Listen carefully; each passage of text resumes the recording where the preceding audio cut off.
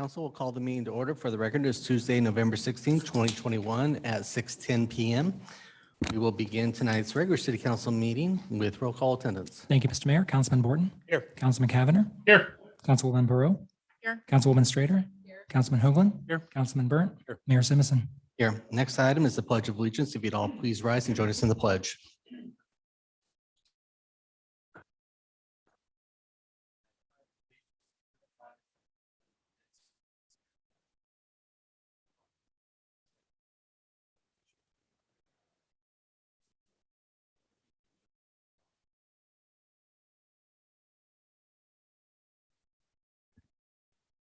Next item on the agenda is the community invocation, which tonight will be delivered by Ben Blakey of Compass Bible Church.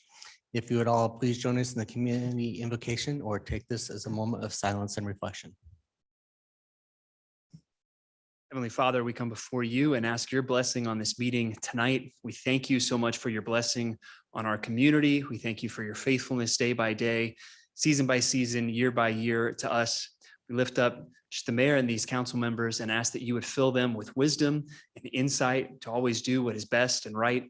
We lift up our community. God, your word calls us to put away anger, clamor, wrath, and bitterness, and to be tender-hearted to one another, to be kind, forgiving one another, God. And we just pray that those things would be the things that characterize our community, God. And we ask that those things would characterize this meeting tonight as well. We lift it all up to you in Jesus' name. Amen. Amen. Thank you. Next item up is adoption of the agenda. Mr. Mayor, Councilman Burnt. this is going to be a long one, so bear with me. And I have good people around me that if I muck it up, which I for sure will, someone is going to say, you did it wrong, Craig. You need to do it this way. So here we go. Next week's 6 o'clock meeting is going to be unfortunately canceled because of a lack of a quorum. And because of next week's meeting, cancellation of next week's meeting, this adoption of the agenda is going to be somewhat lengthier than normal. To start off, Mr. Mayor, I move that we change the agenda to reflect the following. MDC will withdraw a recommendation for option B, which is item 15. So we're going to strike that from the agenda tonight and going forward. We're going to continue items 14 and 16 that were originally scheduled for the 23rd to the 30th to a special meeting. And Mr. Nair, did I do a good job? It's a miracle. With that and those changes, Mr. Mayor, I move that we adopt the agenda as amended. Second the motion. I have a motion and a second to adopt the agenda as amended. Is there any discussion or questions? Mr. Mayor, Councilman Cavanagh. just making sure we've got a quorum check for the 30th. I know I am out of state that particular day. I believe that they quorum checked everyone else while they were here and they were satisfied to have. Okay. Okay. Any other questions or comments? If not, all in favor, signify by saying aye. Aye. Opposed, nay. The ayes have it, and the agenda is adopted as amended with the other items as well. Next item up is the consent agenda. Mr. Mayor, Councilman Burnt. I move that we approve the consent agenda for the mayor to sign and for the clerk to attest. Second the motion. I have a motion and a second to approve the consent agenda. Is there any discussion? If not, all in favor signify by saying aye. Aye. Opposed, nay. The ayes have it, and the consent agenda is agreed to.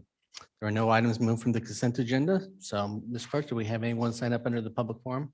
Mr. Mayor, the only sign up was actually for a later project. Okay, then we'll bypass that. And then we will go ahead and move on to item 8, was a proclamation for National Apprenticeship Week. If I could, if they are here, if Maureen and Jeffrey could join me at the podium for the reading of the proclamation, that'd be great.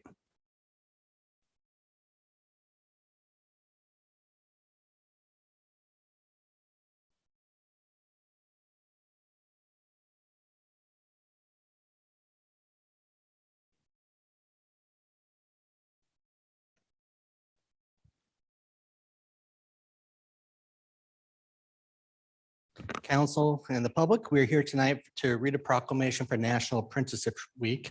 So I know two of the three people that are up here. I don't necessarily know the third, but we have Maureen O'Toole, the Vice President of Youth Apprenticeship Program at the Idaho Business for Education, and Jeffrey Bacon, the Federal Project Manager at the Workforce Development Council. And who else is joining us?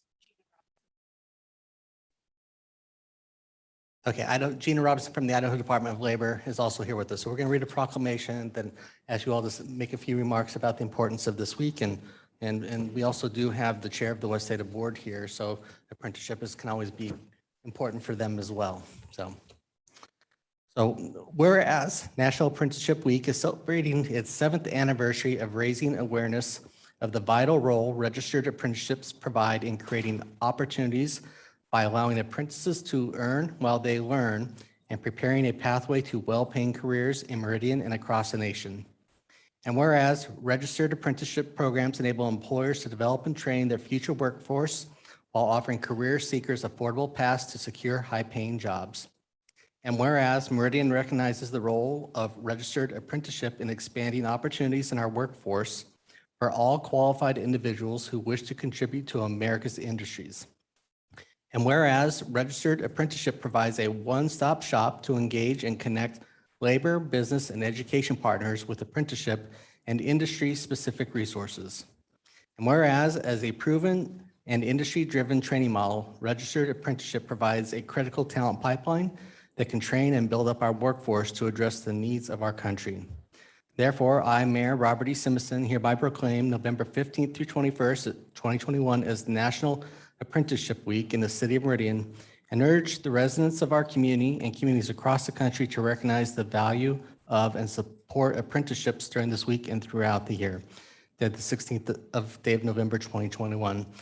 So thank you for being here and allowing us to do this. I think that at this point in time, with where we are as a country and our needs in the labor market, it's probably more appropriate than at any other point in time in our nation's history. So thank you for being here and allow you to say a few words.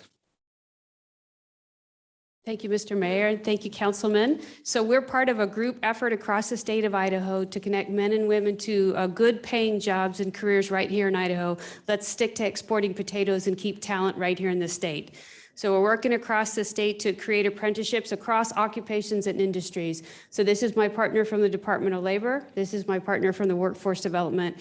And we gave a presentation today. We're talking to veterans about this opportunity. We're talking to youth. You just have to be 16 to be an apprentice. So over the last year, we placed 200 more apprentices in local jobs this year than the year before, because employers are starting to figure out that if you want to get talent, you got to keep what you have. So.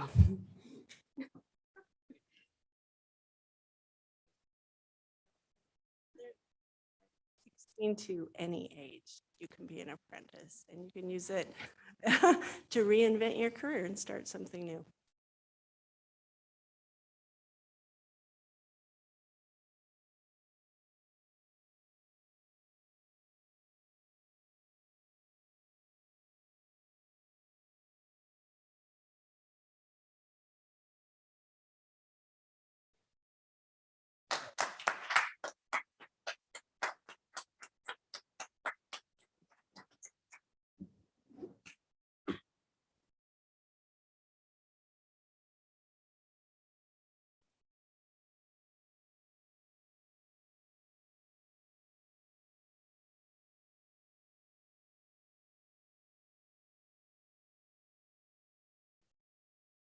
All right, next item on the agenda is the Department Commission Report.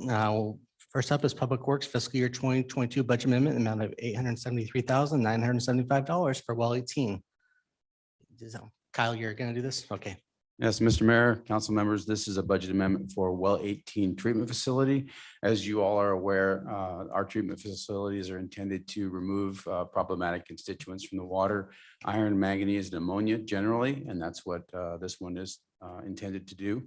We originally budgeted for this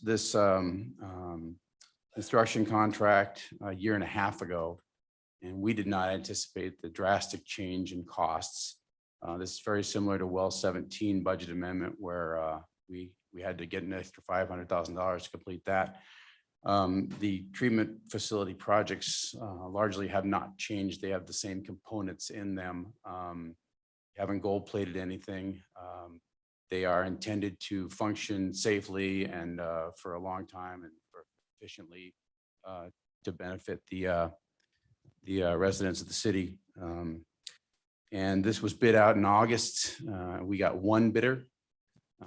It was $2.1 million. And since we only got one bidder, we decided the best thing to do was to, we actually contacted some of the contractors we expected to bid on it. And there were a lot of other projects that they were interested in that were bigger than ours. And so we wanted to get more competition on the bid. We bid it out again. We had 5 bidders. The low bidder was the same bidder, but their price came down almost $250,000. So we believe we've done the appropriate steps to try to get a good bid on it and move forward on the project. The project is in its 3rd year. The iron and manganese removal equipment has been procured and it will be delivered. And with this budget amendment, we'll be able to start on the construction, and that filter tank and equipment will have a place to live. So with that, I'll stand for any questions. We're asking for approval of the well 18 water treatment budget amendment for $873,975 and authorizing the mayor to sign. Thank you, Kyle. Council, any questions for Kyle? Mr. Mayor, Councilman Hoagland. I would move approval of a fiscal year 2022 budget amendment for Public Works in the amount of $873,975 for well 18 water treatment. Mr. Mayor, was that 873? $873,975. Yep. Do I have a second? Second. I have a motion and a second to approve the budget amendment in the amount of $873,975. Is there any discussion? Mr. Mayor, Councilman Borton. just Kyle, I appreciate the efforts, little extra efforts to go out, rebid, ensure that the pricing is appropriate. We know it's difficult, but those extra efforts save taxpayer money. You did a good job, so thanks for that. Any other questions or comments? If not, clerk will call the roll. Thank you, Mr. Mayor. Borton. Aye. Cavanagh. Aye. Rowe. Aye. Strater. Aye. Hoagland. Aye. Burnt. All ayes, motion carries, and the amendment is agreed to. Next item up is item 10, a construction contract between the City of Meridian and Lacey Mechanical for the construction of well 18 water treatment facility. Did I see Mr. Watts in the room?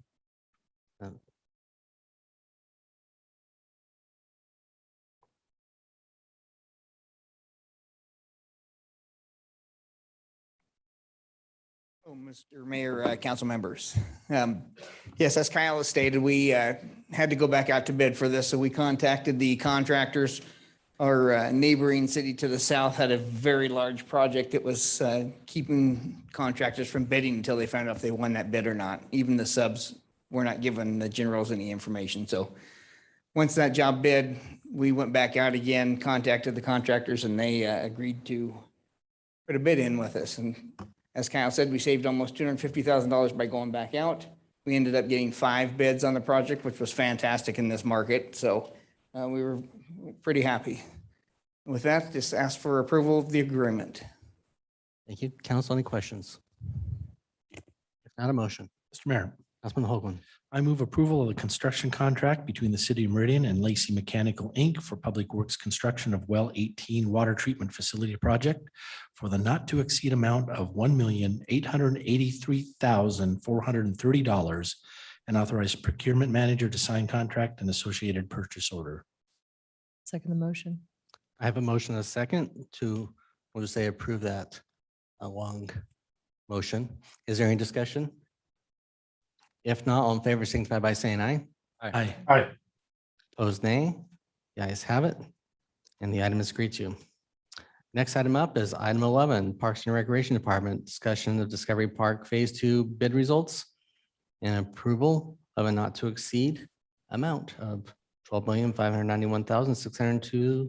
Mr. Martin. Afternoon, Mayor and Council. We were in front of you last summer presenting designs for Discovery Park Phase 2. We received direction from you. Primarily was the addition of a skate park and a bike park. Some other modifications. We finalized those plans this fall, put the project out to bid. without the skate park and without the bike park, because those will be done under a separate design build contracts. So the total of all the bids that we received for the base project, including the soft costs for construction, are a total of $12,591,602, which is what we're asking for that guaranteed maximum price amendment. I would make note that there, in that price, there's a 9% contingency in there, and that any unused contingency would be returned to the city.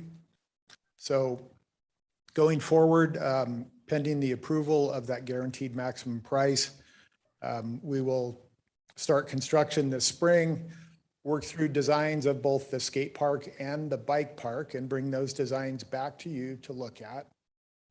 We feel that with the almost $1.8 million left over to build those two amenities, that we do have plenty of funds in our existing budget to accomplish that. So I'd be happy to answer any questions you have and ask for your approval. Thank you. Council, any questions? Mr. Mayor, Councilman Pro. Do we have any preliminary estimates on the bike and skate park? And if that, how much more that might be above what we have set aside, what we have budgeted?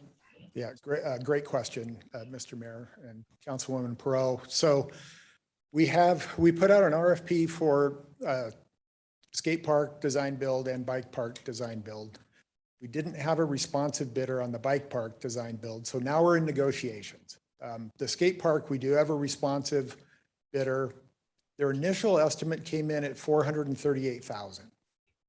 And that's roughly the square footage that we talked about.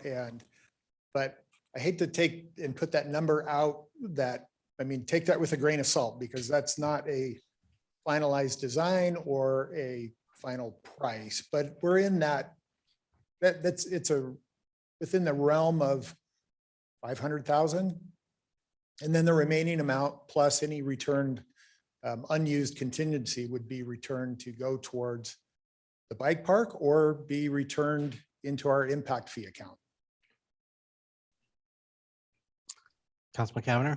thank you, Mr. Mayor. And Mike, thanks. Councilmember Perot asked one of my questions. My second one is just if you could refresh my memory as to the source of the funds for this park and the phase 2 upgrades. Yeah, great question, Mr. Mayor. And Councilman, this project is funded 100% from park impact fee funds. Great, thanks, Mike. And I guess, Mr. Mayor, I guess I put myself as some of our members of the community that are in the audience tonight. And if I heard $12.5 million for parks, I might start to scratch my head. And so I think it's just a good reminder for our residents that growth is paying for this. This is not coming on the backs of our existing taxpayers. And I think that's very, very important to note. Thank you, Mr. Cavanagh, for making that point. Council, any other questions or comments? Or motions? Mr. Mayor, Councilwoman Perot. I move that we approve the Parks and Recreation request. Actually, do we need to approve that? I should ask, Bill, do we need to approve the amount or specifically what kind of motion are we needing? So it's to, Mr. Member, the Councilman Perot. So you're approving the Discovery Park Phase 2 bid results and approval of this AIA contract. Okay, so the bid results, okay. Yes. Mr. Mayor, Councilwoman Perot. make a motion to approve the Discovery Park Phase 2 bid results and approval of the AIA A133 guaranteed maximum price amendment to the Kreis and Beck constructors for the not to exceed amount of $12,591,602. Second. I have a motion and a second. Do I have any discussion? If not, all in favor, signify by saying aye. Hi. Opposed, nay. The ayes have it. Item is agreed to. Thanks, Mike. Thanks, Mike. See you, bud. Keith.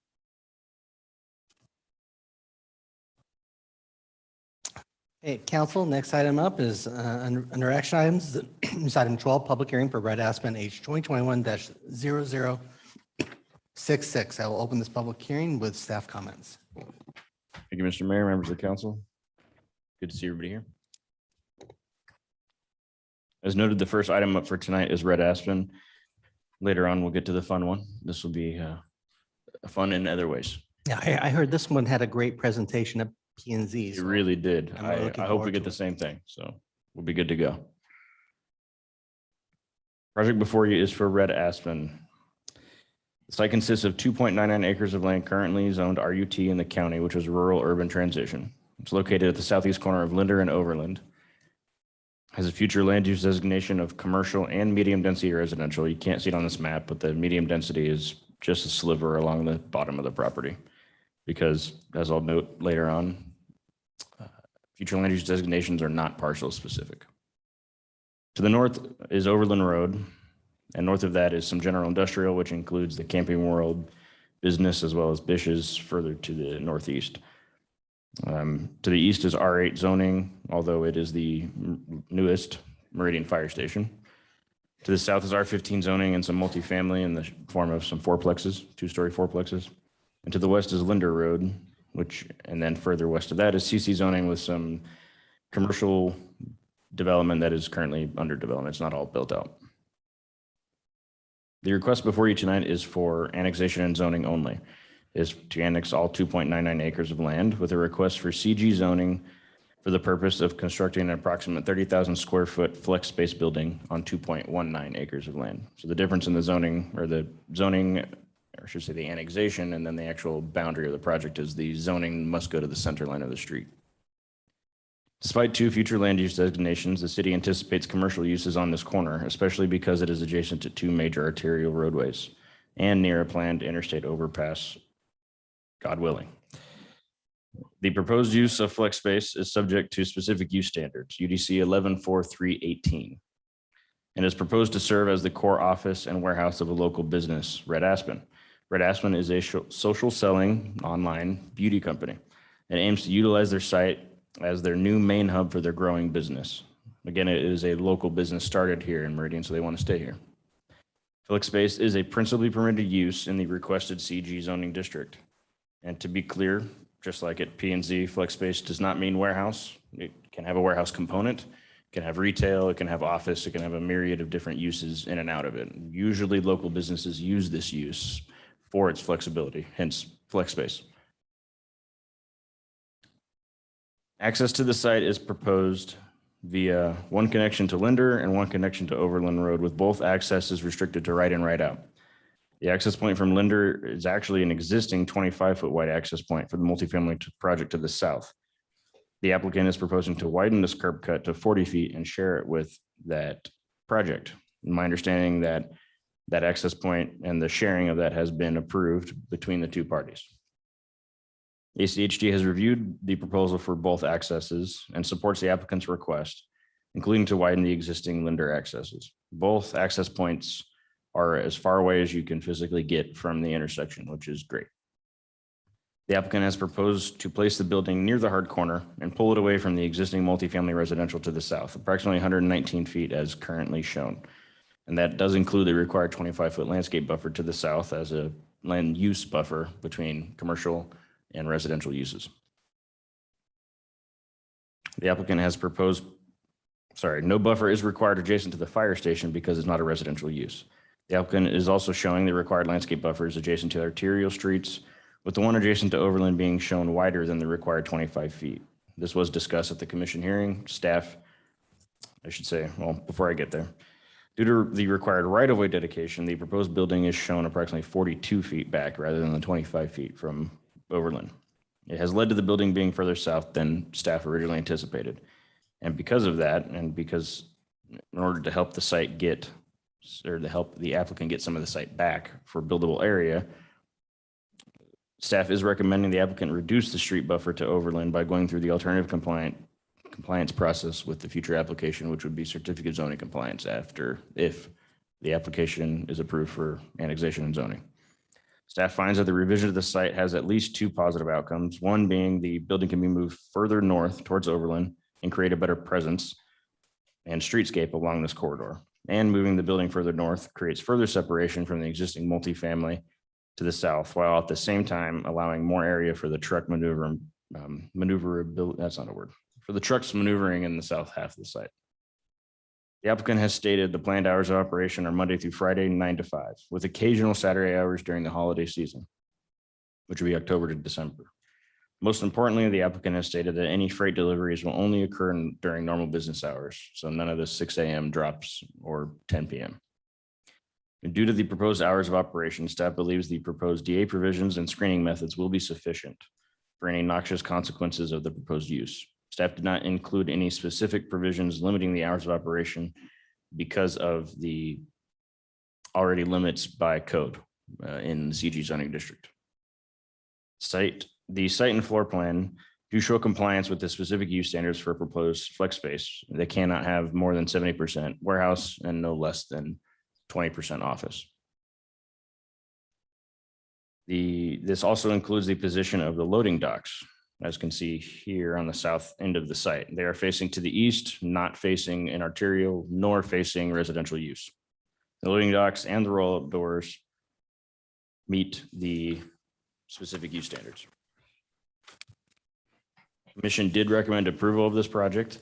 At the hearing, there was not much discussion. Some of it really focused on some clarification of my comments, my conditions in my staff report, as well as discussion regarding the applicant's request to modify DA provision to allow, I guess, some of the uses. I have a provision in there limiting the uses. And so there was some discussion about why I limited the uses to what I did.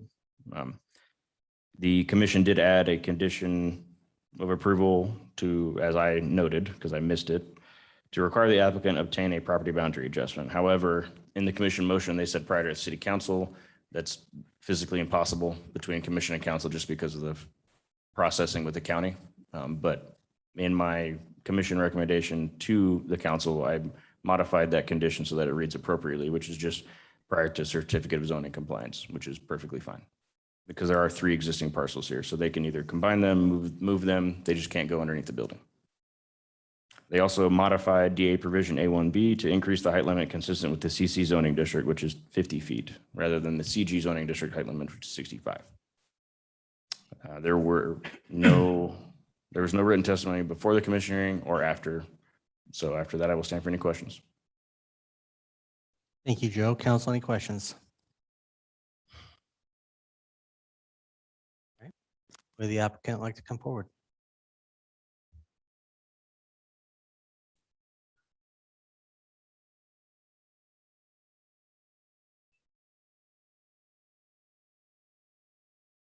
You can say your name and address for the record. Sure. My name is Jessie McKenney and our business address is 989 South Industry Way here in Meridian. I'm Jeannie Reese, same address. And Amanda Moore, same address. We are so excited to be here this evening. Thank you so much for having us.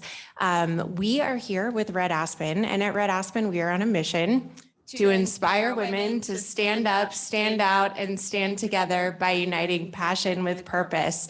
We are Meridian homegrown, and we are excited to stay here in Meridian. To give you a little bit about us, we started in 2017. We are very thrilled because we have about 10,000 sales reps all over the country, and we'll end the year at somewhere around $30 million in revenue. We launched Red Aspen just 4 short years ago with a line of false lashes and have expanded to include over 150 SKUs, including color cosmetics and press-on nails.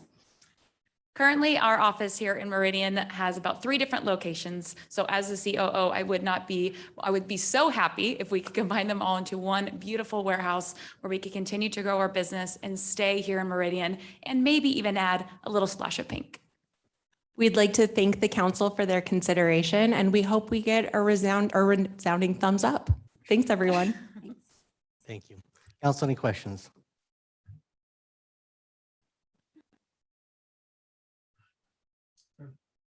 Okay, this is a public hearing. Mr. Clerk, do we have anyone set to provide testimony on this item? Mr. Mayor, we had 5 people sign in. The 3 that said they want to testify just did. The other 2 did not indicate wishing to testify. Okay. Would you like to call out their names and invite them up to testify? Make sure. I certainly can. Looks like we have Josh Jantz and Cornell Larson.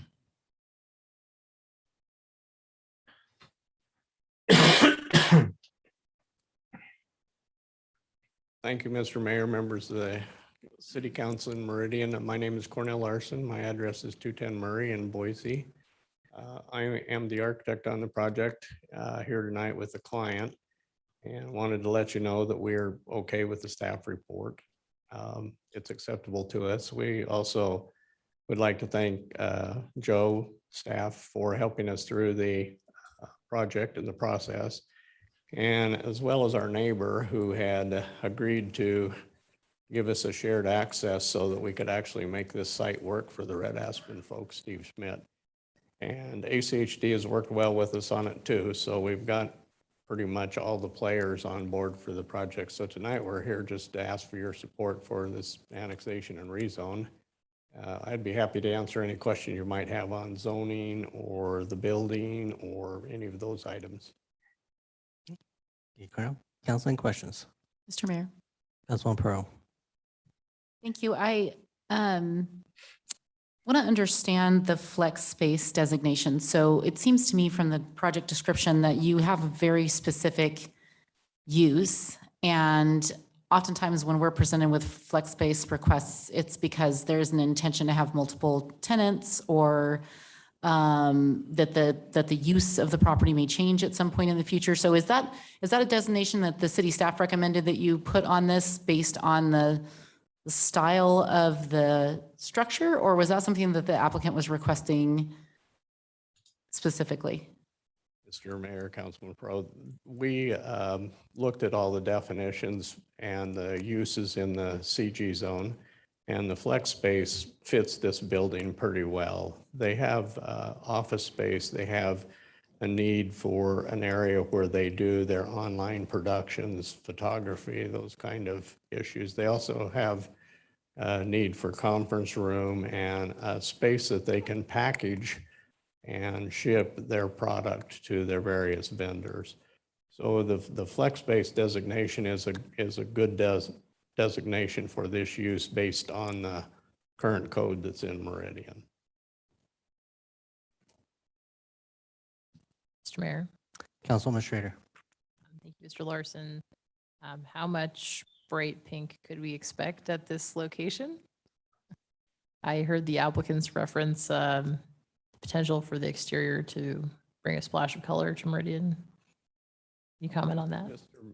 Mr. Mayor, Councilman Schrader, we anticipate doing some pink on the doors and maybe on the signage. The rest of the building will be pretty neutral tones. It wouldn't be all pink by any means. Got it. Thank you. Council, any additional questions? Okay. Thank you, Cornell. Thank you, Mr. Mayor. Mr. Clerk, anybody else to sign up? Mr. Mayor, that was everyone. Okay. This is a public hearing. If there's anybody in the audience that'd like to come forward and provide testimony on this item, you can do so at this time, or if there's anybody online, please use the raise your hand function and we can bring you in to provide testimony. Seeing no one either online or in the room wishing to provide testimony on this item, council? Mr. Mayor, Councilman Borden. one question for staff. There's reference in the staff report of maybe you touched on it and I missed it, but having a DA provision that limits the height to 50 feet like a CC zoning, similar to the adjacent. Is that part of the DA provision, a condition that's? Yes, sir. Yeah, that's already in there. Okay. Yes, sir.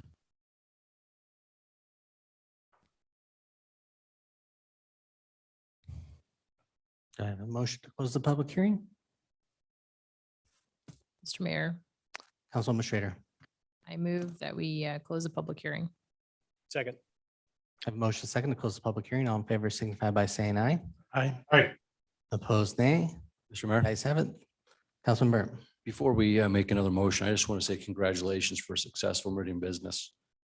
These type of success stories resonate in our city because we do such a great job, and we have entrepreneurs who are willing to make investments and take risk, and it's evident in this particular application. And congratulations on your business and your success. It really speaks volumes of what you're doing. So congratulations. And I didn't want to preclude the vote, but I had the pleasure of going and visiting their business a while back and hearing about this challenge. And I want to also thank Tori and others for trying to work and help them find property, which would allow them to do this. And they're interested in staying in Meridian and commitment to being part of our community. Awesome. But with that, I would love a great motion. Mr. Mayor, Councilwoman Schrader. I'm thrilled to make a motion and echo the same comments that my fellow council members and Council President and Mayor made. We love seeing a homegrown business succeed in Meridian and expand. It's very exciting. So with that, after considering all staff, applicant, and public testimony, I move to approve file number H 2021-0066 as presented in the staff report for today's hearing date. I have a motion, a second to approve item H 2021-0066. Is there any discussion? If not, quick call the roll. Thank you, Mr. Mayor. Borton. Aye. Cavanagh. Aye. Perot. Aye. Strader. Aye. Hoagland. Aye. Burnt. Aye. All ayes, motion carries, and the item is agreed to. Good luck. Congrats.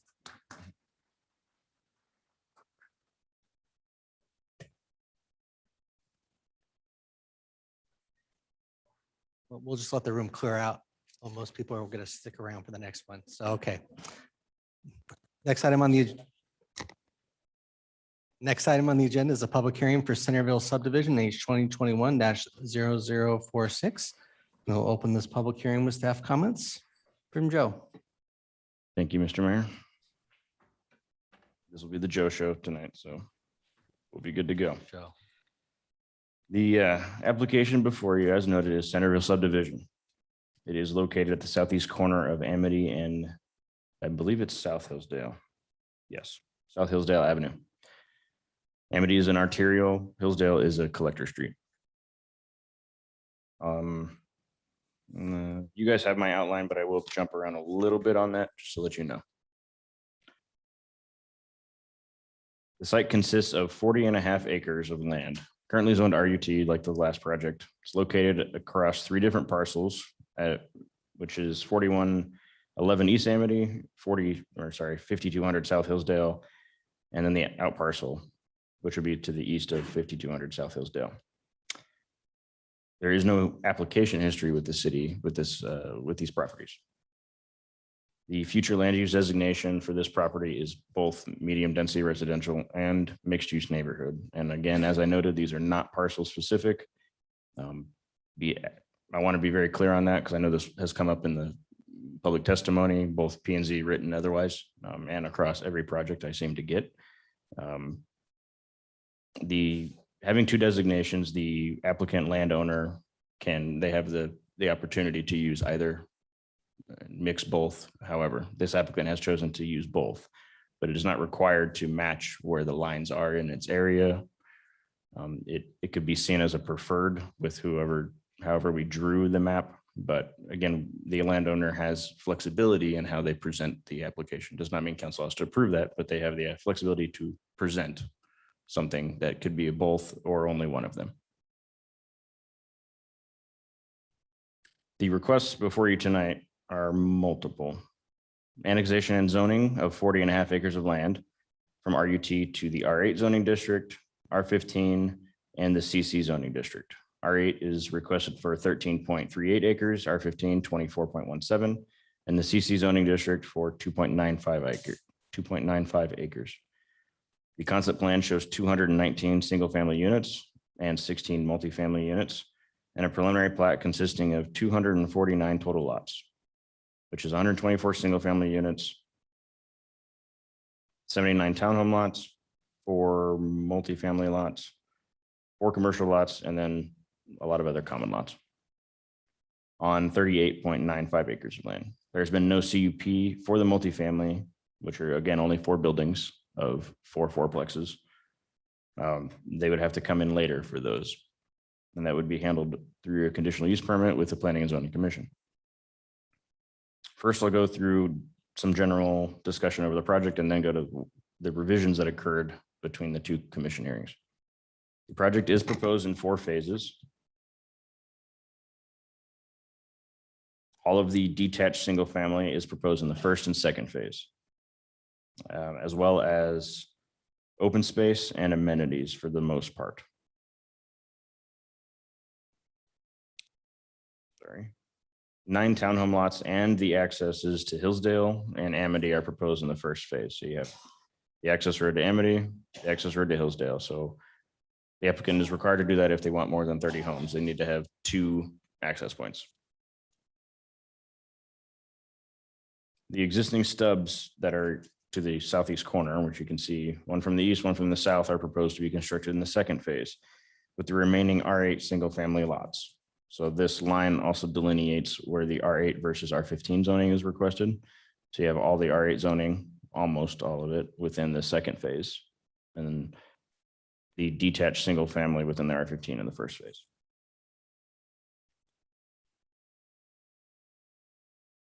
The commercial lots and the second access to Hillsdale, the first area of the townhome lots and the 4 fourplex buildings are proposed in phase 3, which is directly at the corner of Hillsdale and Amity. The southwest corner of the project, which is closest to the elementary school, is proposed in phase 4 and includes the remaining townhomes and a large linear open space area with additional amenities. The qualified open space consists of the required street buffers, the large centralized open space lot, large linear open spaces, and other small areas throughout the site that include, I should say,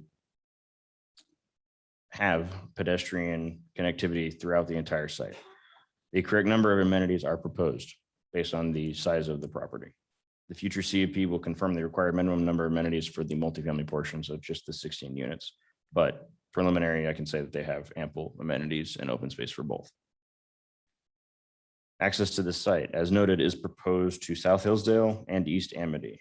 The applicant is extending 2 local substreets into the site, as noted again, in the southeast corner generally, with a pedestrian connection between the 2.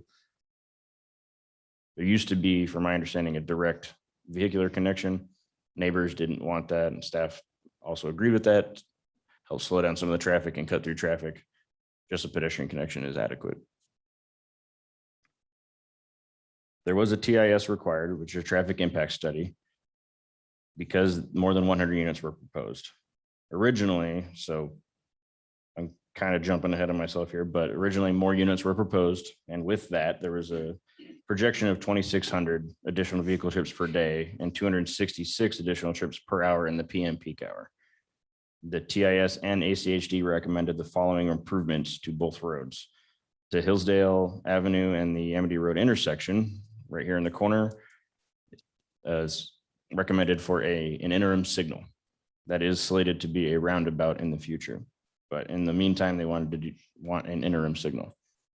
For the Amity Road and Amarita Avenue entrance, which is this access here, there should be a dedicated eastbound right turn lane and a dedicated westbound left turn lane on Amity. Staff has recommended conditions of approval consistent with those recommendations. Safe access to schools is always a priority. ACHD recommended, the applicant has agreed to install a rapid rectangular flashing beacon at the Hillsdale and Hill Park intersection for an additional safe crossing for current and future residents. So that would be at this access here. There was some discussion about having it further south, but because there is an existing one further south in front of the school, ACHD, the applicant, staff, as well as West Ada School District would prefer it at this intersection.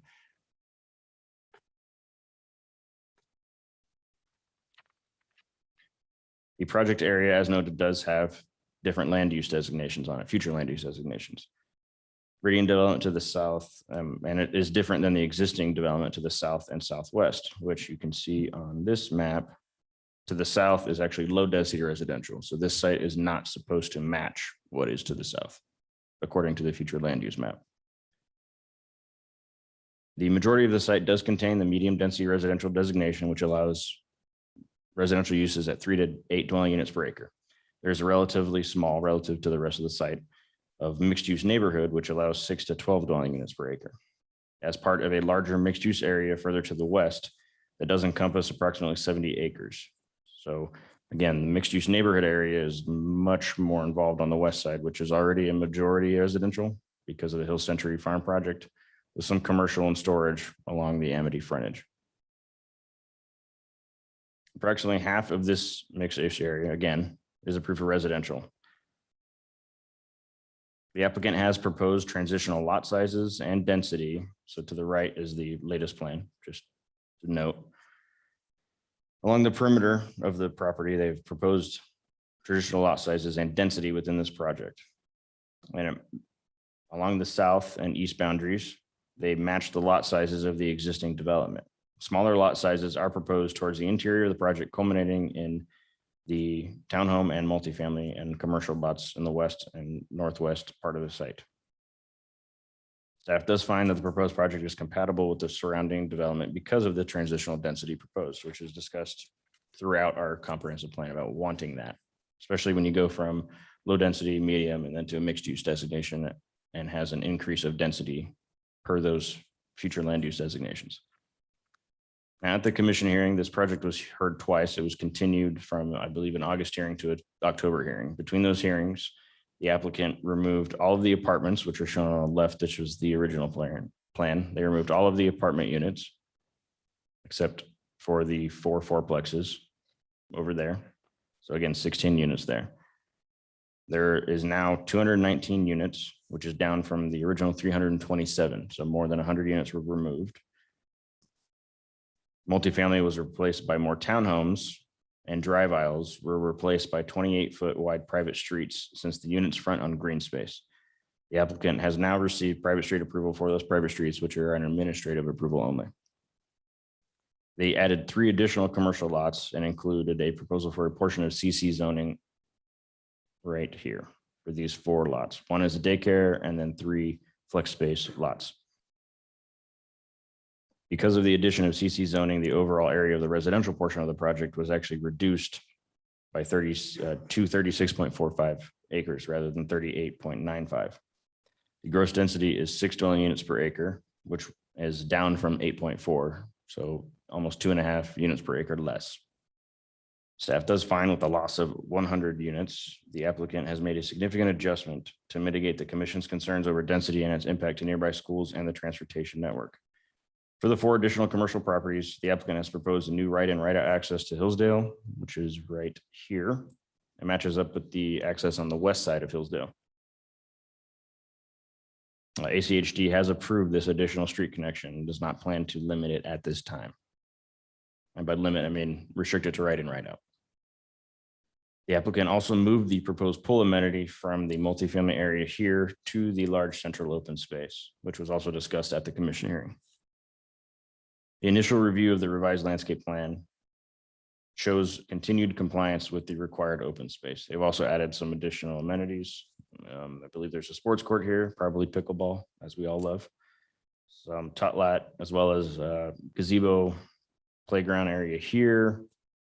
And these large linear open spaces are much appreciated when it comes to open spaces. They provide both walkable as well as usable area. At the commission hearing, both of them, there's a lot of discussion from the public as well as the commission on the proposed density and how it transitions through the site. There's a desire to have more commercial and less apartments, which they changed. Overall concerns with additional residential in this area and the impact to the roadways and the neighborhood school, which is always a concern with any new project. There is discussions on how staff measures and analyzes the density of projects when there's a multiple future land uses, which I did discuss in my staff report. I have analyzed this against the lower density, the more restrictive, the 3 to 8, rather than give them any potential of using the mixed use neighborhood of up to 12 units per acre. I just analyzed the whole project overall, and they meet the medium density, which is more restrictive.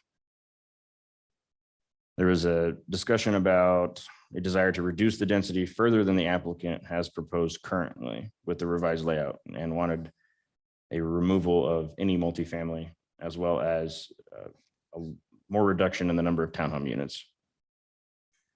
The commission had some of the same discussion. They supported the revised layout that included more attached single-family commercial and the new multifamily fourplex buildings. There was discussion about the amount and availability of parking for these areas surrounding the townhomes and increased commercial lots. So to be clear, based on the width that they are proposing the private drives to be, there can be on-street parking on one side of this, where the applicant has gracefully put some bulb outs, which is appreciated. And there's also, you can't really see it here, but there's backup parking all along the west side of the street too. Each of the townhome units will have a parking pad and a 2-car garage, which will exceed our parking standards for each unit. And then the multifamily will need to maintain their parking standards as well. So will the commercial based upon their square footage. Because I don't have a site plan of each of the commercial buildings and then the multifamily, I cannot say 100% that they are meeting it, but based upon review and similar projects, they are more than likely going to vastly exceed the off-street parking requirements in this neighborhood. As well as because all the local streets will be 33 feet wide, which allow on-street parking where no driveways exist. Following the second commission hearing in October, the commission did not make any additional changes to the staff report beyond those noted within the memo dated October 15th. Subsequently, sections of the staff report were modified, and that was in the commission recommendation to council. It also included the revised plans and recommended revisions to any of the conditions. At this time, there are no outstanding issues for city council because the private street application was applied for and approved prior to the hearing. There have been multiple pieces of testimony submitted both before the commission hearing, after the commission hearing, and prior to this council meeting. I don't want to downplay them, but I can't go into all of them. There's a very high number, but talks about school capacity, talks about traffic, density, the standard ones that we get nowadays for sure as we continue to grow and flex our spaces here. No pun intended on that, actually. There was some new discussion this time concerning the conflict with the future land use map and then just overall too much density. That had seemed to be hit on a lot more this time. So I do want to let the neighbors know that I do read these as they come in. I don't just brush you off. I promise I read them too. After that, I will stand for any questions. Thank you, Joe. Council, any questions for staff? Mr. Mayor, Councilwoman Schrader. thanks. Maybe just to start off, when it comes to floating a designation, we do allow people to float designations, right, in our comprehensive plan, how we proceed, but we also talk a lot about transition. So can you talk me through how we sort of think through balancing transition with floating designations when it comes to a project like this? Councilwoman Schrader, thank you. Great question. So first, floating is an interesting word that's no longer used in our comprehensive plan. This project has both of these designations on the property, so it can use either or use both or one of them. I guess we could use the term float them throughout the site, but the comprehensive plan does not talk about floating designations across sites anymore like it used to. When we analyze these, frankly, because this site has a majority of medium density residential versus mixed use, I largely looked at this from the medium density residential component. That generally whichever one is the most dominant, and then you also combine that with what the applicant is proposing, that's how I'm generally going to analyze it. And as well, medium density residential is more restrictive in its density, so I wanted to analyze it against that. Really, the only mixed use neighborhood component of the project is the addition of commercial. If they didn't have that, no commercial uses would be allowed to be proposed without a map amendment. So that's really the only mixed use component that has been proposed. Medium density residential allows the townhome units and it allows the detached single family. So that all matches with the future land use of medium density. When staff analyzes these, a lot goes into it in that way. And again, it can be largely driven by what the applicant presents by their private property rights. And we compare that to code. The comprehensive plan is a guide. It is not codified. It is I'm not going to say pie in the sky, but it is something that we aspire to. If we had it perfectly every time, we would never do map amendments and everything would fit all in these boxes, and they don't, as we all know. That's why the future land use designations are not parcel specific, so that an applicant has flexibility in what they propose. I hope that answers your question. Mr. Mayor, Councilwoman Schrader. if it's okay, I have a couple maybe follow-ups along the same vein. No problem. Thank you. So, okay, so let's take then sort of drilling down. Curious, so if you're analyzing the whole site against the more restrictive designations, you're saying now it fits medium density residential. If you looked at just the parcel that's on the far left, would that also meet the definition of medium density residential? Of the existing parcels, ma'am? Yeah, so we have three pieces of land in front of us, right? Right. There's one that's kind of Mhm. a little bit of an odd shape on the left. Seems to be where most of the density is. If you looked at that one in isolation, would that also meet the definition of medium density residential? If I split the site in half, I think it would be hard pressed to meet it. And then if you took it even further, you might because of the commercial. There's really not that many units here comparatively. And in no way is this high density residential per our code, per really planning. It's less than 8 units to the acre, which is medium. Generally, we don't look at a site like that, especially, we don't look at a site based on the existing parcels because a project will always encompass more than one when it has a large area like this. Okay, I got one more. Thank you. Just holistically, so when it comes to like a mixed use neighborhood designation, we know this is an area that is underserved by retail and other uses.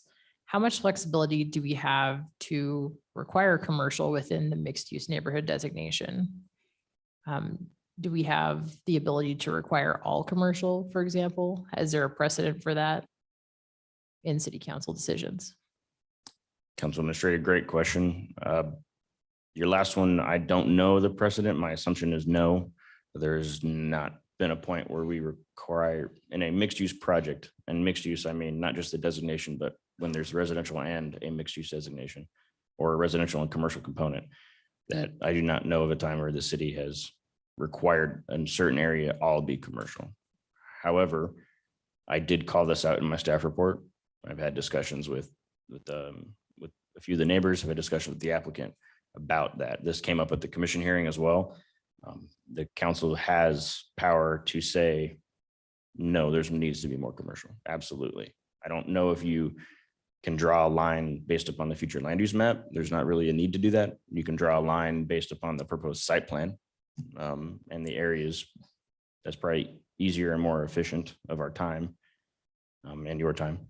But the council definitely has power to require more commercial, and to be more specific, what kind of uses are even proposed. You could require retail, you can require or prohibit flex space. All of that is in your purview. Perfect, thanks. You're very welcome. Council, any additional questions for staff? All right, then I'll ask the applicant to please come forward.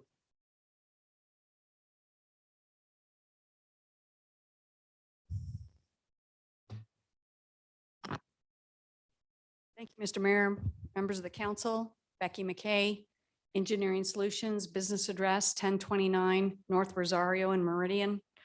I'm representing Challenger Development on this particular piece of property.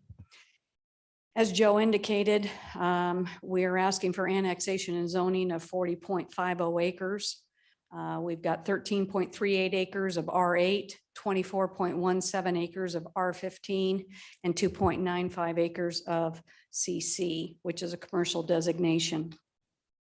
This particular piece of property is unusual in the fact that it has a mixed-use neighborhood designation and medium density residential designation on a parcel that is technically a little bit less than 40 acres. So one of the things when we met with your staff was they said, you know, we want an integrated site plan. We really need you to do your best based on the fact that we understand the property is only 39 acres. We want you to integrate commercial. We want you to integrate a multifamily component, a townhome component, a single family component, plus we want you to do transitional single family lot sizes, obviously to be compatible with the adjoining Rockhampton subdivision that's to the east, and to the Howery #2 subdivision, which they call Hillsdale, or what is it? Hillsdale Creek subdivision to the south.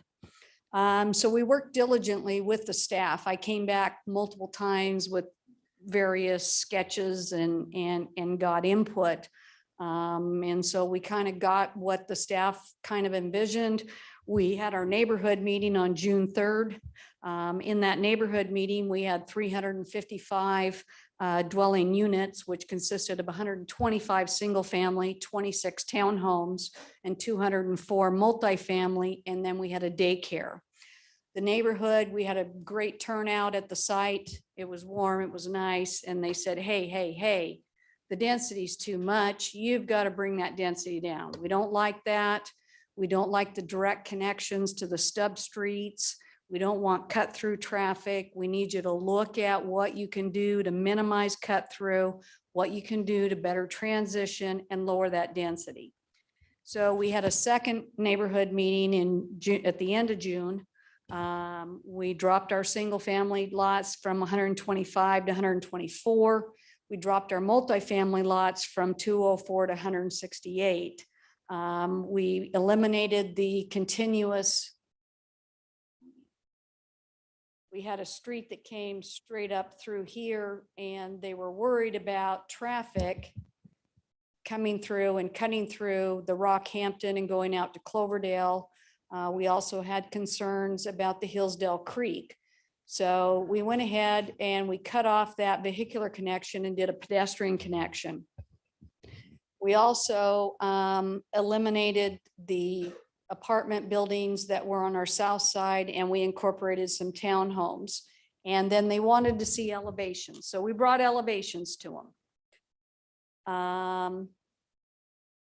Keep in mind, this particular property being the fact that it's on Amity, which is an entryway corridor. You have Eagle Road. You have Eagle Road, which is directly to the west, which is a multimodal in your comprehensive plan and a key transportation corridor with commercial here, the Albertson Center, a new roundabout that's been constructed. They've widened Eagle Road here. And then we have Century Hill Farms commercial. So they have a significant amount of commercial, and we just have a small amount of commercial that lops over into this particular parcel. And so one of the things I told the staff is I said, you know, I don't want to be competing with Brighton. There's no way I can compete with the Albertsons or the pad sites that they propose on their project. So, you know, we obviously have to come up with something that will work as kind of a neighborhood commercial component. So we did submit to the Planning and Zoning Commission, and we went before the commission, and the commission said, wow, you know what? We don't like the apartments. Don't like them at all. Don't like the 3-story. We want you, they specifically told me, eliminate the high density apartments. They said this area, we don't feel it's appropriate for apartments, even though we got the South Meridian YMCA there. We've got Hillsdale Elementary. We've got the Century Hill Farms Park. You're just east of a multimodal arterial. But we want you to look and focus more on townhomes. We want less impact on that neighborhood, less impact on the transportation system. Reduce your overall density, move your primary amenity to the central open space, limit your residential structures to 2-story, and improve your transition and add additional commercial. And we want you to blend and integrate that commercial to provide a better mixed use project. And so we took that. I said, you know, hey, this was August. I said, you know, I need a couple months to do this. So I went back to my client. You know, we worked on the site plan, and this is what we came up with. We came up with what I thought was a far superior plan. We ended up eliminating all the multifamily. We have townhomes that are rear loaded. We have townhomes that are front loaded. We have townhomes that are front loaded here. And all of these townhomes are on open space, either on collector buffers or linear open space or in open space along the south boundary. And then we have townhomes up here that are 2-story that are also alley load. So you can kind of see, whoops. Then the other thing we did is we talked to the client and he said, well, you know, I can't compete with Brighton. They've got medical office, they're going to have retail, they have assisted living. We've got to come up with some component that obviously will work in this area. And we can't just lop off and have commercial that has no chance of any survival. So we come up with the flex space idea. The daycare is perfect. And I have the daycare right here at the entrance. I have an island here. So we have a right turn in, we have a loop out and a right turn out. So it's designated to serve this development as a whole, but yet it can serve the community as a whole. And then we came up with the flex space.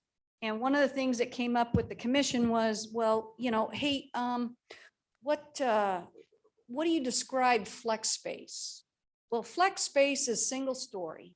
Flex space has higher ceilings. You can have retail, you can have office, you can have a combination of a distribution of they distribute coffee, but yet they have a coffee shop. You can have multiple uses. And so that was kind of our intent. And then we wanted to have some rental component in the complex. And so that's why I thought, well, we'll just put 4 fourplexes. That's 16 units. The 16 units, they're backing up to an arterial. And so as you can see, the big thing we wanted to do was, one, make it walkable. That's really important. In your comprehensive plan, it talks about in that mixed use neighborhood, creating walkability. So with the interway corridor, we have 35 feet along Amity. We have micropaths that lead to that 35 feet. This is a 10-foot pathway. So it's bicycle and pedestrian friendly. We also have an access that aligns with Shelburne South, directly across from them. We're going to be required to do a turn lane, eastbound and a westbound turn lane at this entrance, plus widen Amity to 17 feet. And then install a 10-foot detached sidewalk all along that frontage. Secondly, we're going to be building, obviously, a 20-foot buffer minimum size and allocating area for a future roundabout. And ACHD came to us and they said, you know what? We've got one property owner to the north we can't get right away from. So we're going to have to go for a signalized intersection. You guys do the signalized intersection. We said, absolutely. So ACHD in their staff report and in your staff report, ACHD said at the 61st slot, you shall install a signalized intersection here at Century or Hillsdale and Amity. That intersection, without us at build out at 2025, is a level of service F on that left-hand turn. So staff has put in your conditions of approval with the first phase, we will install this signal. ACHD will provide the materials. We have to obviously design and install it. Secondly, one of the comments brought up by the neighborhood was safe route to schools, getting over safely to the Y in Hillsdale Elementary. I went through there and I looked. They have a rapid flashing signal right across from the school on Hillsdale Avenue. But I met with Marcy Horner and I said, Marcy, we'd like to make it safe for our residents and our kids to get across either to the Y or to the school. I said, where would you want that? And she said, we want it right here at your collector entrance. We have a collector right here. We have a median. And so we're going to install a rapid flashing signal there. And the school district said, even though we have that flashing signal, we have to have a crossing guard. And so they said, we'll have a crossing guard right there at your entrance. And then we'll have a crossing guard right there in front of the elementary. One of the things the staff asked me to do is utilize this central open space here. And so we have a pool facility, we have a tot lot, we have pickleball court. We have, and they said, you know, make this feel soft. So we have detached sidewalks all along this roadway. And then these are all alley load. These are 28 feet wide, so we exceed the minimum. And then they said, we also want you to integrate the commercial into the townhomes, but yet segregate it. And I'm like, well, gosh, how do I do that? So we created this linear open space, and then we have notch outs for when we have 12 parallel parking spaces, in addition to the parking spaces that are in front of the fourplexes and the daycare and the flex space. And then we have walking paths that run behind. We will not be putting any side obscuring fencing. That'll all be wrought iron. Mr. Barton has indicated that for the townhomes, he wants wrought iron to keep it open looking, to keep the feel well. And so that is very important to us. Let me switch over here. As far as our open space, when we submitted this application, the open space requirement was 10% because you were still doing your ordinance amendment. However, we designed this to meet your new ordinance, knowing that it would be coming into effect. Our qualified open space in this particular project is 6 acres, 15.4%. We have a central common area of 1.93 acres with a plaza area, a swimming pool facility, a community playground, pickleball court, pathways, off-street parallel parking. We have 10-foot pathways along Amity. We have a pocket park at our entrance off of Amity Road with public art, a plaza, and a pathway. We have a mew area that's almost a half acre with covered sitting areas and pathways. We also have linear open space in the southern portion of our townhomes with landscaping, pathways, a tot lot, and a gazebo, with other micropaths and natural pathway connections to the adjoining subdivisions. This is kind of shows you like a blow up of the landscape plan. You can see we have a plaza area. This is our pocket park, and then we have pathways that lead out. We have micropaths that lead up to Amity. Whoop, there, a little excited, sorry.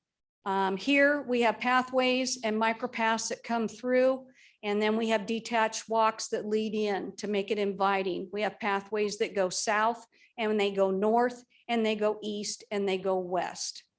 And then we have a pathway that comes along here and goes out along the Cunningham lateral. The Cunningham lateral cuts through this corner of the property. We already received approval from the Irrigation District, New York, to pipe that, and the Bureau of Reclamation. So we'll pipe that, it'll be grassed, and we'll have a natural gravel surface. These show you some of the townhomes. This is kind of a farmhouse design. We wanted to kind of mix it up a little bit.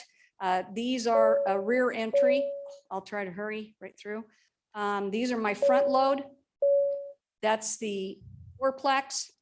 And these are the single family homes, which we have 85-foot lots. We have 90-foot lots. We have 74, we have 64, and we have 34. And you can see the dwelling, or 36, I'm sorry. And then this is the flex space that we would like to emulate. This is over in Eagle, pass through their DR. You can see they have the swing doors that come up like the garage doors. And then that's where they load material for distribution. And then they also have commercial uses. May I answer any questions? Thank you, Becky. Sorry, No, you're good. a lot to go through. Council, any questions for the applicant? Mr. Mayor. Councilwoman Pro. Thank you, Becky. I'm curious why the desire to put the multifamily on the Amity side and the flex space on the Hillsdale side. It seems to me that you would want the flex space to be on the side with greater traffic flow. The flex space, there we go. So the flex space is here at the intersection of Hillsdale and Amity. So we do have good visibility here. You have the St. Luke's, you have a veterinary office, you have, I think, a dentist, then you have the South Meridian Y.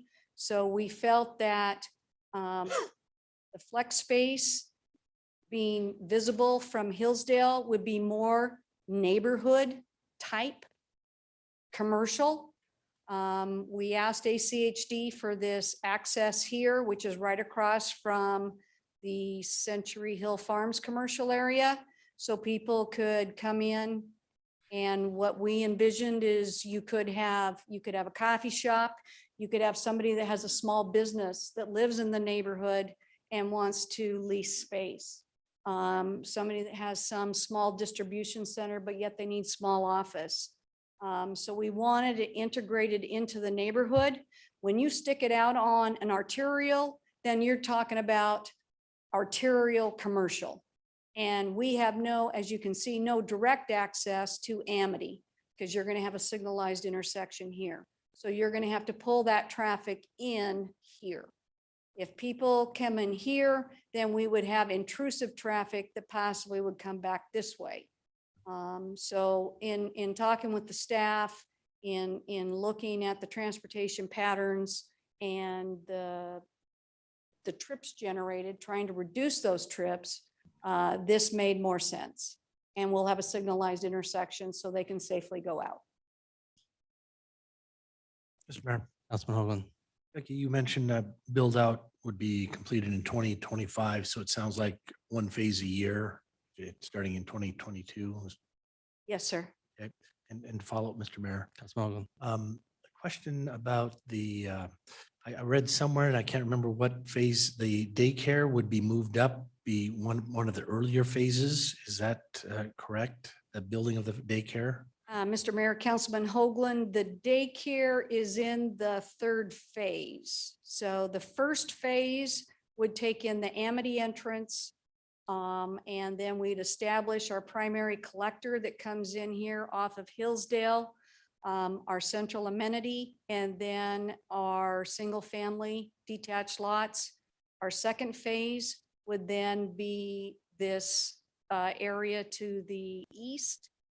And then we had the third phase, which would be the daycare, and then our flex space, our fourplex and townhomes. And then we have our fourth phase, which is here on the southwest corner. Okay, Mr. Mayor.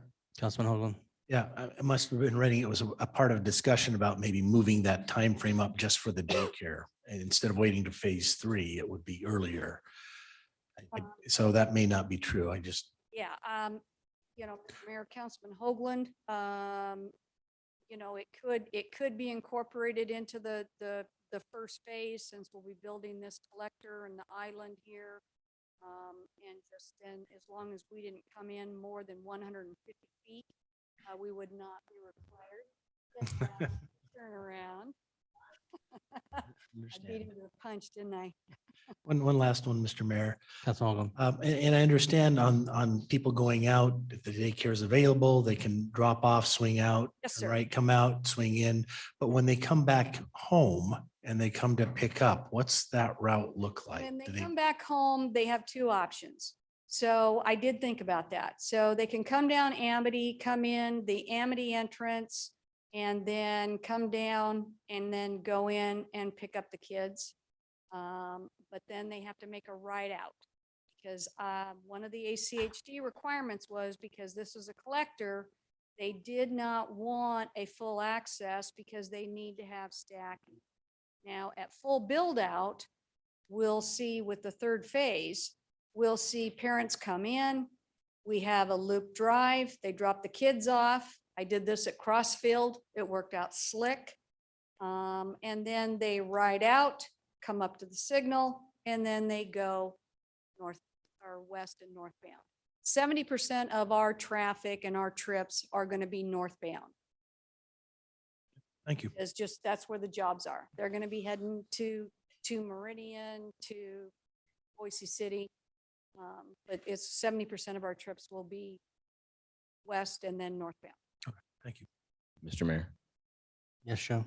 Thank you. I did want to clarify even further on that median. That was not originally proposed by the applicant, but ACHD's comments, that was one of their required revisions, was to put that median because they did not want those north-south accesses on the collector that close to the intersection. So that was not an applicant decision or a staff decision. That was ACHD saying, if you want them at all, there has to be a meeting. That came up in the commission hearing because there was concern about the flow as discussed. But that's not something we are going to have a say in. Mr. Mayor, Joseph is correct. That was an ACHD requirement that was to keep those approaches at that location. Joseph, that's official. That's what it says on his email. Council, any additional questions for the applicant at this time? Mr. Mayor. Councilman Cavanagh. Thank you, Mr. Mayor. Becky, I want to touch on a couple of things that I assume we're going to probably hear in the public testimony, and I think it's important maybe for you to address at least some of this from the get-go. I know that council received a letter and you received a letter from West Ada in July that indicated attendance versus capacity. My assumption is there is an updated letter that takes into account actual enrollment that began this fall. And I guess maybe just giving council a flavor, we've got 2 of the 3 schools that are proposed to serve this neighborhood that are already over capacity. And while Hillsdale looks like it's under capacity on paper, those residents who live in this area, and I think full disclosure, the Kavanagh family at one point was going to be a Hillsdale family. So I know the challenges that school has had with being over capacity. So I got to be real honest, that's always a big red flag for me. And so I guess I want to give you at least an opportunity at the beginning to address why this product makes sense right now, given the significant limitations of the schools to support this large residential use. Mr. Mayor, Councilman Cavanagh, that's an excellent question. I have worked very closely with West Ada School District on this particular project. I have had multiple conversations with Marcy Horner. What Marcy indicated to me is that the Hillsdale Elementary has a capacity of only 700 students. That they were obviously had 600. It said for 2020, 21 and 22, 626 students. Marcy did qualify that Blue Valley Elementary is planned within the Southridge subdivision at Linder and Overland Road. At this time, they have approved plans and they are ready to go. The only thing that they need is a bond, and due to COVID, they do not know what the timing of that bond would be. However, she did qualify that and said Gem Prep Charter School will serve the same area as Hillsdale Elementary, which will open in fall of 2022. In the first year, it will have a capacity of 312 students and then additional capacity thereafter of 500. So she said some of these families could choose that. The overflow school, she indicated they do have an elementary overflow school for this site. And what they've done is they keep shrinking the Hillsdale Elementary's boundaries. Initially, Hillsdale Elementary's boundaries went far beyond this section. And as this section has developed significantly, they're pulling those boundaries back.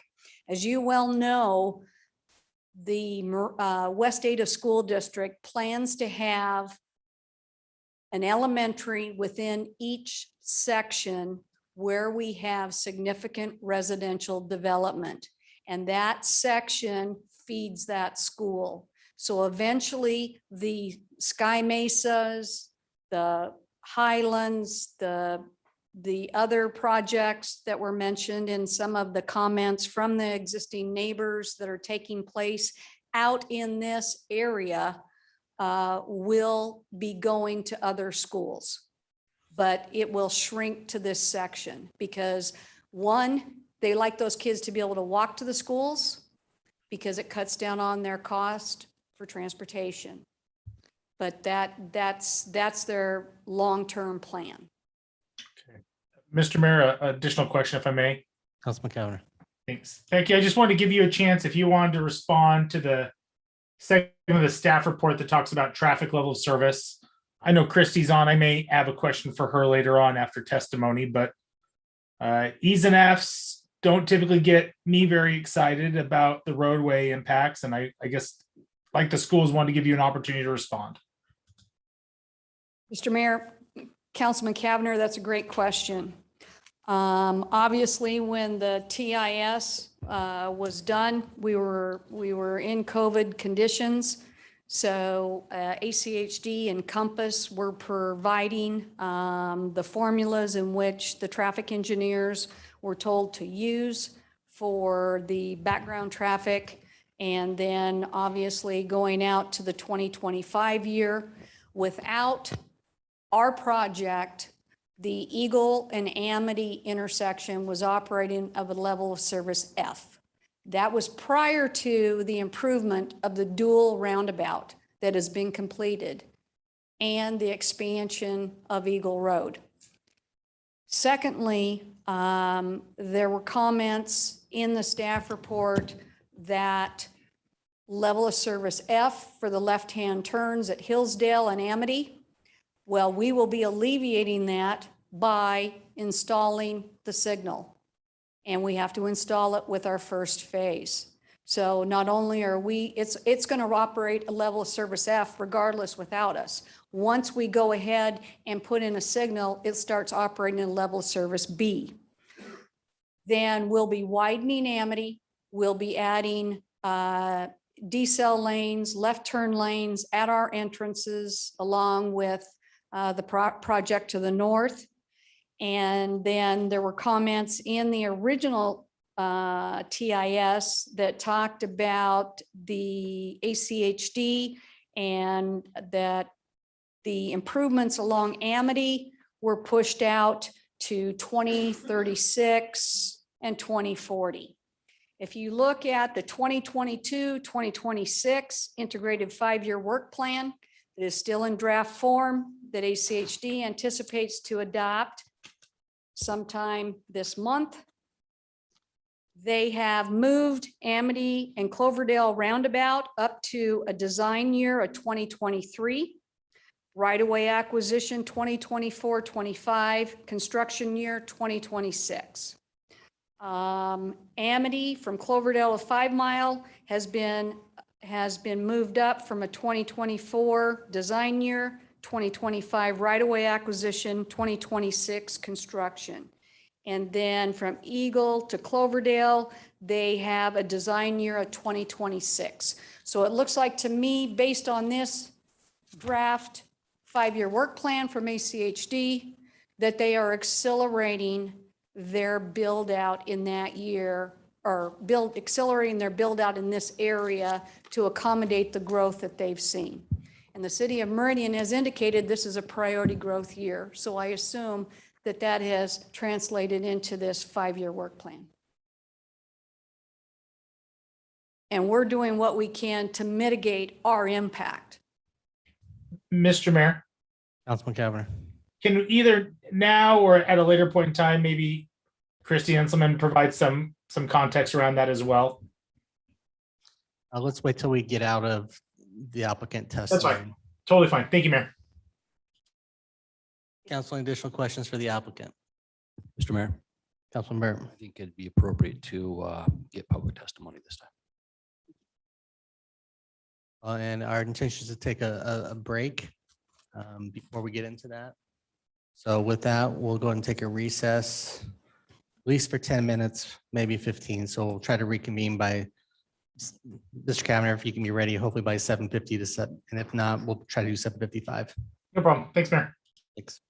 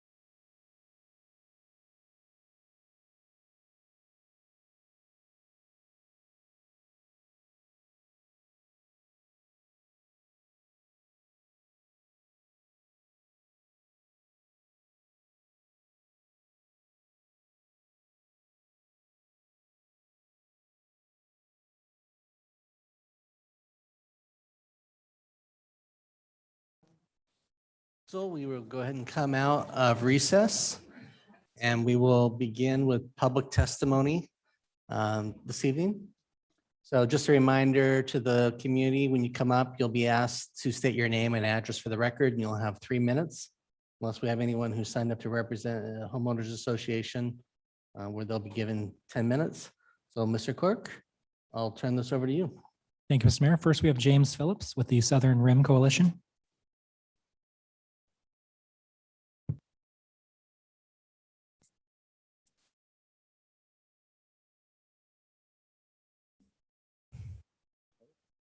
This guy? Yep. Mayor, City Council, James Phillips, 4140 East Rockhampton Street, Meridian, Idaho, 83642. And I'm here representing Meridian Southern Rim Coalition.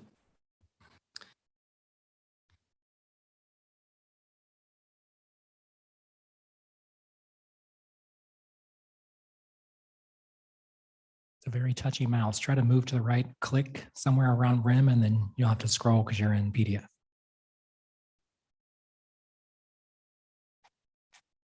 Joe's going to grab it.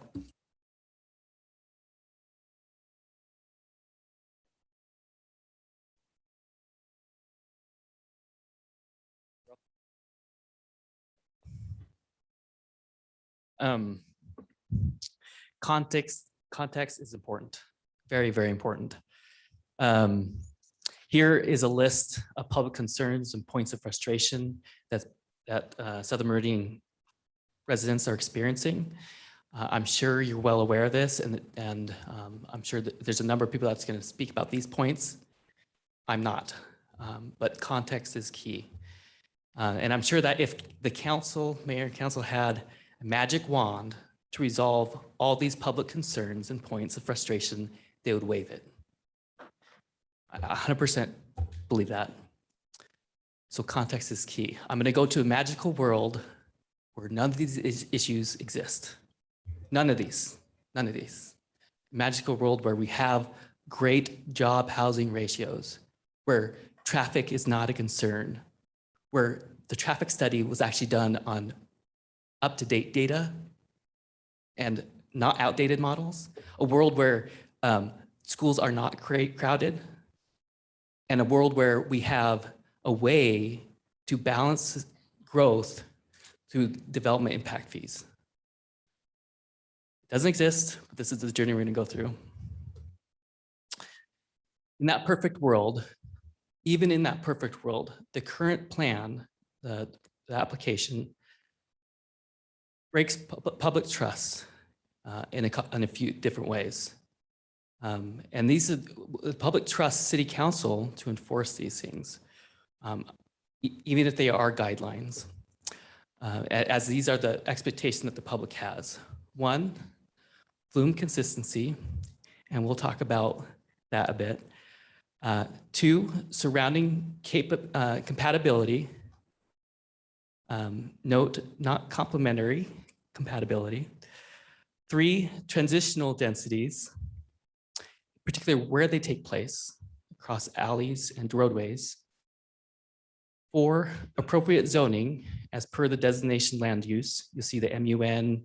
I have a couple notes here around MUN and MDR and those zonings and what's expected there. And the fifth piece there is around walkability. Now I color coded this so to be consistent throughout the presentation. So when you see the orange referring to that flume consistency, the purple surrounding compatibility, red transitional density.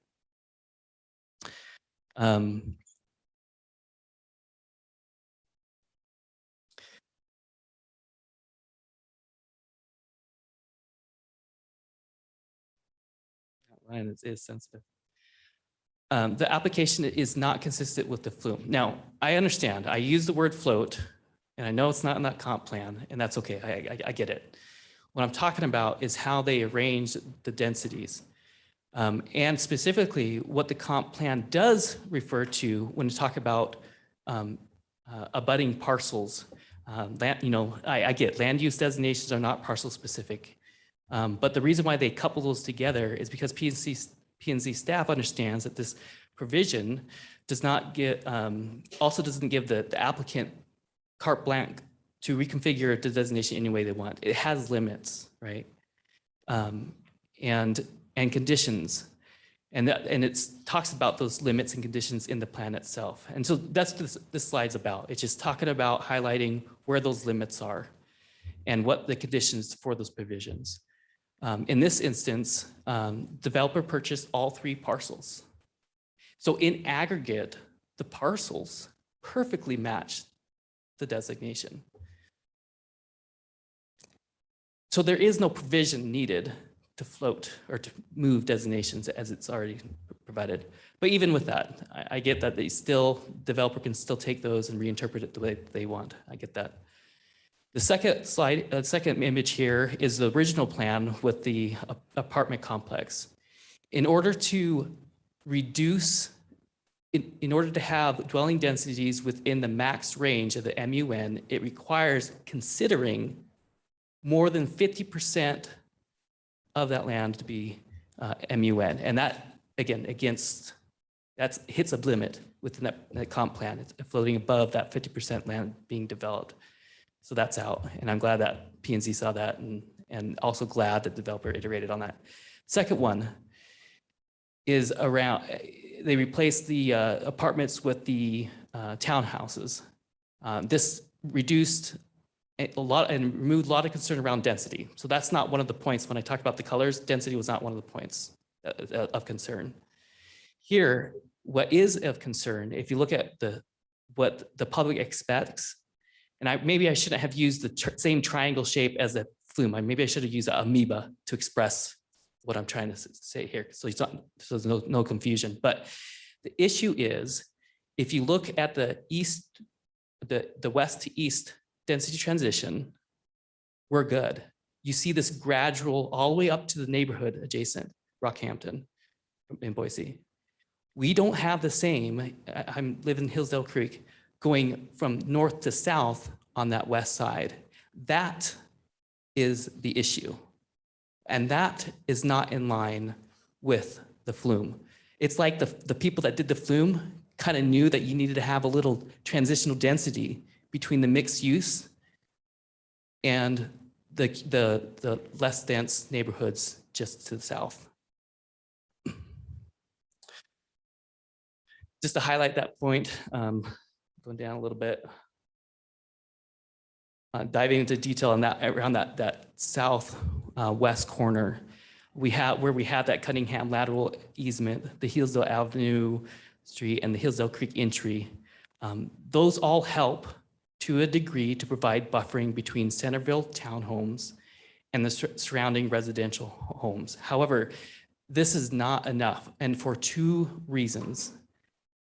One is the extreme difference between the lots proposed in Centerville, those townhomes lots, 0.055 of an acre, and the adjacent neighboring home lots, ranging from 0.2 to 0.6 almost acres.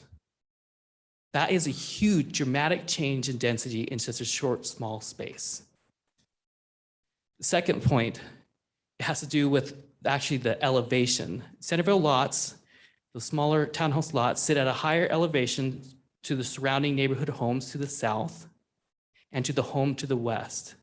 The townhomes depicted in the application would awkwardly perch over the Hillsdale Avenue entrance and, more importantly, into the surrounding residential homes. This is the issue.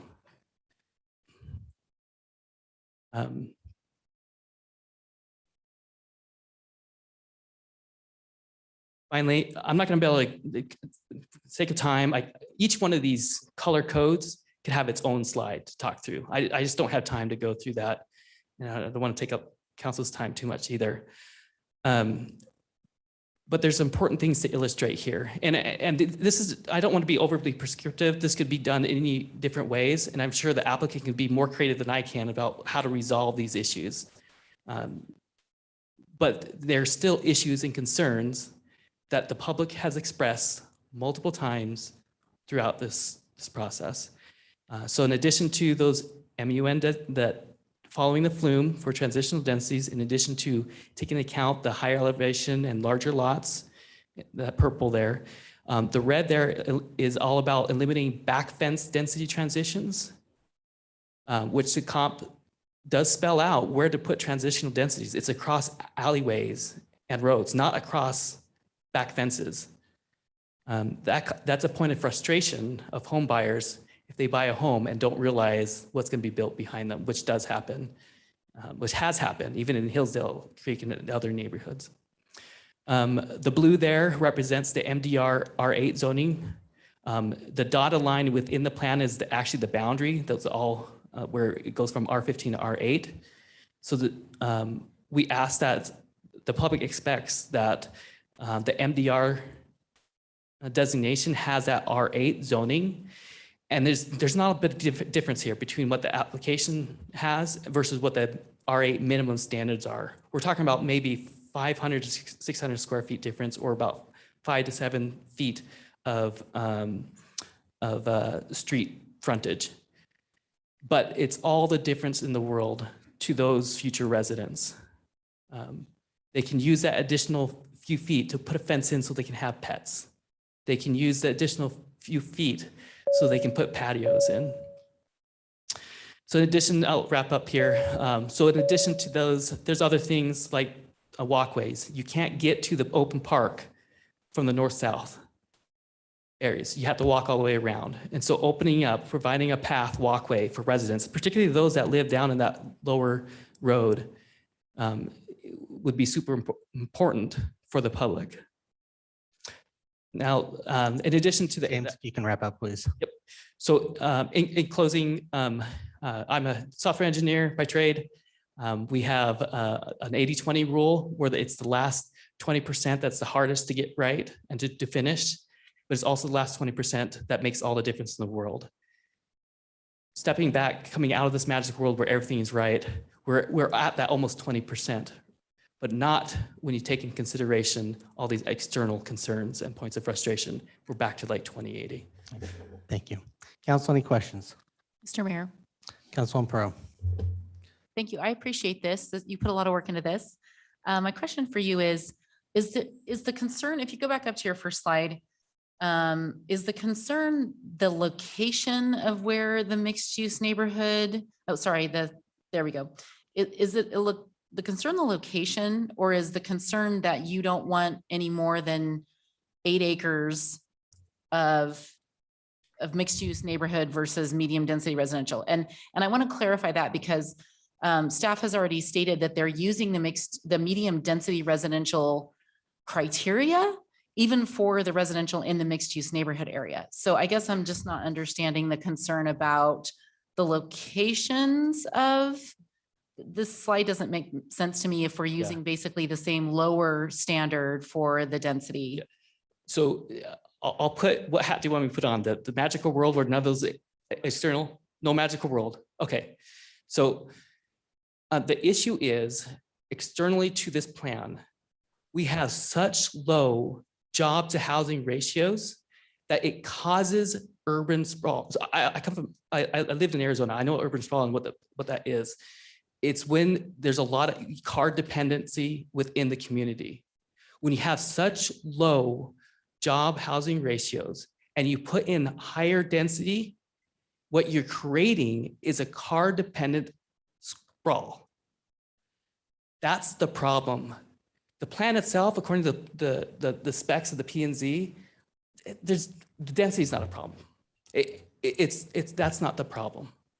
It's not even there is a location issue with the MUN coming all the way down to the bordering neighborhood. But yeah, that's not a problem. The problem is the external concerns around this area. Time should be on our side to get this infill right. Mr. Mayor, follow up. Councilwoman Pro. So are you suggesting there should be more job opportunities in this project? Yes, I would appreciate more commercial, because in order to increase that job and housing ratio, to prevent the urban sprawl of car dependency communities, that's what's needed. And may I ask, is that reflective of the Meridian Southern Rim Coalition's position on this? Great question. I'll have to confer with the rest of it to do that. This is probably more of a personal opinion, but with the number of people that I talk to as well, commercial is important.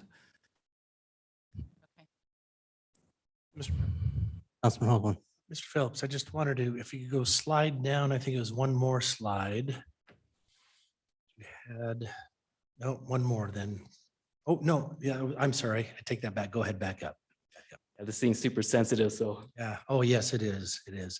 I was just curious because when I heard the presentation from the applicant's representative along Rockhampton to the north, apparently they're going to reroute canal waterway. I couldn't see, and I don't think Becky laid out how many feet that is, but it looks like there is, usually those easements are quite large. And then it looks like there's some gradient, and I've been out there, but it's been a while. It drops down to Rockhampton. Any idea what the distance is from that back fence line to their fence line?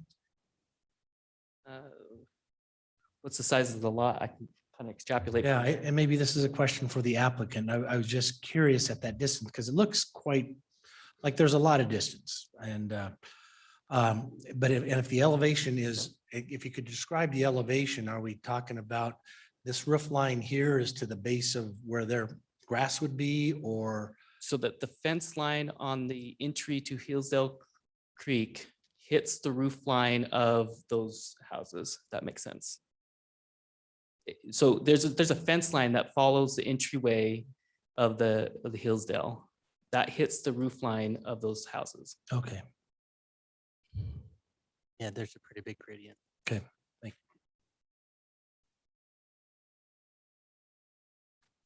Mr. Mayor. Councilwoman Schrader. Sure, thank you. Just to further explore a little bit. So we've already invested in this area, right? As a city, we have a sewer trunk shed we've built, and that's one of the most expensive components. We have a huge public park. You've probably heard in the beginning of the meeting that we're spending another $12 million of impact fees to build that public park. Clearly, this is an area where there is going to be development. We're planning for that. We've already invested in the infrastructure, a lot of the infrastructure for this area. But there are issues, right? There's issues with traffic, there's issues with schools. What do you think is an appropriate solution here for what to me actually does sound like a density concern? Maybe not density specific to this parcel, but what you're describing is a concern about sprawl. You have people locating their homes in an area where they will have to commute to work. Do you think that it would be better to get a development tonight that has a lower density and move forward? Or what do you think the solution is? So the ratio for the jobs to housing ratio is that in the ratio, right? So if you affect the numerator, it has an effect. If you affect the denominator, it has the effect. There's nothing fundamentally wrong to have more dense building fill-in work. It's just you have to make sure that there is jobs that accompany that. Yeah, Brighton did a pretty good job on that top part of the adjacent property to do that. And the Albertsons right there helps quite a bit as well. But we need more. Like Southern Meridian is like, the joke is called a food desert because you can't, the restaurants, you have to go out of Southern Meridian to go to restaurants. Like areas where they have commercials, you can have restaurants, for example, is a good solution there. Mr. Mayor, just follow up. Councilwoman Schrader. Yeah, so, right, and then part of that balance is as a city, we're setting those future uses in the future land use map, right? And so I guess, a question I would have is, does the addition of commercial into this development give you any comfort around changing that mix specific to this parcel? Like in a magic world where you could wave a wand, what if half of this was commercial? Would that make you feel better about the issues of transition, right? Because then you still have a transition issue, but would that make you feel better about the transition issues and the sprawl? So I'll speak personally. Sure. Yes, I would feel more comfortable with more commercial, again, to get that job housing ratio at the right mark. Again, to reduce that car dependent community that we don't want to have. That's problematic. Thanks for your insight. Mr. Mayor, Councilman Hoagland. I don't know if you know this, James, but in the Compass report, it talked about housing within 1 mile, jobs within 1 mile, and that's where the ratio comes to 0. That 600 whatever within the mile. Yeah, jobs within 1 mile, 670. I'm assuming, but I don't know, and I don't know if you know, they probably aren't taking into account Albertsons and all the commercial that will be developed, spin-off commercial that will be happening in those areas in Brighton, or are they counting future jobs? Great question. I tried to dig into that to figure it out. I didn't get a hold of Compass to answer it. Good outstanding question that we should probably get answered as it informs the decision of this plan. Thank you. Mr. Mayor, Yes, Joe. my short answer to that is I believe it is existing jobs, not planned, because frankly, I don't know how you plan for that. You don't necessarily know what those are going to be, especially when you have undeveloped commercial lots. Joe knows. Sometimes I know things. Thank you, Joseph. Council, any additional questions? Right. Mr. Mayor, Yes, Deputy Chief. somebody asked for that distance between the fence and the other fence across the way. It's roughly 130 feet. I was going to do 100, but I didn't want to guess, so thank you. Yeah, no, I kind of know how to use mapping, so that's what I came up with. So, Mr. Mayor, what we're saying is all Joes know. No, down there, those Joes, no. Well, I think I have it up on the slide right now. No, not all the property is across that street. There's property right next door to those townhomes too, both within the Centerville and in Hillsdale. Mr. Mayor, Yes, Joe. just a comment. I appreciate your thoughts and input on this. And amongst the considerations, I think this isn't really a question, but just an observation that you've highlighted well is the trade-offs, right? With an expansion of commercial uses on this property can capture trips, perhaps, create employment near the residences, but technically increases the problems with traffic from a pure traffic count, right? Because it draws folks to the commercial that beyond who reside here. So if you wanted to have more commercial, you might capture trips locally or internally, provide those services nearby. At the same time, create additional traffic problems that we're also trying to address. So it is a challenge. I guess we're mindful of that, of those trade-offs that come with the idea of mixed-use neighborhood and having a larger commercial component than what's portrayed here. Something that city council did that was really good when we were having extreme pain points because of school issues, capacity issues between Hillsdale Creek because of the hokey boundaries. The city put together that maybe about a year and a half ago, sit down, talk with West Ada, and it came up with some action items about what to do about that. I think we now have someone that can provide more insight back and forth between the two organizations. We need to do the same thing. I don't know if we already do, but we need to do the same thing with ACHD. Of the organizations that I called, that's the one that probably is the ones that I have the least confidence in right now is ACHD. Just reading through the TIS, yeah. Mr. Mayor. That's one pro.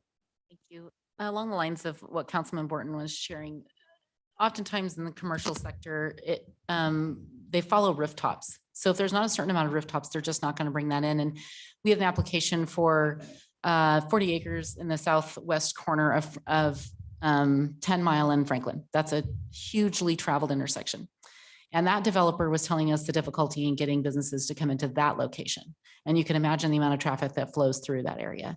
So it's not just about, there is a desire there, but no applicant, this one or another, is going to build commercial space for it to sit. And they're not going to. And so I completely understand where you're coming from. I'm not contradicting your idea on that. It's just, it would really be one of those things where the decision becomes, that this would need to happen in the future, later in the future, when there's more rooftops in the area, whether they're here, whether they're elsewhere, before we're going to get that kind of commercial to housing ratio. It sounds like we need a good marketing for the city that highlights that point, that really low job housing ratios, to say, hey, not only that, but people are working remote now. So you have these built-in customers if you put down businesses here in this area. Yep.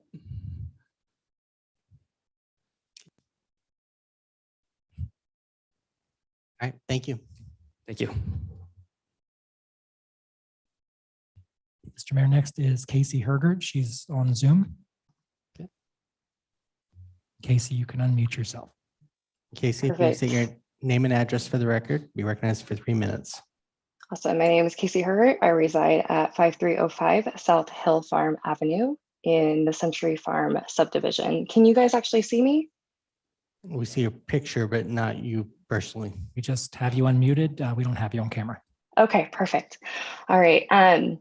So I've been an Ada County resident for over 15 years. My family moved to South Meridian in July of 2018, and I wholeheartedly get the appeal of raising a family in the Treasure Valley, and more specifically in the city of Meridian. We are all witnessing unparalleled growth, but there seems to be this false notion that we can develop our way into sustainability as a city, and that's just simply not true.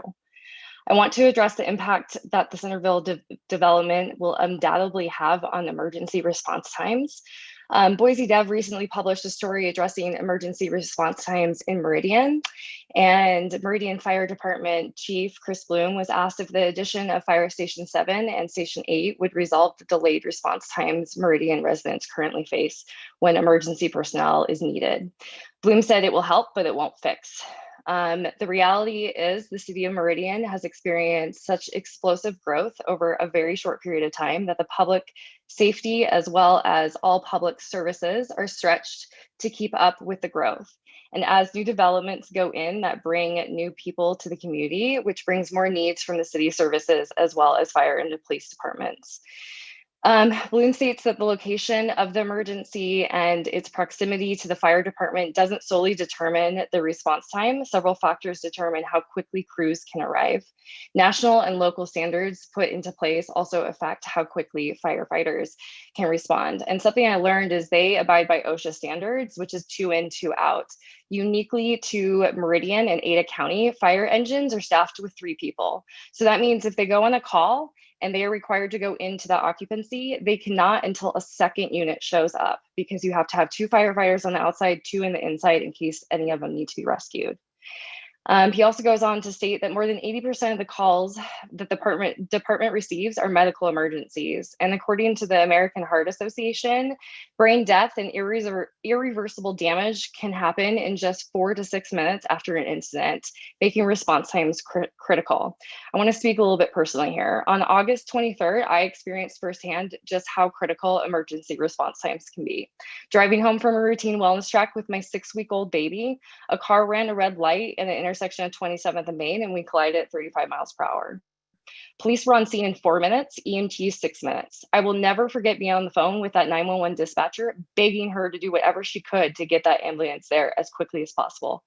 When your child's life is in danger, 6 minutes is an eternity. Undoubtedly, you will be asked by the developer tonight to focus on the facts and not the emotions. But the facts mean nothing when someone's life is at stake. I sincerely hope, I'll wrap up here, I sincerely hope that none of you guys have to experience the level of helplessness and sheer terror I did in the moments after my accident. But I can't help but think if that accident had occurred closer to my house, would my outcome have been different? I ask that the council deny the Centerville application and allow the city to focus on the necessary infrastructure needed to sustain and control residential growth, strategically expand commercial growth, and provide Meridian citizens with the quality of life that I think we all deeply desire. Thank you. Thank you. Council, any questions? Thank you, Casey. Mr. Mayor, next is Jared Gom.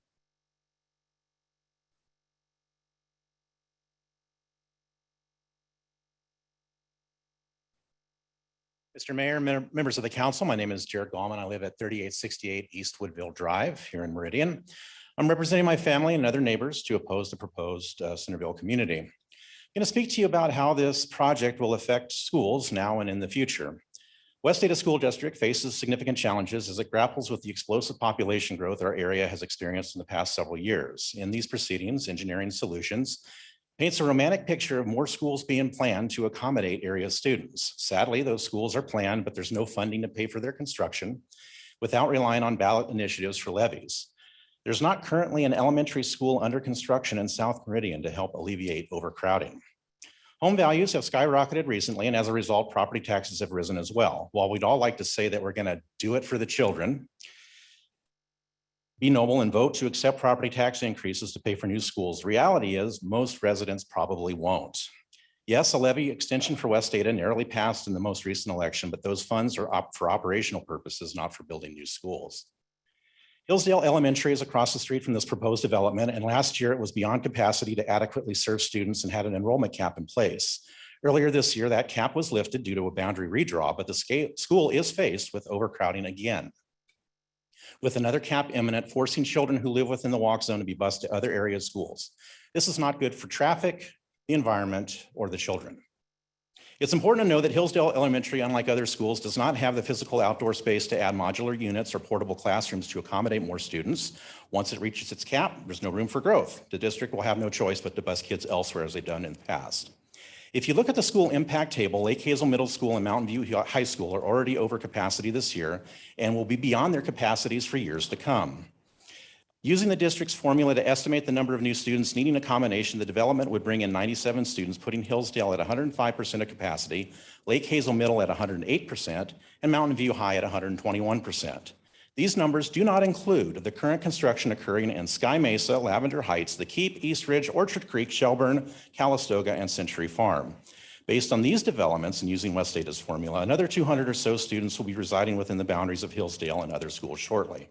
As is evident, these schools will not be able to support the influx of students as area schools eclipse capacity.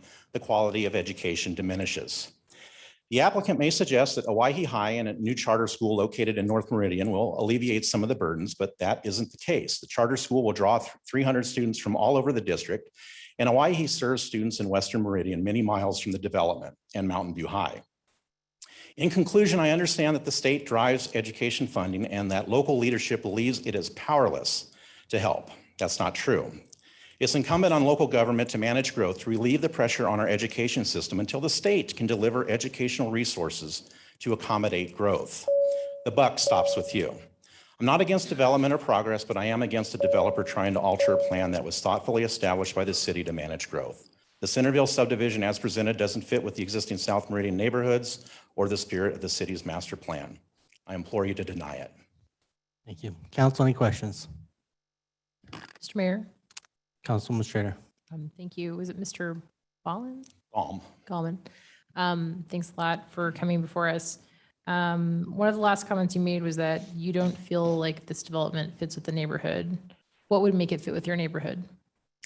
Oh, I think it's, there's no high density, townhomes or apartments in that area. And I think that the zoning with, single family homes, which much of that area is comprised of, would be a better fit. I do agree with James's assessment that, more commercial specifically, I think, food, because as he did mention, it is a food desert. There's nothing, and yes, Albertsons is going in, but I think that area could benefit from having, a coffee shop or, bagel shop, restaurant, some place where people could walk to, go sit down, have a cup of coffee with their neighbors. Having a balance between, those single family and commercial like that, I think would be more in line with, what the applicant is proposing. Thanks. Yeah, I think one of the things that's hard, right, is I think to Councilwoman Perot's point, you're going to typically see commercial come after the residential is built out. It's a little bit of a chicken and egg thing. We're living in one of the most overpriced housing markets in the country right now. You touched on home values. How do you personally balance that trade-off between, housing affordability and the school overcrowding issue? We've been told by the West Ada School District that they will continuously redraw their boundaries to address growth. Maybe we'll get more detail on that tonight. If you felt like the boundaries will be adjusted regularly, does that give you more comfort in terms of seeing additional housing in your part of Meridian?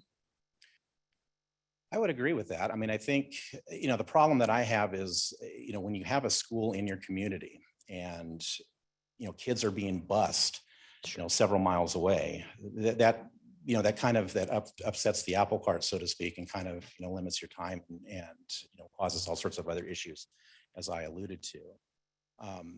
The district has to accommodate growth, and, it's basically you're playing, it's like a shell game.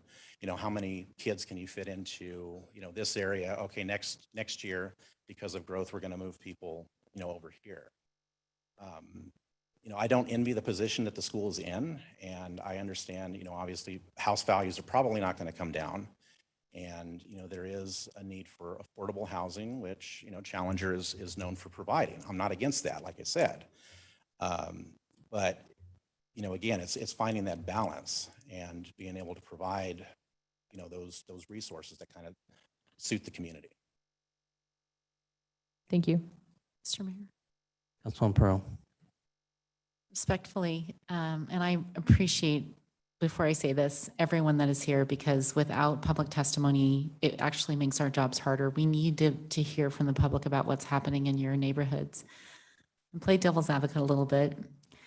There are many times when this council has made decisions progressively, despite information we might have received that was a little bit on the border, like it is here, where, yeah, we have a little bit of overcrowding, but we think it'll figure itself out based on information that we receive from the district or whatnot. Just as an example, a lot of that area, those decisions have been made, and many of you may not even have homes in that area if council hadn't made a decision to proceed with building when it wasn't perfect.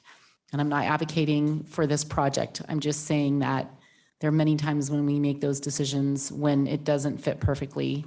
And it has benefited many residents that live in that south area. So I'm hearing you, we're hearing you, but we would love for it to fit perfectly. We'd have like half an hour meetings every week. No, but as for the commercial element as well, the tough part about it is we don't have any, we can say, yeah, okay, you can put a commercial building or daycare or whatever. We don't have any control over what ends up there. We don't have control over whether it's a coffee shop or whether it's a restaurant, or we don't. It's just that's not in our purview. So just wanted to share that with you, because I think there are some folks that truly believe that we have control over the actual businesses that go in those locations, and we don't. Mr. Mayor? Councilman Hoagland. I just wanted to respond to editorial comment, Jared, at the last part. The state will figure out how to fund schools. And we're talking about a legislature that last session worked on trying to fix property taxes, to lower our property taxes. And what they did in House Bill 389 was on new developments and new annexations, they cut their property taxes by 10% that they would pay. They exempt the value out, so they don't have to pay property taxes. This is new growth, and we want growth to pay for itself. And so we take impact fees, we'll build a new fire station up the hill, but to fund it, to pay for the firefighters that'll be there, everybody has to pay. Well, all of a sudden, this new growth, they aren't paying their fair share.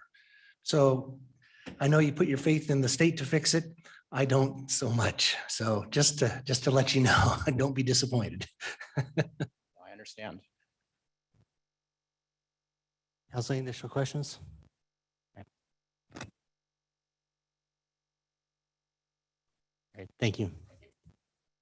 Mr. Mayor, next is Amy Johnson.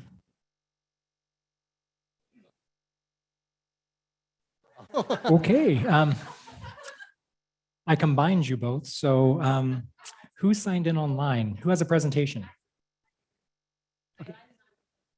Okay. Amy, you have. So Amy, come on up, and then Amy will get your presentation next. Apparently there's two Chris's as well. So yeah. I actually think she can take all the mask emails that I've been getting every day. If I can send those to that Amy Johnson, I'd appreciate it.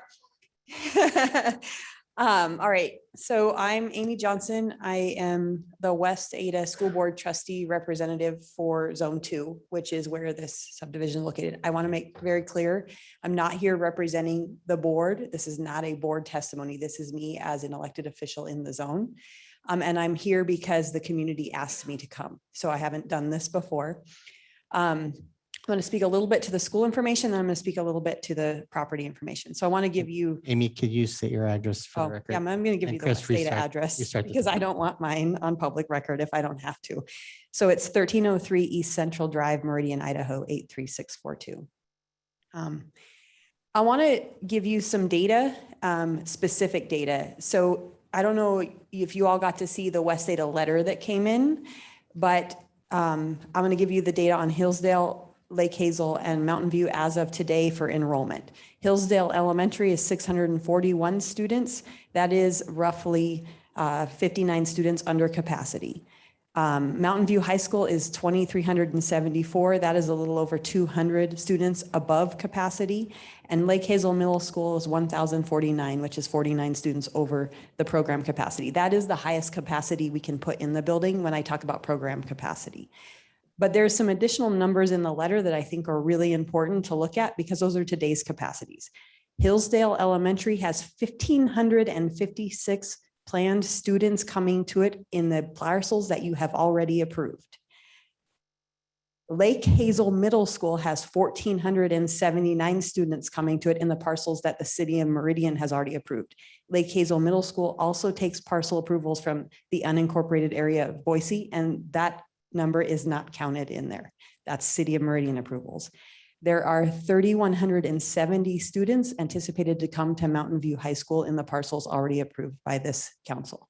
So that's what's coming at us. Now I want to tell you about what's in the pipeline to help with those students. Nothing. We had a bond available and ready to go prior to COVID hitting. We had to pull it back. We did so. Blue Valley Elementary was in that bond. It is not funded today. We will probably have to redo the drawings, and we don't even know if we're going to use that location anymore because the growth now has moved from where we would thought that that would be. So I wouldn't count on Blue Valley Elementary to solve this problem. That's where we're at today. That's not your problem, and I understand that though, but I want you to understand the problem that's coming at us. What we have done to solve it in the meantime, we redrew all the boundary lines. We removed the cap on Hillsdale Elementary. We maximized the capacity that we all talked about a year and a half ago. That's why there's 50 seats at Hillsdale today. Our student population growth, our student enrollment numbers right now are back up to 2 years ago. So we're back at 40,000 students. Oahe High School will be full in 1 year. We just don't have a senior class right now at the level that it's needed, but one year we'll get there. So that's where we're at today. I wanted to just mention from a system standpoint, I'll finish up. Could you please expand on this for another couple of minutes? Because I'm really curious. On which one? On which All part? of it. Just keep All of it? Okay, all right. So, you know, I sat here and I listened to you say $12.5 million of impact fees for a park expansion. And I just about fell out of my chair. I had no idea what happens at a city council meeting, but we just barely got $14.7 million from a community much larger than the city of Meridian, and it passed by 52%. So that's what's facing. And I'm only talking about the South Meridian portion. I'm not talking about the North Meridian portion, and I'm not talking about the other areas of the West Ada School District. I only looked and focused where this subdivision goes into play. This development, while it isn't going to solve the problem, adds to the problem. And it also, on top of that, it goes on and above what we thought would be in that usage area. So when you ask the question, what maybe would be a better opportunity, low density, commercial space are both great answers. But timing is also one of the answers. So what I'm sitting at when I saw these numbers, and I actually got them today because I was thinking I'm going to come in here, is holy cow, I don't know how we're going to deal with this. Because we don't have any more capacity even to bus kids anymore. We had it 2 years ago when Hillsdale was capped. That's not available in South Meridian anymore. That's gone. So that's where the school district is at today. I would ask you to consider more than just this development in your kind of thinking going forward. I think we have some bigger conversations to have. But in this case, this development doesn't necessarily fit the area as designed. I would tell you one other thing. There's a daycare already located at the YMCA, right there across the street from where this development will go. There's another one at Sienna Elementary, and there's another one just down the street at the corner of Amity and Cloverdale. So the daycare facilities in the area, there's a pretty good access at that point. And then the traffic light, or the crosswalk where that subdivision is at, and it goes across the street to the YMCA, is great because that's there, but there are no sidewalks coming down that side of the road for the students then to walk down the road to the school. The only way they'll be able to access is go all the way around the school or go down the backside of the library, little pod library that the Meridian Elementary or the Meridian Library has there today. So I just kind of picked up a couple things that people testified to give you some information. And I'll kind of go from there. Thank you. Question, Mr. Mayor. Okay, Councilman Cavanagh. Thanks, Mr. Mayor. First, Amy, thanks for being here. I think in the 8 years I've been on council, this is the very first time that we've had a elected representative of another agency come and testify. And I think you provided, at least for me, some added flavor and context for this particular application. My question for you is, the council received a letter from city staff last week that showed that the district is currently at 88% of capacity. Is that a number that West Data is using publicly? Is that a number that you're aware of? And because the numbers are a little bit different from what you shared tonight, that what we received in that letter, I'm just curious if you guys have a number in terms of what your capacity is district-wide. Can you clarify for me, staff from West Data or staff from Meridian City Council? Mr. Mayor. Councilman Cavanagh. Thanks. Amy, appreciate the question. From City of Meridian staff. I believe that data from West Ada staff. I would have to look into it, Luke. I will tell you this. I asked them to pull me a copy of the letter. And when I asked, we actually going to have this conversation internally. We sent the strongest letter we possibly have on this subdivision or this development approval. I've read it. I don't think that we are giving you enough information at this point. So when I read it, we are having a conversation about what the strength of our letters will look like going forward. And that's not to say, I don't want to make that, hey, we're against the development, because that's not to say, but I think we need to provide some good quality information in some of those letters, especially in situations like this. And 2 years ago, we were not in this situation. We had a bond we thought was going to come forward. We wouldn't have said the same thing 2 years ago, but I can't say that today. Thank you. I appreciate that, Amy. So Trustee Johnson, just curious, you talked about the numbers. We know some of that there is a charter school planned in South Meridian. I know you aren't going to take that into consideration for your numbers, but I assume that there will be, because they can come from anywhere. There's no guarantee that they're just going to come from this part of the community. But do you know what the planned enrollment figure is and through what grades for the charter school that's planned in the Brighton development? And how it would, in theory, if it 100% took away from this area's growth, which we know it won't, but. I believe the numbers given earlier by the applicant were pretty close. It will be K through 12 at full build out. I actually am super supportive of that school and actually put the connections in place because it's a way we can help solve some of our capacity issues. So, but the numbers I just gave you, it won't even hit 20%. Okay, well, just want to confirm that that was accurate information. It's close enough, yeah. I won't split 5 or 10 student hairs. Mr. Mayor, Councilman Schrader. if Trustee Johnson could stick around, but do we have Meredith or Miranda? Oh my gosh, I'm like losing my marbles tonight. Do we have her here to talk about our analysis of the West Ada School District numbers? She does not appear to be. Okay. Yeah, because I think the disconnect and what I want to try to work through at some point is we have our own data that takes the parcels that have been approved and then applies a bunch of assumptions about a certain amount being delivered per year. Thank you so much. So we end up with our own estimate after permits and development. Let's zoom into that footnote.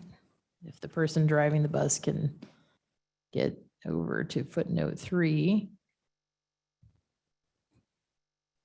Yeah, so this is our analysis that I think our city is doing of all the same parcels that you guys are aware of, but we're looking at historically, not all of these are going to deliver at the same time, right?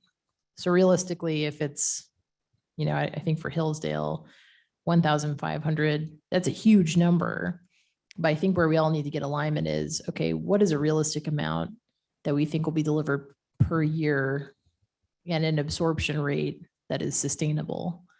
But I don't disagree with you at all that is a huge number. And I guess my question would be, is that number outside of what the school district planned for, and how far outside of that number is it, if it is, for your long-term planning purposes? Yeah, so we're in the process right now of looking at our long-term facilities plan. We've got some new trustees coming on that'll be part of the process. So, I wanted to speak a little bit and clarify the testimony earlier on that. I don't think that we can commit to what the developer agent had said yet, because we're re-looking at that. Preferably, obviously, elementary schools and community neighborhoods are our preference. Let me speak a little bit to kind of the numbers as we look at them, because I can look at this and I can see the analysis, but until I've dug into it, I wouldn't know. So roughly West Ada School District prior to COVID, and so we got to kind of go with the old trends, grew on average of 600 students in total per year. So our net growth would be 600 after graduations and everybody moves up, right? So what that looks like is basically we would need a new elementary every 3 years, 3 to 4 years, a new middle school every 4 to 5 years, and a new high school every 4 to 5 years, roughly is kind of how those numbers pencil out. We have never hit that category in any of the bonding structures. So, but when I say that 600, I think that gives you an idea. You figure, so I take Hillsdale, it's going to move about 100 students every year into Lake Hazel Middle or Victory Middle. And then those 2 middle schools are going to move 300 students each into the high school. And the high school is going to graduate about 500. So net, we're going to see some growth of about 100 students every year in that one high school. If you think about kind of how that, so these numbers to me look a little bit low. Hillsdale Elementary, from enrollment to what the letter you got in July, is now up 30 students in less than 6 months. And I look at what's approved out there, and I think Mr. Galm gave you a lot of it. I don't see how it's going to be 60 students a year. That's just not, that number doesn't even work for me, just in the quick math. Especially when a density of, we figure 80% of the houses in a single family unit will have kids coming into the school system. I will tell you, there is one thing in the formula that I saw in your documentation, which by the way, I've read and I have never done before, is that on a multifamily unit, right now we're estimating only 10% of a multifamily unit actually produces kids into the school district. I say that figure seems a little off. I'm not sure why that calculation is the way it is. If you go to an apartment complex or a townhome, I'd be surprised that only 1 out of every 10 townhomes or apartment buildings has a student in them. So and actually Marcy Horner brought that up to me when we talked about it a couple weeks ago. And I think her and Miranda are looking at that. Thank you. Mr. Mayor. Councilman Hoagland. Amy, I want to make sure when we have to pass a bond levy in the school district, it takes 2/3 and to tax people and to build schools. Is there, and I'm just concerned, we have tremendous growth throughout this community, but some areas more than others, and South Meridian is one area feeling really the brunt of a lot of this growth. I'm concerned that, so we need schools out there, you run a bond, well, people in Eagle and Star and maybe even North Meridian, oh, we have a new high school. We don't need to support that. I don't want to raise my taxes. And now all of a sudden it's upside down. You definitely don't get 2/3, if even a majority. So what, I guess I'm gonna ask a loaded question, because I guess being the longest tenured in this community on the council, I moved here after 5th grade, and I've noticed throughout the 51 years that there has to be a great deal of pain in our school system before people will pass a bond. And I know you haven't been on the school board that long, but what are your thoughts about that? Is that a true statement? Is there a way we can avoid that pain? Because we could shut down growth supposedly, although, we might be subject to lawsuits, but it makes it difficult to make things happen sometimes without a little bit of pain. I don't want to inflict a lot of pain, but you do want to have things move forward. So thoughts, ideas, help? So 2 things. One, South Meridian's one area, North Meridian Star is the other. And actually it's worse than South Meridian. And the mayor of Star has actually shared that pain and his thoughts on how to help move some different funding formulas forward for managing growth. I agree with you. Historically, people had to feel a little bit of pain from a bonding perspective. Here's where I think it's different now than ever before. First of all, during COVID, we experienced some pretty expansive growth in this area, more than I think we all would have expected, right? So that coupled with the fact that we couldn't run a bond really in that time frame actually exacerbated the issue today to even more of where we would have normally been. So think about it this way. We had this massive growth. We didn't follow our normal pattern of a bond every 3 or 4 years. And now I don't know, I will be very honest, I don't know if we even are able to get one passed in the next year. So what I think used to be a little bit of pain, we're all going to experience a significant amount of pain if we don't think through how we manage the growth, how we get the funding, and how it all goes together. And I don't think it'll be just the schools. I think the communities will experience some pretty significant pain just based on those numbers and the fact that it takes us 3 or 4 years after a bond passes to get a school open. So that's when a new school would be able to open. Mr. Mayor, Councilman Pearl. good to see you, Amy. So we, over the past couple of years, we as a council have had a lot of conversations about will the school enrollments return to pre-COVID numbers? And nobody's known it really until this year. So are you sharing with us that the enrollment numbers have returned and are potentially greater than they were a couple of years ago? That's my first question. My second is that parents are more aware than ever about how their children are involved in school, from what they're studying to what they're wearing to, their health at school.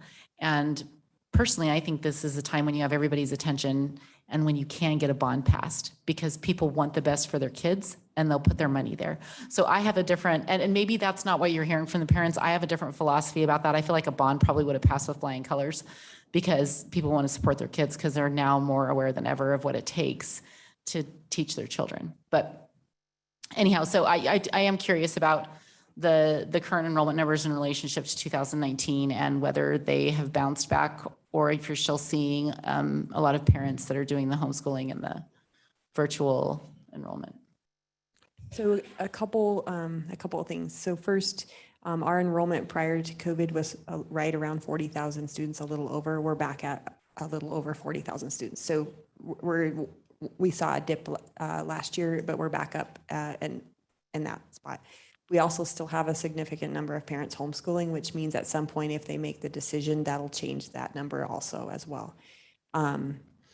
As far as doesn't mean we won't run one. It just means when you look at the numbers on the levy, 52%, that's what I'm going off of. And you're right, the awareness, people actually, when we knocked on doors 2 years ago, didn't even know what a school board trustee did. And now I feel like everybody knows my name. The other thing that we knocked on doors and got was we need more food and commercial in South Meridian. And I got that as a school board trustee. So I will share that with you as well, even though I told them I couldn't do anything about that. Council, any additional questions? Thank you. Hey, thank you guys. It's nice to see you guys in action. I don't know that I like being on this side of the podium though. Mr. Mayor, Amy Johnson.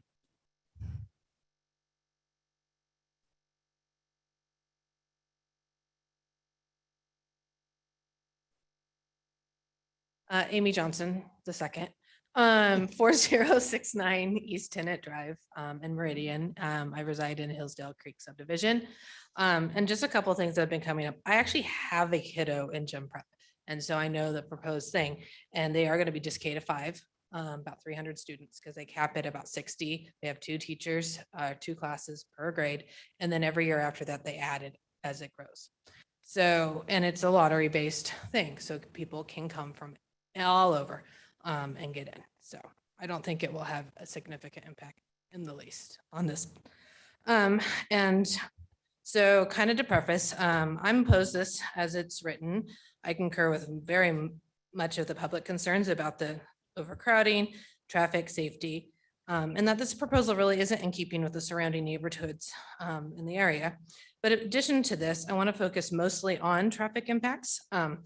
I sat on the Traffic Commission for the city of Beaverton, Oregon for 8 years prior to moving here.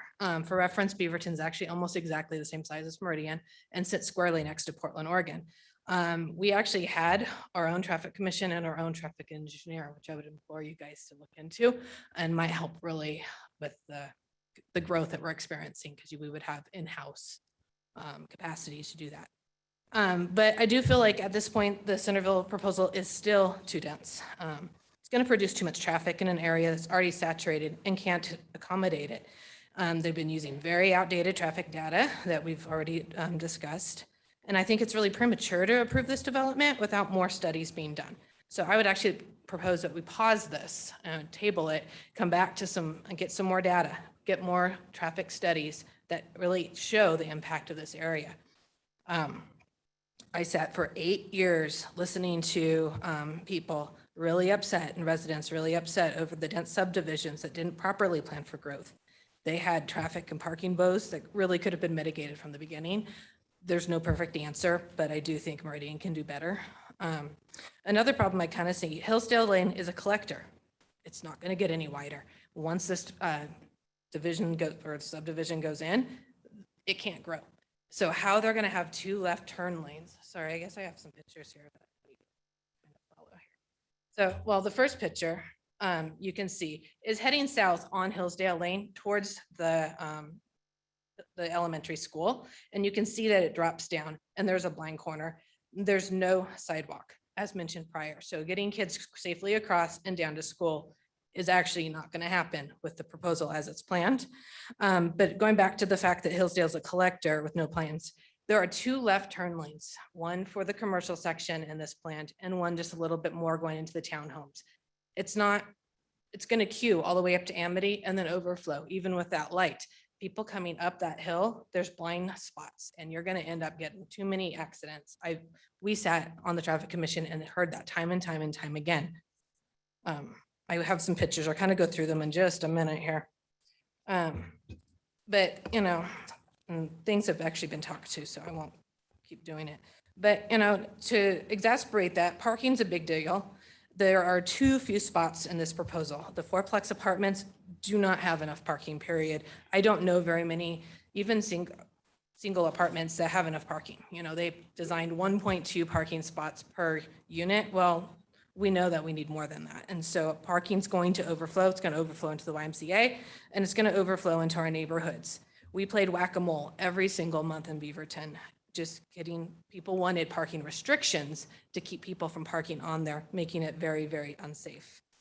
So, and another thing that Meridian does not have is public transportation. This is not a walkable community, despite all the walkable paths within their own little community there. We're not going to be walking across Eagle to go to Albertsons. I mean, that's a death wish. So that's just not going to happen. It's not walkable. So I think getting those multi-units and any kind of rentals is gonna not handle that. Can I quickly just go through these pictures really quick? Because I kind of think pictures show If you can please summarize quickly, yes. very quickly. So that one's heading south, like the school's down right where you can see the Hillsdale Creek sign and the Century Farm sign down there. This next one here, like, sorry. The aerial. Okay, perfect. So that's kind of an aerial view of that, and that's at pickup. So you can see how the traffic queues up onto Hillsdale Lane, and it will actually queue up past the YMCA on most days. This is another view of the slope that happens there that makes it very unsafe for kids to go down. Kids are already crossing and on bikes paths, walking to and from school, and we've seen too many near-death experiences already.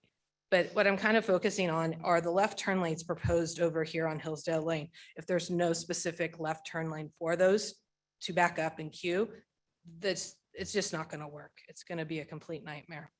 And I would propose a hawk rather than a flashing beacon if they're going to do that, because it'd be more visible based on the slope. But you can kind of get a bit of a picture there. Trying to get one more. Oh yeah, so you can see that's where the sidewalk stops. So kids cannot continue down. And then this is just an after school event. People are parking along Rockhampton, which also curves and slopes downward. And so that's the kind of parking that's going to get overflowed by the townhouses, because that's the closest to it. So where people are going to park, they're going to park as close as possible when they don't have any extra parking. That's all I have. Thank you. Council, any questions? Mr. Mayor. Councilwoman Pro. I've driven through here. I've had the pleasure of driving through here when school is starting and getting out, and it is scary. A nightmare. What do you know? I had read in, I think in one of the public testimony, but I don't recall the details. What kind of traffic calming or traffic control measures happen during when school is starting and getting out? And is that done by the school district? Is that done by volunteers, neighbors? Can you? Yeah, so there is one crosswalk with the little bleep, the flashing lights when you push the button, with one crosswalk directly in front of the school. That is the only mitigative measure taken by the school or any volunteers at all. As a parent, I walk my kids directly around, and we actually cut through some green spaces within neighborhoods to avoid walking on the sidewalks because they're so congested. People are opening doors. People are just, you've driven through it. It is about 15 to 20 minutes of just gridlock. And honestly, I think having the turn lanes on this is just going to exacerbate that even further. Council, any additional questions? Thank you. Thank you, Amy. I'll take your comments to mean you don't like the roundabout when I meet with the Director Wong this week. So thank you. Mr. Mayor. Yes, Joe. I did just want to clarify really quick, and for the benefit of the public, the turn lanes are supposed to be on Amity, not on Hillsdale. Oh, there we go. She clarified for me then. Thank you. Mr. Mayor, next is Elizabeth McDowell.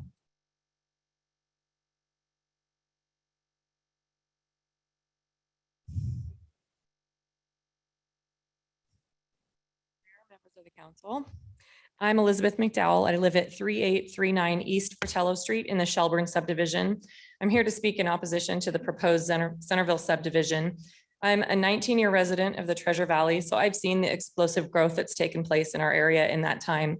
There is no doubt that affordable housing is needed. However, South Meridian is not capable of sustaining this density and speed of growth. It's not the right place, and it may not be the right time as well. The issue that I'm most concerned with is the number of homes in South Ada County that are solely relying on well water for their households. These are not necessarily large farms. They are homes on quarter-acre lots built before city water lines were run to the area. Many of them have recently been affected by the incredible surge of new development, causing their wells to suddenly run dry. These are wells that have been adequate for decades.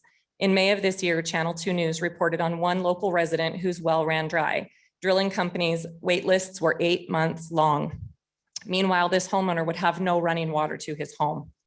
A neighbor even ran a garden hose to the property through his kitchen window so that this resident would have some water while he worked to resolve this problem. And the cost to the homeowner to drill his new well deeper would be $30,000. I don't know about you guys, I don't have $30,000 laying around to dig myself a new well if mine suddenly runs dry because of overdevelopment. This resident is not the only one who's facing this type of issue. Channel 2 reported that this resident received over 600 phone calls from other area residents who were being affected similarly or were concerned that their well could be the next to run dry. Our community is in a crisis for groundwater, and this is not just due to our current drought. It is largely brought on by overdevelopment of what was once agricultural land. This land used to replenish our aquifer through irrigation and natural precipitation. And while you may be tempted to point out that those of us who bought homes in these developments have contributed to this problem, please understand that we bought our homes trusting that the powers that be would never allow growth that negatively impacts other residents. Idaho code requires that this commission deny a proposal that would negatively impact current residents, and it's incumbent upon this council to ensure that necessary resources exist to support all residents when a development is approved. We trust you when we move in that responsible development is taking place. And while many of us knew nothing of the serious issues that we're hearing tonight until after moving into the area, there is no one that I've spoken to who disapproves of new growth. What we want and what we trust you all to provide is growth that's supported by all necessary resources. These resources are lacking in South Meridian. They go in much more slowly than homes go in. It takes a lot longer to get that infrastructure up than it takes to get those houses up. And that's the concern that we all have. And unless and until there are programs available or funding in place that will help these residents when they lose their running water to their homes, and the cost and suffering can be mitigated, it is unconscionable to it is unconscionable to continue development in South Ada County. And I ask that you would deny this proposal. And I'm not an expert on anything other than what I just told you, so don't ask me any questions. Thank you. Council, any questions? You can, I'm just kidding. Try my best. Mr. Mayor, Councilman Pro. I don't have a question, but thank you for sharing that information. We have heard numerous developments in this area, and I have not had a single person that I know of come before us that owned a property in this area on a well that had concerns about the water. So do you know any of those individuals personally? Have they contacted the city with concerns? Have they asked questions? Because they're not coming to our hearings. I learned about this individual that I've spoke about specifically through the Nextdoor app, and I followed his story through the months that it was reported on Channel 2. And from what I understand, it isn't, and through realtor friends that I have as well, that it's a large problem throughout our whole area. This is not just a single homeowner who had an issue. I know that he was in the process of trying to contact every available resource, and it was running into dead ends everywhere. And I know his name, but I don't know him personally, but I have followed his story. That's probably as much information as I can give on it because it was just what was publicly available.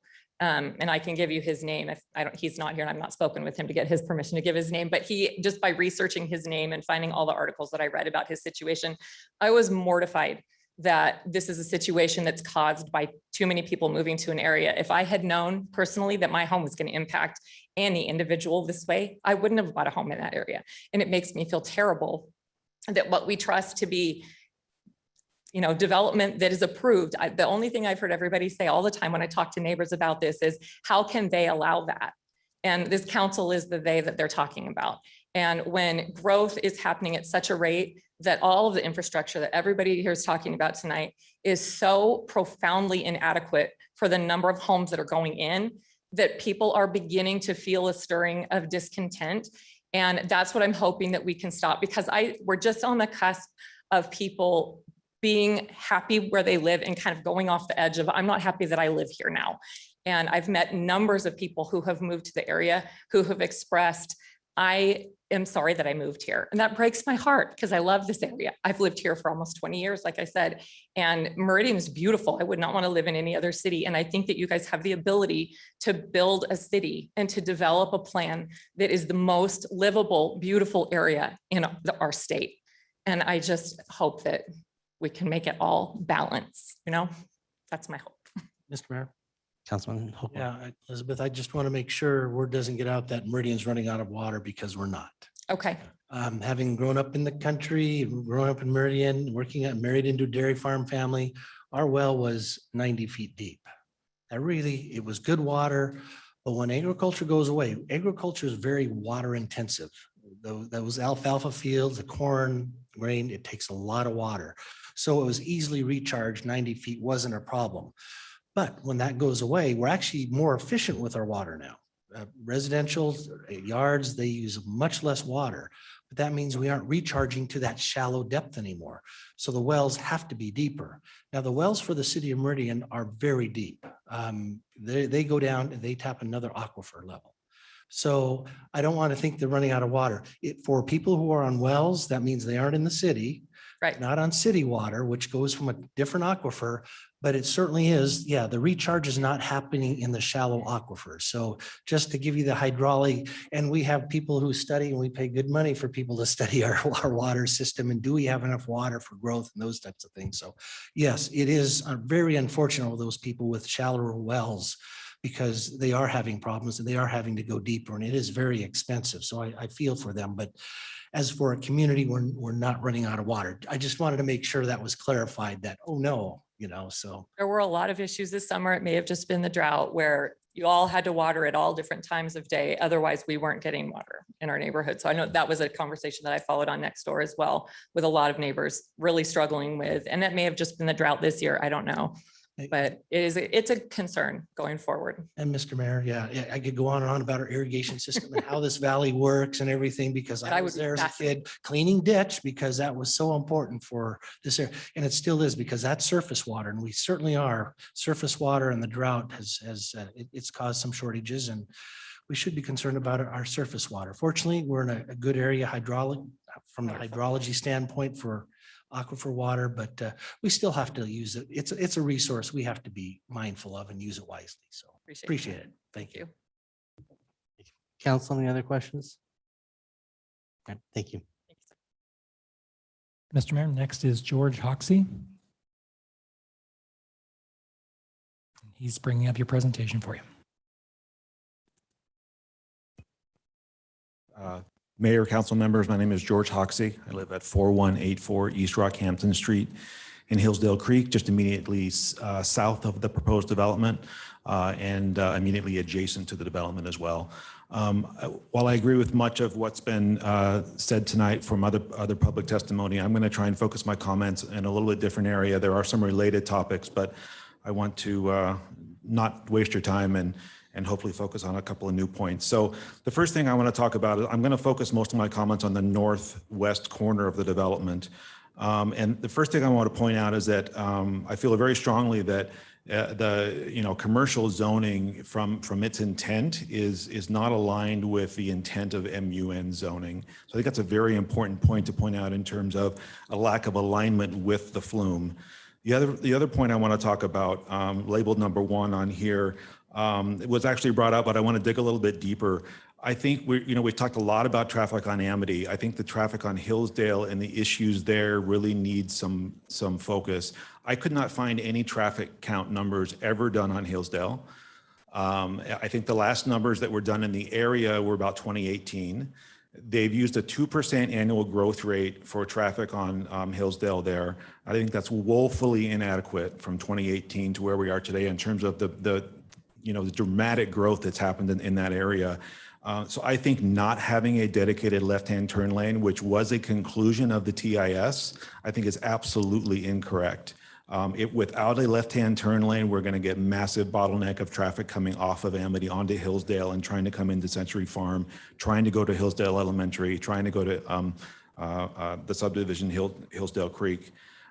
Secondly, along a very similar point, the new proposed entrance to the commercially zoned area there, labeled number 2, way too close to the intersection from my perspective. You're going to get massive backup. I actually thought that was going to be a right in, right out, which I was still concerned about. I heard tonight that it is not a right in, right out. Now I'm even more concerned about traffic backup there. I think we're completely missing Hillsdale Road or Hillsdale Avenue there in terms of the left-hand turn lanes. Critical point that I think needs to be focused on. What I would propose would be kind of what's outlined here in the red area, right? This is more in line with the flume from my perspective. To earlier comments, I think it makes a ton of sense to move some of the commercial along Amity as opposed to more of it along Hillsdale. And I also think that I would like to see this area, the MUN district, a true MUN from its intent in terms of neighborhood retail, neighborhood businesses where the community can gather and have a sandwich or an ice cream or, a coffee or whatever with a plaza, right? I've looked at those cut sheets. That's a very different intent from a zoning perspective than from a true commercial zoning perspective. Just to quickly conclude here, again, I agree with much of what's already been said. My ask is that you would deny the proposal as is currently planned. I do appreciate the progress that has been made through lots of effort from the community and working with Engineering Solutions. So I think we have made progress. I don't think we're where we need to be yet. And you can see some of my bullet points there, but I know my time is up. Thank you for your time. Thank you. Council, any questions? Thank you very much. Thank you. Mr. Mayor, next is Paul Prestwich.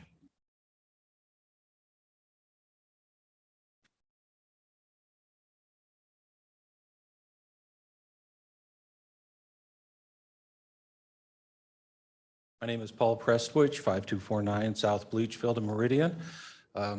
Several of the points that I was going to talk about have been touched on today, and that is the future planning of this area.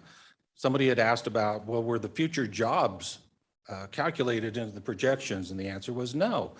Each of these projects seems to be created and analyzed in a bubble. So they're put together, they go to ACHD, they look at everything, say, this is the impact this is going to have on our current roads based upon the TIS. Now, the TIS that was used here was outdated, like they said. So it's not really reflective of current traffic data. In addition to that, it comes back over to the city planning, who then goes ahead and uses all those same data points to make their decisions. Now, one thing I've never read in here is what about all of the approved projects? So the Shelbourne South traffic that's hitting that road wasn't included in this traffic study. The Brighton traffic, it's not there. Albertsons, it's not calculated on this road. So as bad as this subdivision is going to be, all that other stuff is already planned. Just like the schools, we saw that the number of students is greatly over what was anticipated by the council and what was told by our planning. Now, you guys can only base your data or your decisions on the data that's given. And in looking at this, I think one of the guys said here, and it's true, when they're using 0.7 children per single family household. Not too realistic, in my opinion. It may be some national numbers, but not really realistic for here.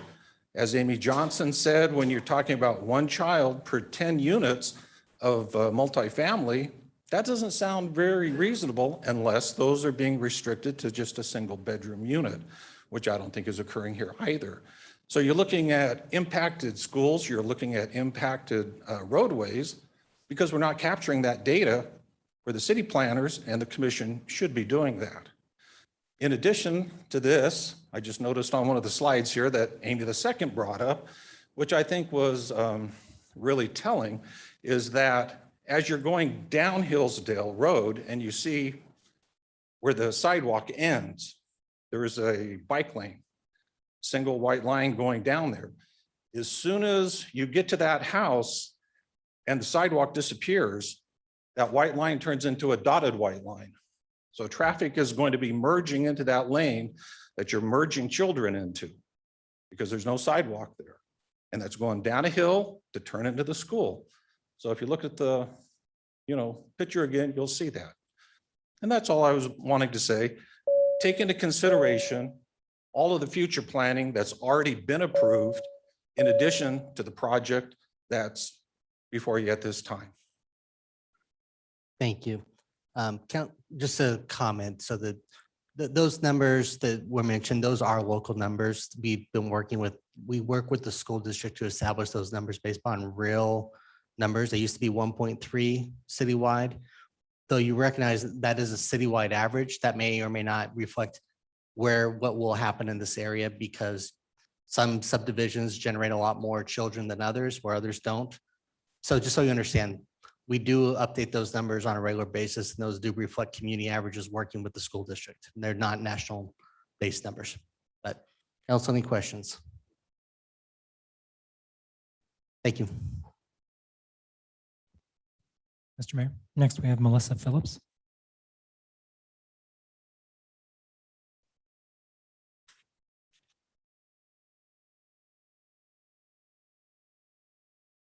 Starting to wonder if I even put my name in to talk. All right, my name is Melissa Phillips and my address is 4140 East Rockhampton Street in Meridian. Regarding the Centerville subdivision, I feel we need more details on the elevations and fencing. The slides that Becky had to rush through at the end, but those things are important to me and I wanted to address some of those things.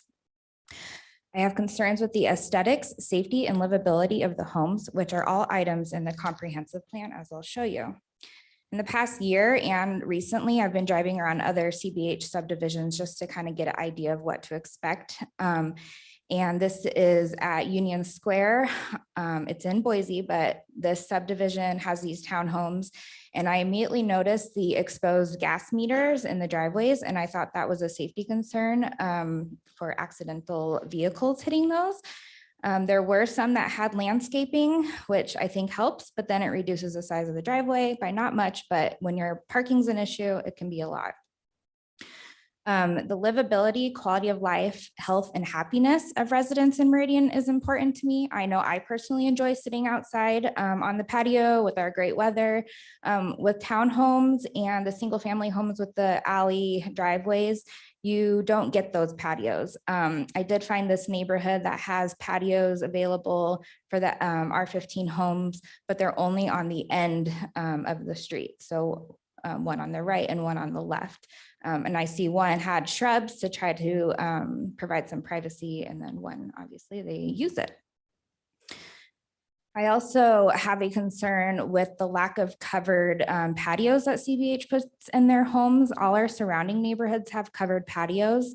Obviously, on the left, we have CBH homes with covered patios. On the right, we do not. And my concern is that when residents are looking for that place to be outside and hang out, they're building structures or using those shade sails, things that aren't as aesthetically pleasing.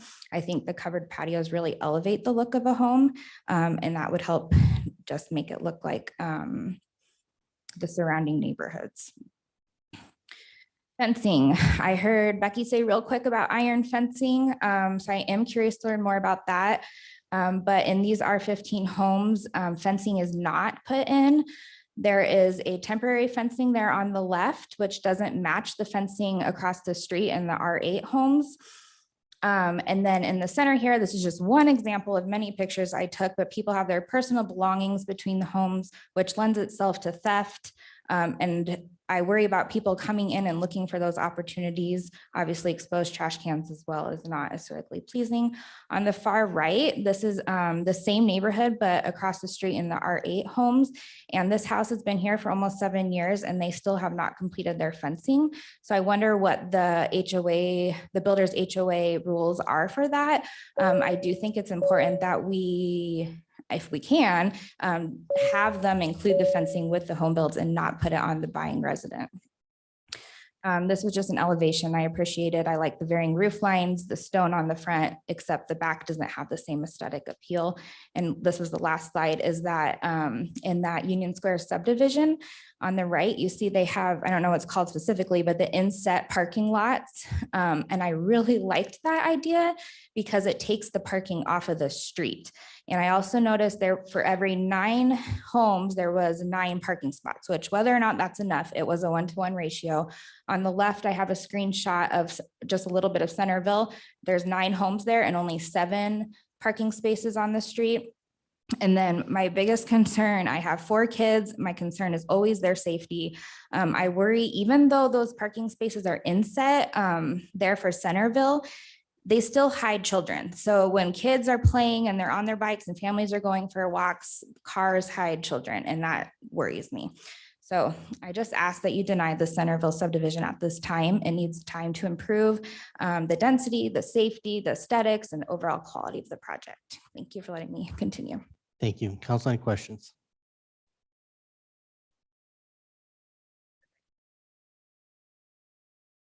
That's everyone who signed up in advance to identify they wish to testify. We did have a few other names put their name on the list, but they did not indicate a preference to testify. But if you'd like to provide testimony at this time, please come forward and state your name and address for the record. Or if you're online and you'd like to provide testimony, please use the raise your hand function. Looks like we already have only one person who's already testified before. Yep, come on up and you're good to go. Mr. Mayor, City Council members, my name is Rebecca Prestwich. I live at 5249 South Bleachfield Avenue in the Hillsdale Creek development. And Bleachfield is the street that is intended to connect to this development, as well as Macumbo on the Rockhampton side.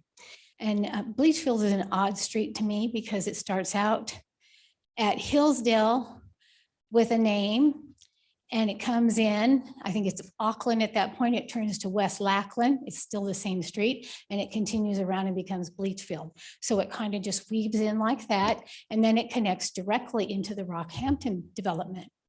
So my concern is that we have a neighborhood with children playing all of the time on the street. And according to the TSI, it's expected that there's going to be somewhere around 200 to 220 cars a day traveling down that street, whether they go to the school or whether they go out Rockhampton over to Cloverdale. That's a lot of automobiles. And I would like you to just ask yourself, if you lived on a street that had over 200 cars driving down it each day, if that would be a street that you would really want to live on, especially when you're in a community where the children are playing on the street. Where are those children going to play? Because it's a very protected area. There's several questions I want you to ask yourself. 40 acres of land, 219 individual households, and based on the numbers of almost 8 people per household, that's 613.20 people living on that small acreage. Now, in the entire community of Hillsdale Creek, which is about 3 times that big, there's about that many people and only 125 households. And it takes about 3/4 of Rockhampton to make up that amount. So when you're thinking about whether you want to send this plan back to the developer or whether you want to approve it, ask yourself, does this plan truly fit seamlessly into the adjoining neighborhoods? And are the transitional buffers adequate and allow a seamless integration into the neighboring communities? Will the approval of this project protect the existing residents' property from incompatible land use? And does the development protect the private property rights and values and mitigate against the incompatible uses that are possible? And lastly, oh, good thing I'm on lastly. The mention of Discovery Park has been often as that it being the community park for us to go to. I have 5 grandchildren that live in this area, and that's why we're here. I've been taking my grandchildren to that park since it was first developed. We now have to, we have 2 littles, 4 years old now. We now have to leave the park because it's so overcrowded and the big kids bump into them and hurt them. And so it's become a park that we can't use very often. And from the corner of Amity and Cloverdale, that park is 2.7 miles away. It's not on a walkable street in any direction. And I appreciate the opportunity to speak with you. And I thank you for your listening. Council, any questions? Mr. Mayor. Councilman Pro. Good news, phase 2 of the park is in planning, so it will be coming in the next 2 years. So look forward to that because there's some neat things happening. So I have a question, and it's not specific to you. It's really all of the members of the community here that have stated concerns about density, about proximity of the homes to larger lots, about transitions between the properties. there's 79 townhome lots that are proposed. And in general, there are fewer residents that live in a townhome or an apartment than there are in some of the larger homes in the Hillsdale area. So if your average home in Hillsdale, let's say, is 2,500 square feet, you're probably talking about at least 4 people in general in one of those homes, where you may only have 2 people that live in the townhome. So is it the number of people that is the concern, or is it the proximity of the homes to one another for line of sight reasons or aesthetic reasons? They're very different things to me, because you can have 79 townhomes with 2 people, or you can have half of that with 4 people in each home. It's the same number of people and the same number of vehicles. It's just, I guess I'm trying to get a better understanding of whether if the issue is really the number of people, or if it's how it looks, or if it's concern over property values. And you don't have to answer that for all of your neighbors, but if you have anything to share about that, I would appreciate it. Thank you for asking me that. When the Centerville subdivision was first proposed, I spent a considerable amount of time looking through the Idaho statutes, studying the city codes, and also the Ada County articles of our organization and their codes. And what I really embraced about it was the idea of transitional spaces between developments, where you had walking spaces and places for people to go, the wide avenues in the neighborhoods, and you had it felt open and it felt large. And if you were to go drive into down Hillsdale, and into Century Farm, you would see there's grass and sidewalks, and it transitions. And even from the school to Century Farm, there's a large transitional area, and everywhere you go, there's those transitions. This development does not provide transitions. I think it was Melissa who showed you the pictures of Union Square. I too went out to Union Square because it's very similar to the proposal that they've made for Centerville. And the objection is there's not enough open space. There's little strips of land, and they get to take that and they can say, oh, that's space, and we can aggregate all the space together, and it's some odd acres, 6.2 or whatever she said. And that's the space that people have to spread out in and to enjoy their walk on. And so they're not going to stay as much in their community as they're going to overflow and try to go to places where they have more space, especially with families. And it's not that townhouses have less and houses have more. I would differ with you on that, because my neighborhood is full of many retired people, and so is Rockhampton, where there's only 2 residents in each house. But in Century Farm, many of the families have 2, 3, 4, 5, 6 children, and they need space. If you've got little boys, you know how that is. You've got to have some place for them to run and to play. So it's about not enough transitional space. It's about not enough separation. A common back fence between Centerville and Hillsdale Creek is unacceptable. There should be a large area completely, even around Rockhampton. They deserve the same treatment. So it's about having the space. That's what I love about this community. It's about having places for families to spend time, because that's what Meridian is all about, is family. And it's about enjoying the community and the neighbors. And I don't have an objection to growth. None of us have an objection to growth. But when we read the plan and we read all of these things that the government has spent thousands, I would think, hundreds of thousands of dollars on in creating, we had an expectation. You listened to the community, you created this plan, and that's what we were going to get when we moved here. And I used to say, oh, I love Meridian. They listen to their citizens. I love it for that reason, but I don't feel that way anymore. Having gone through this process, I no longer feel that we as citizens have been listened to the way we should. And I don't know where the disconnect is, but we all feel that way. And if you would hear what everyone's saying, is people are worried about whether there's going to be enough water. They don't think they're listened to. And it's a disappointment, because I don't think that you individually feel that way. I think you feel that you're listening to us. And I think that you want to provide us with the best community that we can possibly have. And I know from your hearts that that's what you want to do.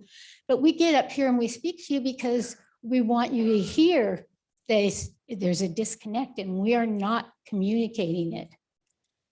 And I appreciate the time to speak with you. And I hope that you all have a good evening. And thank you for spending so much time with us tonight.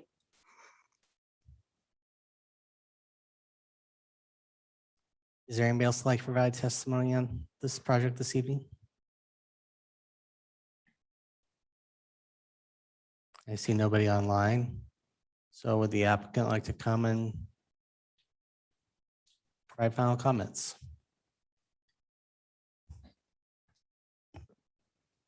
Thank you, Mr. Mayor, members of the council, Becky McKay. I'll try to address some of the comments. One of the things that I obviously want to stress is the fact that a lot of effort and time and money goes into your comprehensive plan and your land use map. I've heard a lot of comments that this project doesn't comply with the comprehensive plan. It doesn't match the land use map. And that is just not the truth. It is just not. When we have medium density residential designation and mixed use residential designation, and we're coming in exactly with what your staff has guided us to create what we call a balanced community, then I don't think we're in error.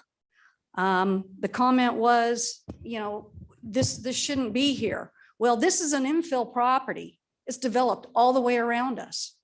Nobody's put any open space to the east of us. Nobody's put any open space to the south of us, but I hear comments that we should be. Can I go back to my, Joe, can you pop that back up if you would? The comment was, what is the distance between the townhomes and the homes that are there? One of the things that I did is along Rockhampton, I matched them lot line for lot line. Every single lot line here. Oops. Give me time here to get.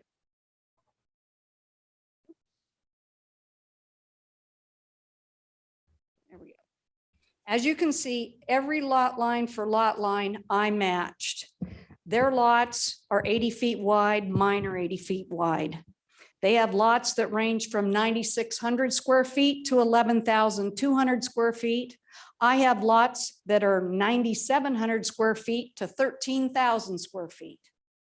So to say that I am not compatible, that I made no effort whatsoever to match their boundaries and their types of lots is incorrect. I did the same thing along the east boundary. Our largest lots around the east boundary range from 9,100 square feet to 1,300 square feet.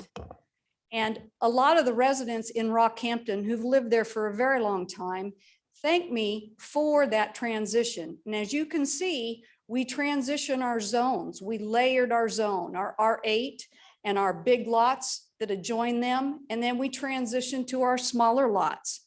I have lots that are 90, 85, 80, 75, 64, 36.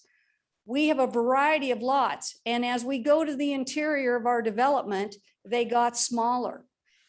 As far as these townhomes, the question arose, what is the distance? The distance from this is a collector road. I'm not backing these townhomes up to a home. I'm backing them up to a collector roadway that is a lower elevation. But the distance between my townhome and if this house sits at the 15-foot setback will be 165 feet. I'll be 90 feet from the rear of my townhome to the edge of the sidewalk. I mean, we've dumped out 33% of our density, 108 units. The Planning and Zoning Commission was absolutely impressed and shocked and said, you know, I don't think we've ever had a project where the developer willingly dropped out 180 units or 33% of their density to accommodate us and the neighborhood. And we did that. And as far as employment, how many jobs are created in Rockhampton? 0. How many jobs are created in Hillsdale? South of us, 0. We are creating jobs. We're creating neighborhood commercial. That's what the flex space, if you look at the definition, it's retail, it's office, it's small to medium business owners. It is the ability to have different uses within one building that are accommodate. We've talked a lot about traffic. We were going to generate 2,600 vehicle trips per day. Well, with the changes, we got our vehicle trips down to 2,055 for the daycare and all the residential, 2,200 with the flex space. If you look at the trips generated, I'll generate more traffic if I put single family dwellings on this whole parcel.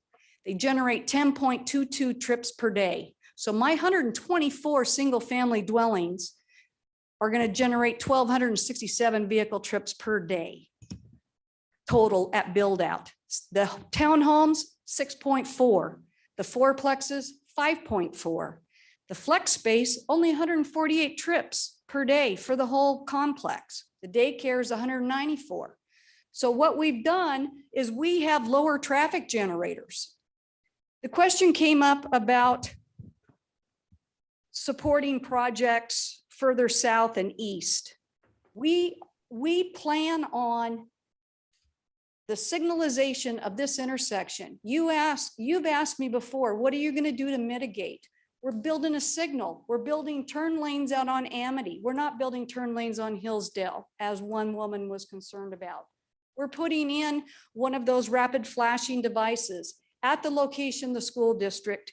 I've been dealing with the school district, and I guess if Ms. Johnson wants to come and testify on every single development project, I would be happy that she do that. But to single one project out and say that this project is different than any other, because I've been dealing with her staff for a year now on this project and doing everything that I can to try to make sure that we're generating the lowest number of kids that we can. Councilman Peralt made a good point. Townhomes are typically occupied by a husband and wife, empty nesters. They're occupied by seniors. We don't see the same generation of kids coming out of townhomes or out of fourplexes. Single family dwellings, we do. We see larger families. My kids, I had 3 kids and I lived in the West Ada School District since 1987.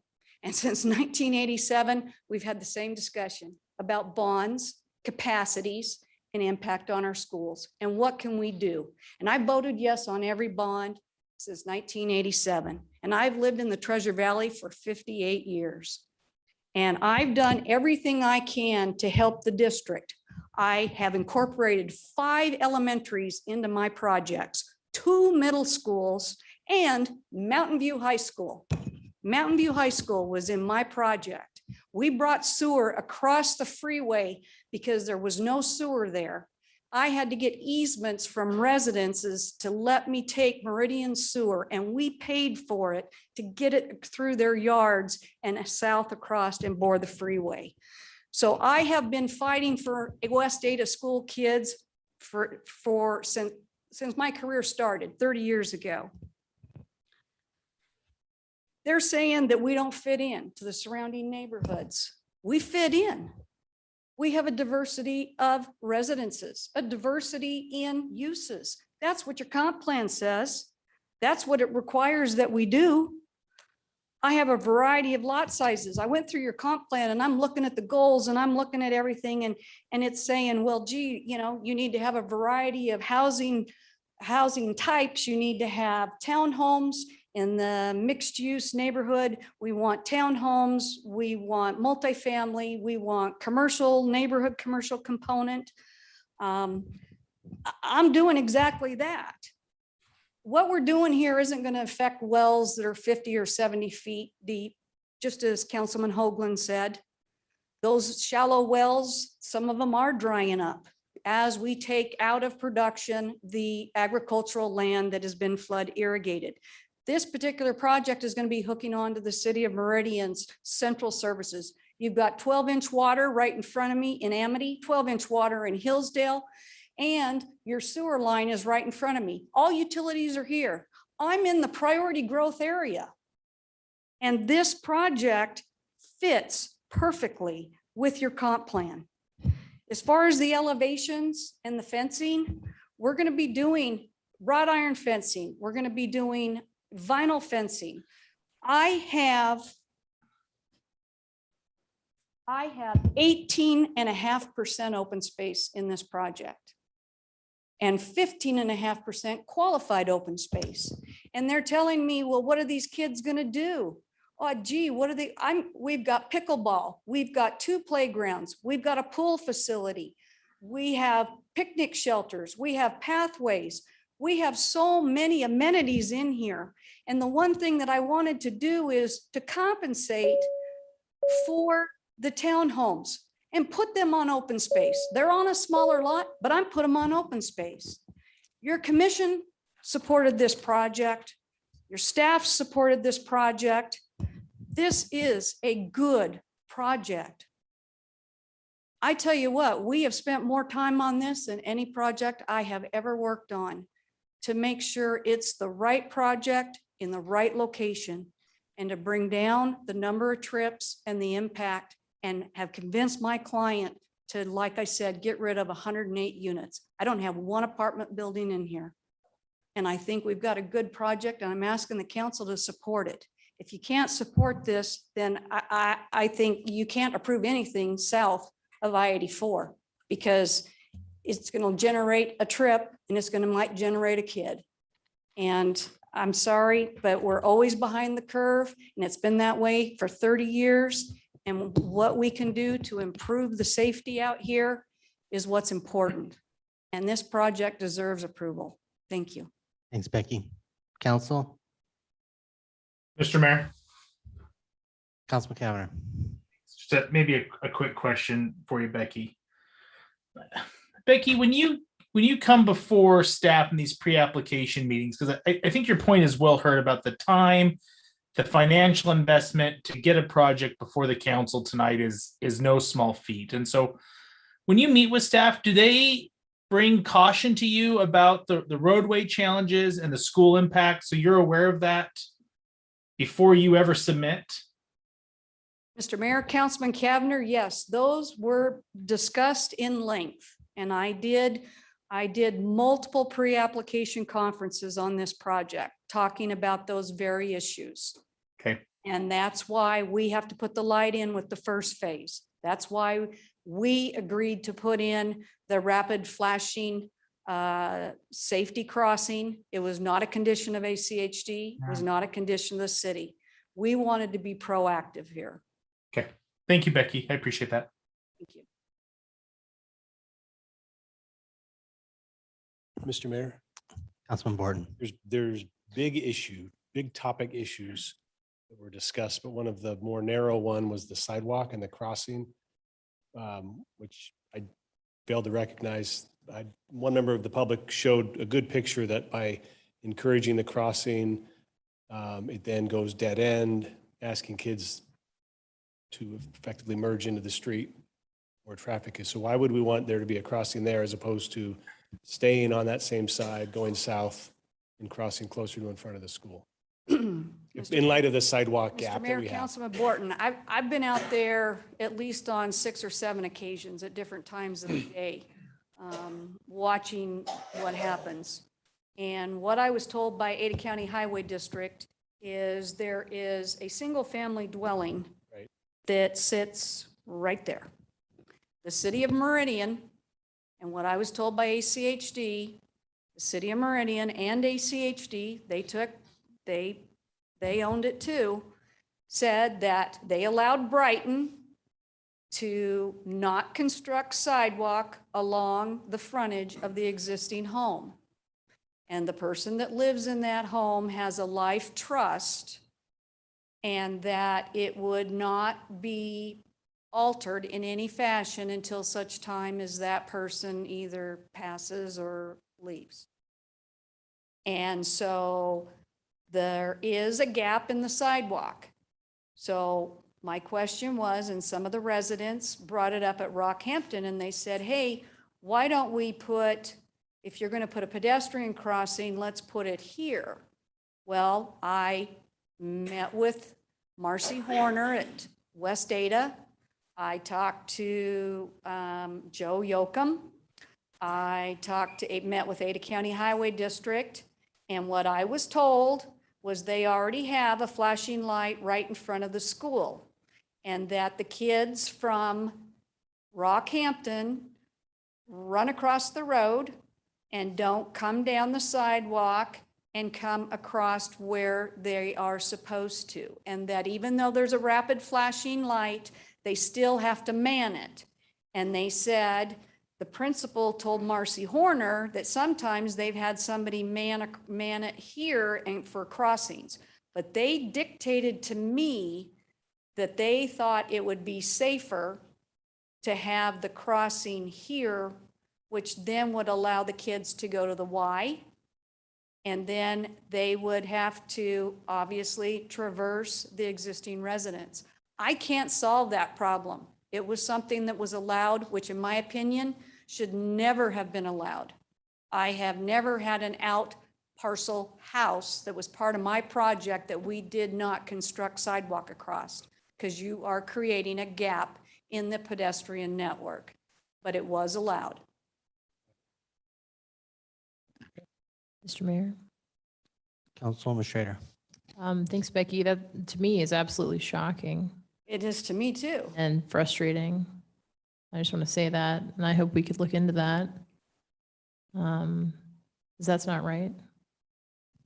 Yeah, I Mr. Mayor, Councilman Strader, I brought it up with the Highway District. I said, you know, what can we do to solve that? And, you know, could we build sidewalk across there? And they said, no, that was part of Dave Turnbull and Brighton's deal. And it's a living trust and we can't touch it. And then at Rockhampton, their sidewalk just stops. And then they have landscaping. So I'm going to have, I asked ACHD, how did that happen? Why did they not extend their sidewalk to their north boundary? And they said, well, we don't know, they should have. So we have to do that to make the connection to the Rockhampton sidewalk.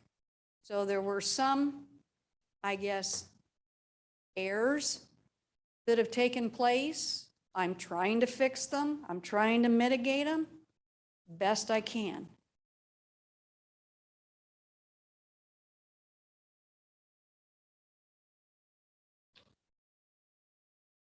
Council, any further questions? Mr. Mayor, Councilman Cavanagh. I've got a question for Christy with ACHD, but I also would want to give Becky a chance to respond. Is now the appropriate time? You bet. Great. Christy, if you're still on, in what feels like yesterday, Ms. McKay was talking about some of the planned roadway improvements in and around this neighborhood. And I'm just curious if you can comment on that. I know there's been changes and delays due to some budget challenges. I'm just curious if you give a council a kind of an update about where those roadway improvements are coming and when. Yeah, thank you, Mr. Mayor and City Council. Yes, I am still on, and it does feel like it was yesterday. Yes, so we are in the process of, it's kind of an extended adoption of the integrated 5-year work plan this go round. So we had done an initial draft, and then the budget was adopted, and in essence, the funding that we had anticipated when it was first developed was not what was adopted. And so about $60 million worth had to be cut out of the program. So it was redone as quickly as we could and put back out for public comment. But what we did hear in both public comments that we received on the initial as well as this one was that Amity was a priority corridor. With regards to the public, we heard a lot from the public that Amity needed some improvements and widening to 3 lanes. So we did, and then we held 5 work sessions with our commission. And that was also addressed with the commission then as well, that Amity was a priority. And so there are some segments that did accelerate. Becky's correct. Our CIP did have them originally forecasted for further out. But again, that's always dependent on development and when that occurs and how quickly that occurs. So currently in the draft plan, we did accelerate the segment of Amity Cloverdale to 5 mile for design 24, right of way 25 and construction in 26. We have not accelerated Amity Eagle to Cloverdale yet, but it is in the program for design in 26.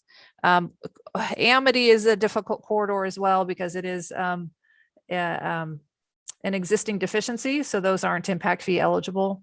So those would come out of general fund. So those come out of a different source. So those are harder to accelerate. So I hope that answers the questions. We do have, I mean, as you know, the Eagle Road corridor is finalizing that construction, and we do have the Amity and Cloverdale roundabout also in for construction in 26, along with the road segment. Great. Thank you, Christy. Of course.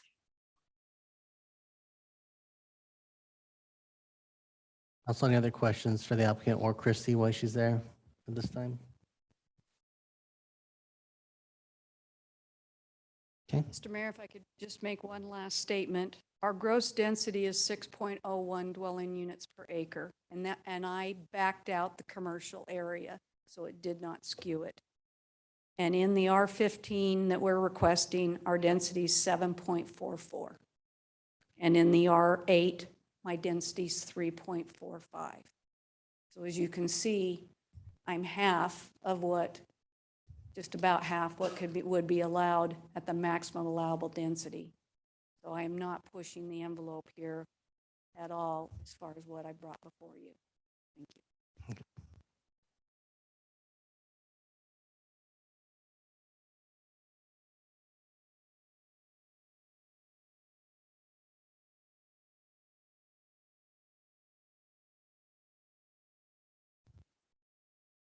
So council, I'm assuming you're going to want to leave this open until you get to a certain point, but I'll just stay here in silence until you all already start talking. Mr. Mayor, Councilman Borton. A lot went into even getting ready for today. There was over 100 letters from over a year ago, even before the application was submitted. So we've gone through all of them in preparation. And tried to kind of map out the common themes among all of them. Much more input than a lot of the applications that we normally see. So that I anticipated that hours and hours of prep work to flow over into today, and the great comments that we heard from the public that took their time to show up here and to testify remotely as well as live. So thank you for doing that.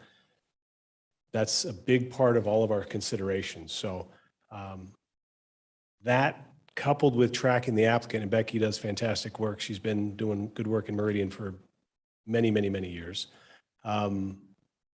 Required a lot of work from my perspective to try and balance and first understand all these considerations here.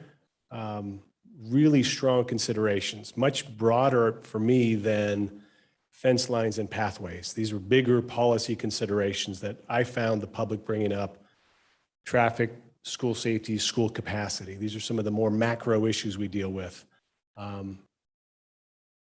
So it just frankly, it took a lot of time, a lot of thought. And I've sat mostly quiet here trying to listen and correlate what's been shared with what we received in writing in advance, and to give that more thought. And my initial reaction in hearing the finishing of the applicant's remarks, it's not a clear-cut, obvious answer for me. And that may not be the most popular, but this for me might require some more thought and not to receive more information, but to consider what has been shared and to think about it. It's 10 o'clock now. We've been going for a little while. No one's in a rush. So that's my initial reaction, honestly, is to think about it a little bit. The hearing could be closed, but I think the applicants brought up really sound points. Principles such as, the land use designations don't equate to a specific zone, right? So that principle's not, we see it all the time, and Becky sees it all the time, but it's a unique principle that, a mixed-use residential land use designation is not a zone, and it doesn't correlate directly to a specific use, right? It has a variety of types of uses, and commercial's one, and so is residential, and where's that blend? I could understand how the neighborhood struggled with that principle and where that line is drawn and how much should be commercial and how much shouldn't, and the types of residential uses. I thought there was great discussion in advance of today on that type of issue. But there's nothing about the requested zone that is technically deficient with what's in the future land use map, right? The requested zones fit those areas. It's more of a policy consideration of whether or not it's enough commercial versus residential, or should the mixed use residential land use map incorporate a little bit more, expand, provide more commercial in this overall project than residential, which is more of a policy consideration than a technical code compliance. I'm just a long-winded example of why this one it's challenging. And I thought all of that discussion was really good and very helpful. And I forgot your name, ma'am, but I'm looking at you right now, now in the back, because you made a comment that it really hit home. And what I would hope you take from this hearing and any other time you ever testify is all 7 of us absolutely listen.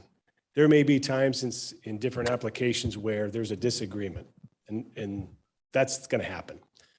But I don't want anyone in this room or watching to ever get the impression that we don't listen and try and give some thoughtful consideration. We're balancing a wide variety of interests. Some of those might be more broader than adjacent neighborhoods. That might be a very valid concern among many. So I just hope that even if there's disagreement, you at least feel that we are really working our tails off to listen and try and incorporate those concerns and considerations into trying to make it a thoughtful decision.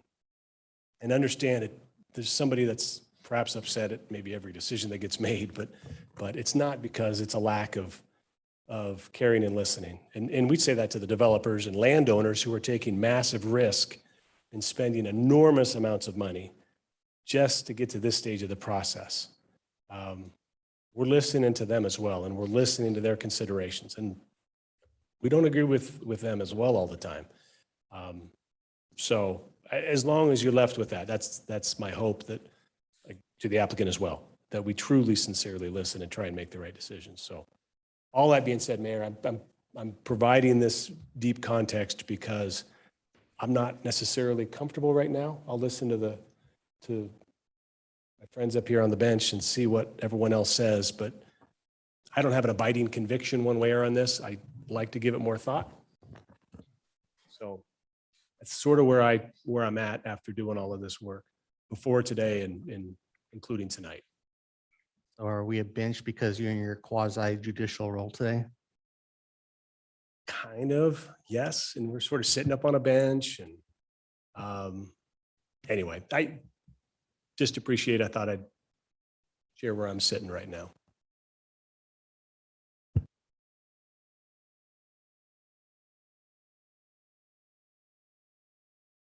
Mr. Mayor. Councilman Cavanagh. I'm happy to chime in. I appreciate Councilmember Borton's comments.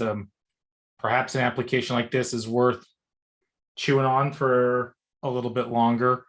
On I'll share a couple of thoughts, at least where I'm at, maybe if we want to get at least a conversation going. I really, there's a lot of things about this project I really like. I think it does meet the comprehensive plan. To me, this screams of like a project that Becky McKay would bring forth, super thoughtfully put together, taking into consideration neighbors. And, I think Becky talked a lot about matching, lot lines to try and have as low of an impact on the neighbors as possible, which I really appreciate. The amenities I think are really, really fantastic. Becky asked the question about, residential in South Meridian, if we should be saying no. And I think one of the things that we've really benefited as a council is we've received better data.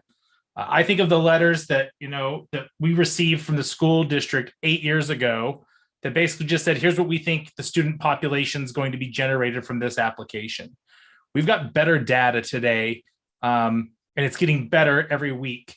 I heard the frustration from many of the neighbors about the 0.10 students per multifamily. I think all of us on council, when we first have heard that, have scratched our head as well. That's data that we've received from West Ada, and I've struggled with that as well. To me, the data, the impact on our streets and roads and our schools in such close proximity to this project, to me, I can't be supportive. As much as I love so much about this project, there are just too many other impacts. And Becky, I know that you have been a huge cheerleader and a huge champion of getting schools built in our community. And I think that it's the fact that things have changed, and the way that we have relied on schools to be built in our community has changed. We can't expect the district patrons to come in year after year and build all these new schools. As we get larger, there's going to be less desire to do that. The way we're paying for our streets and roads, I think has got to change. And until I think that we've got a better plan in place to plan for schools to accommodate the students that these neighborhoods are going to generate, I'm going to be really hard pressed to be supportive of any residential application that is driving more students into a district that is growing by leaps and bounds. And in this part of town that is so severely overtaxed when it comes to its schools, I just can't in good conscience be supportive of adding more students to those schools. So I'm happy to continue the conversation. I'm happy to continue to weigh, but I can't see a scenario where I'm going to be supportive of approving this project, as much as I love it.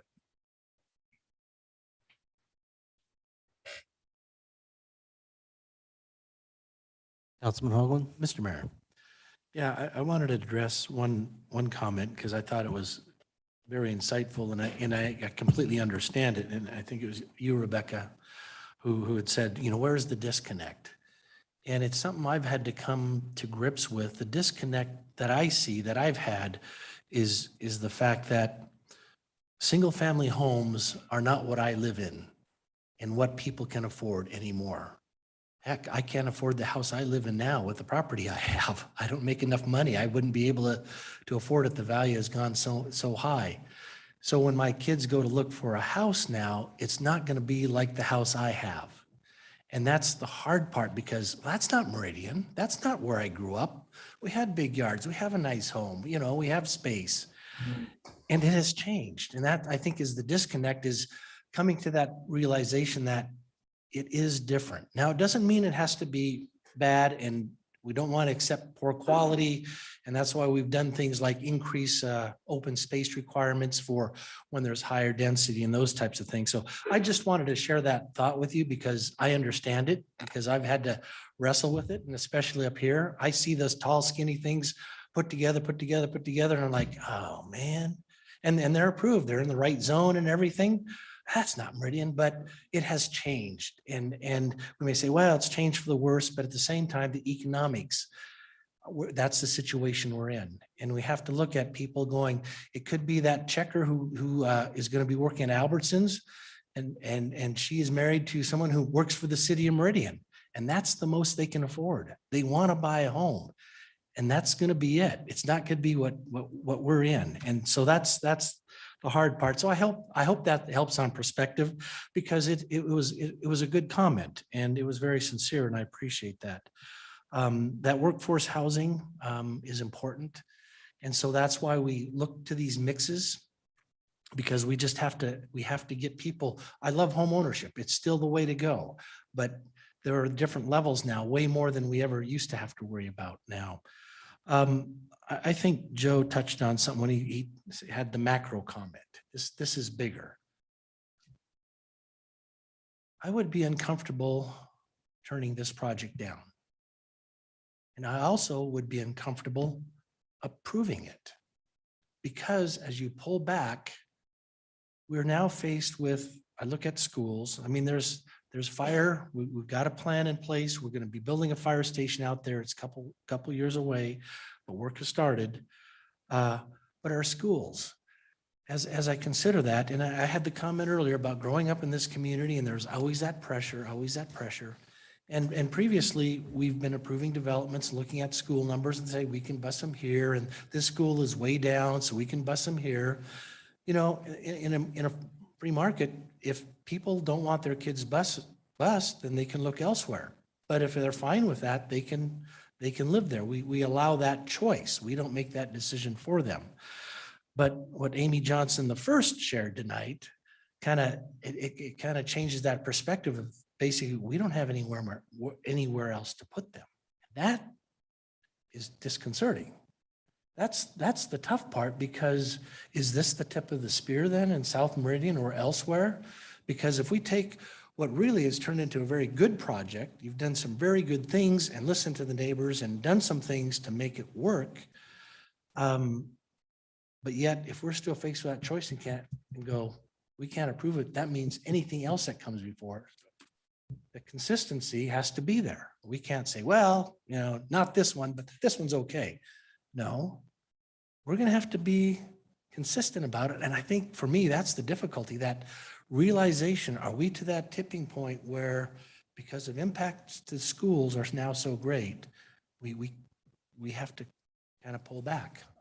And that's a big thing to chew on, because that is a changing dynamic for Meridian and for our work and for the housing needs that are out there, and it impacts you. You think, oh, great, if they pull back, that's great. Hey, they're still moving here. Demand keeps going up. Those home prices keep increasing. You're going to be living in $1 million home and go, well, why am I broke?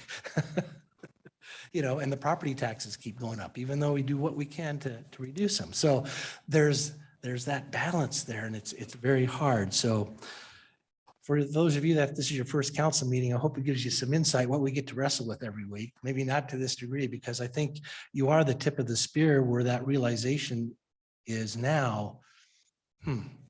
Maybe we reach that point where something can't be done. So I don't know. I really don't know. Mr. Mayor, Councilman Barrett. I really appreciate the discussion this evening. After going through my notes and going over all of the public testimony, written and audio that was provided to us prior to this meeting, which, like Mr. Borton said, was hours of studying and reading. I knew that tonight's application was going to be difficult, especially given the recent election that we just had, and I knocked on a lot of doors, and I heard a lot of people and concerns all across this great city.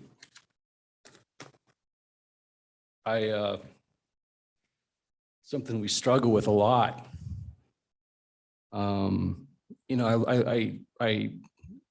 Becky, your design was thoughtful. Especially around the perimeter of this application. I mean, it's rare, seriously. I dare anyone in this room to look back at an application where someone like Becky has exactly aligned property lines with existing developments. I'm sorry, that just doesn't happen. If it does, it's extremely rare and it's very thoughtful. Are there tweaks that I would make to this application? Sure. Does it make it a terrible application? Absolutely not. But things, things are changing in our community, and whether you like it or not, there's some deep rooted policy decisions that need to be discussed. And that's no fault of anyone. It's no fault of the development community. I mean, you can yell at the development community. I mean, our opponents that ran against us this last campaign season, said multiple times that, we paid too much attention to the developers. I mean, and that's just honestly not true. It's not true. What Mr. Borton said this evening, we spent a lot of time going over this and listening. It's just a fact. But the point of the matter is that those who are thoughtful and those who pay attention understand that the real deep-rooted policy discussions that we need to have, and they're related to our schools and they're related to our roads, two things that unfortunately the city of Meridian, we don't have purview over, but we, thank goodness, we have great relationships with these partners, regional partners, and they're just discussions that we need to have. At the end of the day, what makes this decision hard, along with public testimony and what's been discussed this evening, because I don't disagree with what was stated tonight, is consistency.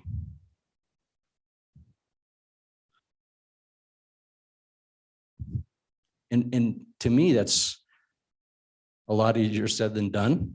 But our development community spends a lot of money on these things, and the reason why they do is because they expect they can only look back and say, okay, well, this is what code is, and this is what the direction of the city has been going, and they make decisions according to advice given from staff and past applications that have been heard before us. But the issue, the conundrum that we're dealing with is now you have to add on the issue, the deep policy discussions that we need to have with the schools and the roadways. And so I agree with my council members. This is a tough one. This is so hard. And I think it boils down to more discussion. And I think that, the public deserves this. And I also believe that, the development community deserves it as well. And at the end of the day, well, I'll stop with one. We're talking a lot tonight. And it's because we have so much on our shoulders and our minds. But our state legislature needs to do a better job with how they fund schools. And that's just, they just need to really look at this issue, because it's becoming a huge problem. We have citizens in our state that can't afford their homes. If you look at, your property taxes, I believe at the city's perspective, you're getting a big bang for your buck, but most of the taxes you pay are for your schools. And some of you, I look out here, don't even have kids that go to school. And so it's a real tough pill to swallow, and it's really a huge issue. And I think, I call on our state legislators, especially the ones here in Meridian, to really take a deep dive into this and figure it out, because it's becoming a major problem because people can't afford their homes. I won't talk about ACHD. Those are my thoughts. Councilwoman Schrader. Yeah, I can give some thoughts, and probably along the lines of what some of my fellow council members are thinking. The problem with the balance and what we're trying to do is we have just two really opposing problems at the same time, right? So I just read an article, based on the income here, we're in one of the least affordable housing markets now in the country. We have a massive housing affordability problem. And I hear a lot of people move here and they're like, don't turn this into California. Let's not import the problems that they have over there. Well, a big problem they have over there is they just didn't build enough houses. That's a big part of how they ended up with that problem. So I firmly tend to err on the side that in the market we're in, with the amount of people moving here, we need to build more houses. But, you know, on the other hand, I think we received some pretty stunning testimony from one of our school trustees that this is different.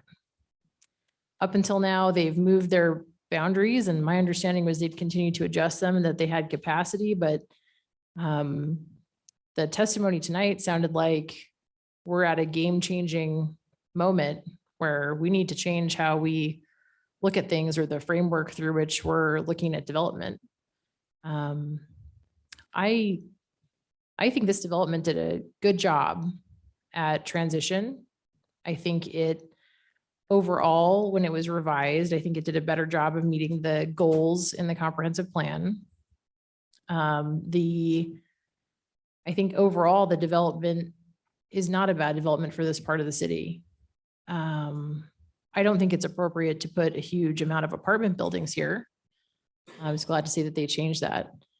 You know, so I think where I'm at, I think if I approved this one, it might be like one of the last ones I could approve in South Meridian, if I'm being honest, without having a deeper discussion on what's our plan for South Meridian. And maybe we need to look at our priority growth areas framework. And maybe the priority growth areas needs to adjust based on school capacity. You know, maybe we need to have some creative discussions, like farther reaching discussions than this one about, you know, how to handle building permits if we, you know, have a really limited capacity in our school system and no way to get more. I don't think we're going to solve that tonight. Like the application, I think the applicant did a good job trying to address the overall issues. I don't want to see us just stop, you know, building housing. I don't think any of us wants to see that. I think what we're going to find is that that's going to lead us to some outcomes where we're just completely unaffordable, even worse than we are now. Yeah, we've got it's a supply and demand issue. I mean, that's how you end up in the place that some of our sister cities are in. I don't want us to go there, but we need a plan, I think, for this area of Meridian. And with the testimony from Trustee Johnson, I can't ignore that at all. So yeah, I think maybe we need to schedule some on a different agenda, some wider kind of brainstorming sessions about how we want to handle growth in this area. I definitely need to reflect and meditate and think and maybe pray. That might help too, to think about how to handle this one. But it's a bigger discussion.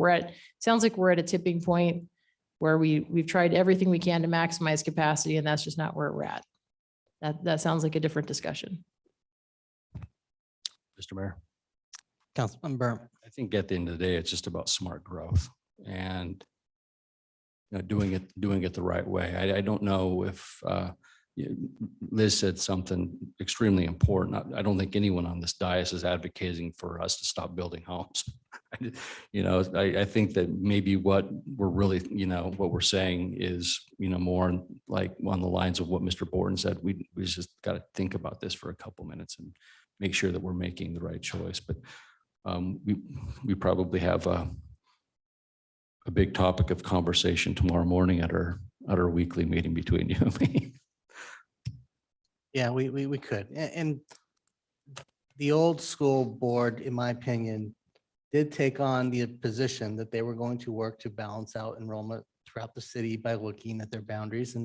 And that is one of those things that, quite frankly, from a community standpoint, they need to do if they ever want to. If you don't maximize the space you have, no one's ever going to approve bonds for you when you really need them.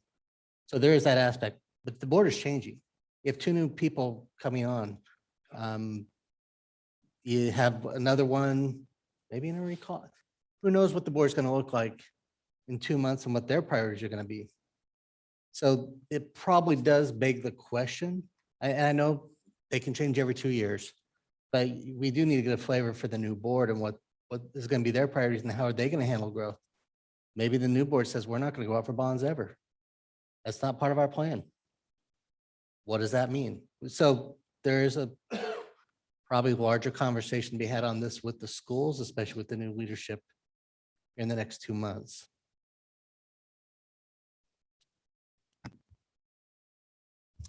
Mr. Mayor, Councilman Burnt. I think that I think that it's probably prudent to probably continue this one, right, Becky? Yeah. So I'm looking at some available dates. So obviously we have a special meeting on the November 30th. It's pretty full. Stuff that was scheduled for next week, but we have a bunch of stuff on on December 7th. Look at this real quick.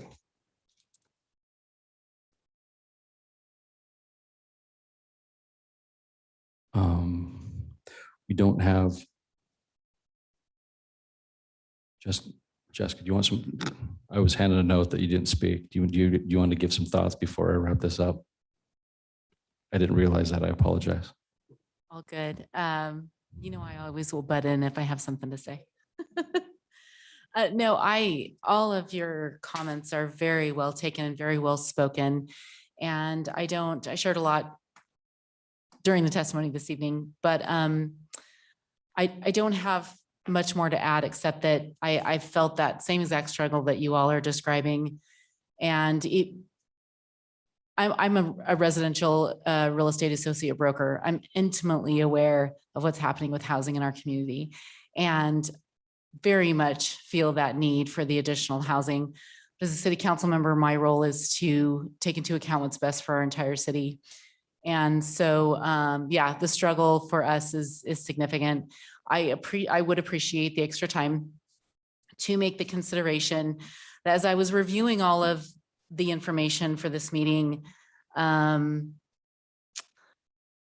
felt like that there needed to be something really significant that would cause me to 100% give my support behind the project. And it's not because of the project itself, as many of the council members have expressed. We appreciate the significant changes that have been made. We think the improvements to the plan were good. There's a few things I'm not a fan of, but that being said, yeah, I'm in the same situation. I've got to really think through where we are and what this means for us in a bigger picture. So I'm in support of what I assume is going to be Councilmember Burnt's motion. Mr. Mayor. Yes, Joseph. Yeah. Calm down, Dad. It's okay.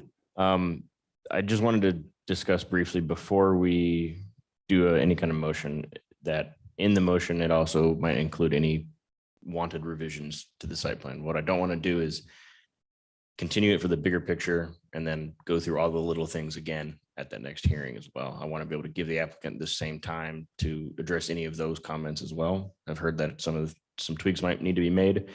I just want to offer that opportunity to the applicant and to me to have time to revise it, because this is one of, I don't know how many projects I have, but too many. So I just want to make sure that we all have time for that. Mr. Mayor. Councilman Schrader. Just to butt in with one thing, and I don't know the particulars of Brighton's development across the street, but I would hope in the time that we continue this, that someone at the city could contact that homeowner or Brighton or both and knock on that lady's door and say, did you realize that you have hundreds of school kids that have an unsafe route to school right in front of your house because you won't let us put in a sidewalk? I don't know how we missed that one, but that just seems pretty nutty to me. So if we could just try to resolve that, that'd be great. Mr. Neri will handle that conversation. I can speak to her. Mr. Mayor, members of council, Councilman Schrader. So that house is in the trust, and the trust is then owned by the Y. So the Y is planning on a future development there. So you know the property owners. I'm happy to call her, but I don't anticipate she's going to want more kids walking on the property at this time. But I don't know that. So I'll call and ask her. Mr. Mayor. Councilman Schrader. Well, I really appreciate you calling, because I think if you just framed that for her that it's a safety situation, you know. I'd be surprised. I think that's a real community. I don't know the details, but I'd be shocked. So thank you for doing that.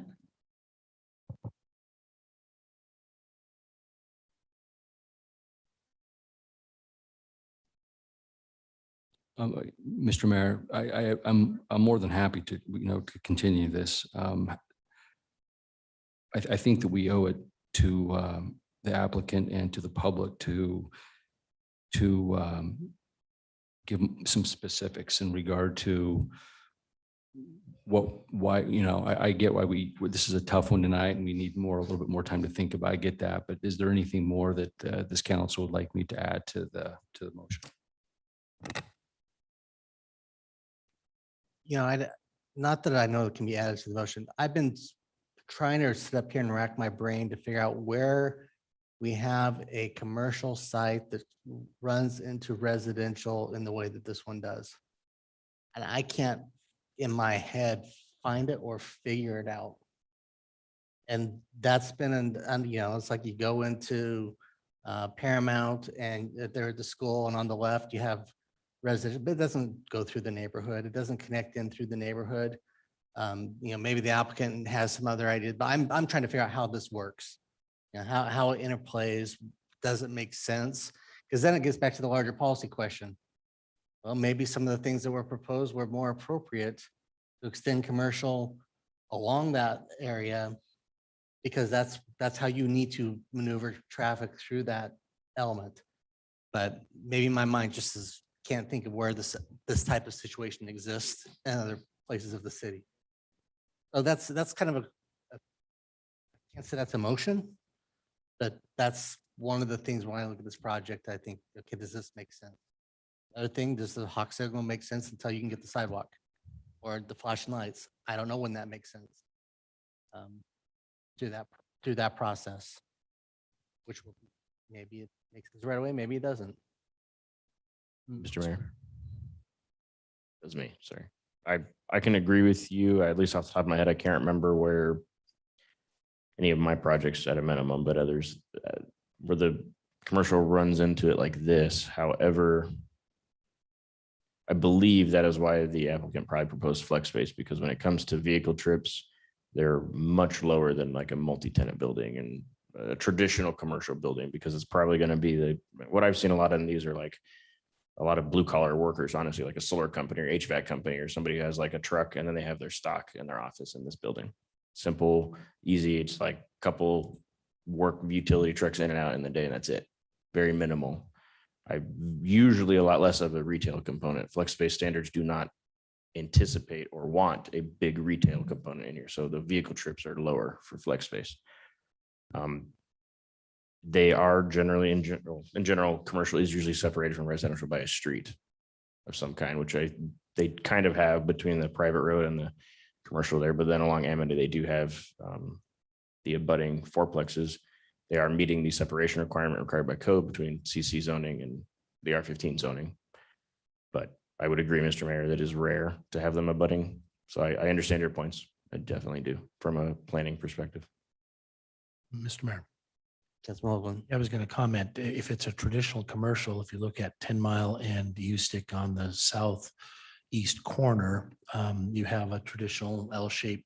And then there's patio homes behind that, and there's a street and the fence, and there's restaurants. And boy, oh boy, talk about delivery times and upset people and traffic and different things like that, where they were just commercial businesses, 8 to 5.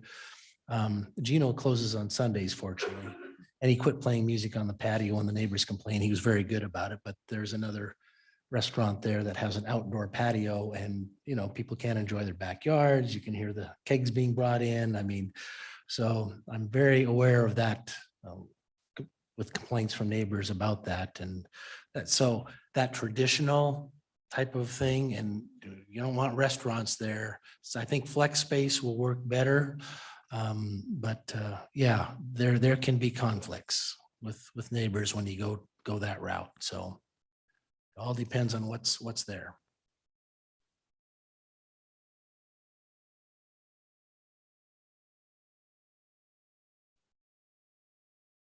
Mr. Mayor, Councilwoman Pearl.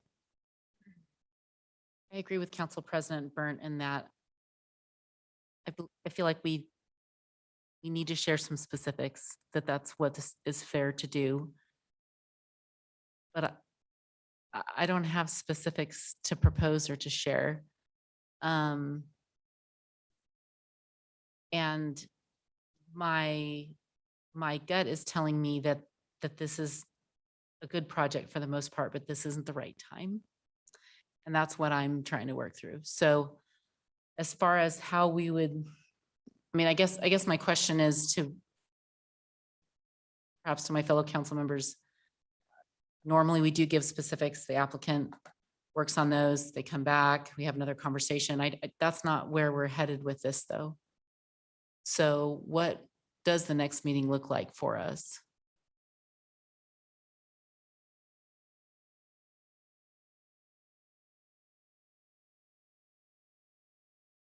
Mr. Mayor, Councilman Homa. is that question, Councilman Perot, the next meeting, like, do we close the public hearing and no one contacts us? Of course, we don't talk about it because that's prohibited, but, or do we leave the public hearing open, let people continue flow of information, and then we make a decision through the judicial process, or how did you mean your question? Mr. Mayor. Councilwoman Pearl. Thank you for that question. No, it was less about the technicality of the meeting and more what do we expect to have happen? What do we expect the applicant to be doing? I was under the assumption we would close the public hearing this evening. What is it that we want the applicant to be doing? Are we going to have another conversation with them, or are we just going to come back and give a decision? And all applicant and public testimony is closed. Are we asking the applicant to make specific changes, or aren't we? Is it really just a matter of us individually having time to think about it and then coming back with a decision? Mr. Mayor, Councilwoman Schrader. I can give my preference would be, besides working on the crossing safe route to school issue, I think between now and decision time, we need to have a bigger conversation on our overall strategy in South Meridian, in a separate meeting, not about this application, but holistically. I'd love to see from planning staff a deeper dive kind of analysis on how many units, the number of which they have, but the number of units that are approved, breaking down a realistic pathway as to when those will be delivered. What are we really looking at in terms of capacity issues over time? If there's no new bond, there's no new schools being built, what capacity does West Data have now? Maybe more clarity holistically from West Data if we can get it, but I feel like we need to have kind of just a bigger picture, kind of a brainstorming conversation on creating a plan around that. That to me would be the next step. Mr. Mayor, Councilman Burnt.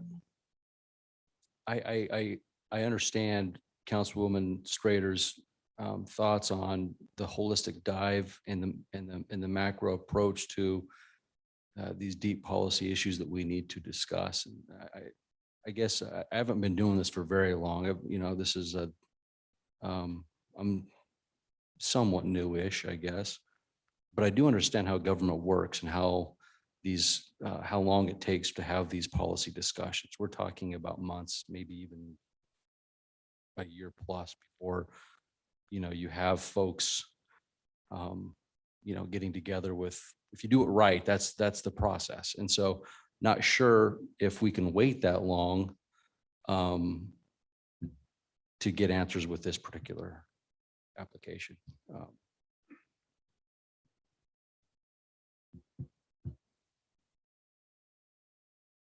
Mr. Mayor, Councilwoman Pearl. specific to Councilman Strader's request, would it be helpful to have expected enrollment information from West Data based on where we currently are, where they anticipate us to be?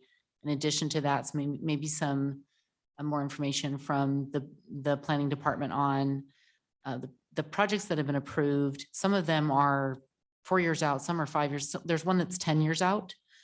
If there's any way for us to get information on their phasing plans and when they expect to have certain portions of their residential completed, that might give us a better picture. There is a sense of urgency, there really is. But in some ways, we need to look at what do we really expect, how many units do we really expect to have built in 2 years and 4 years and 6 years and 10 years.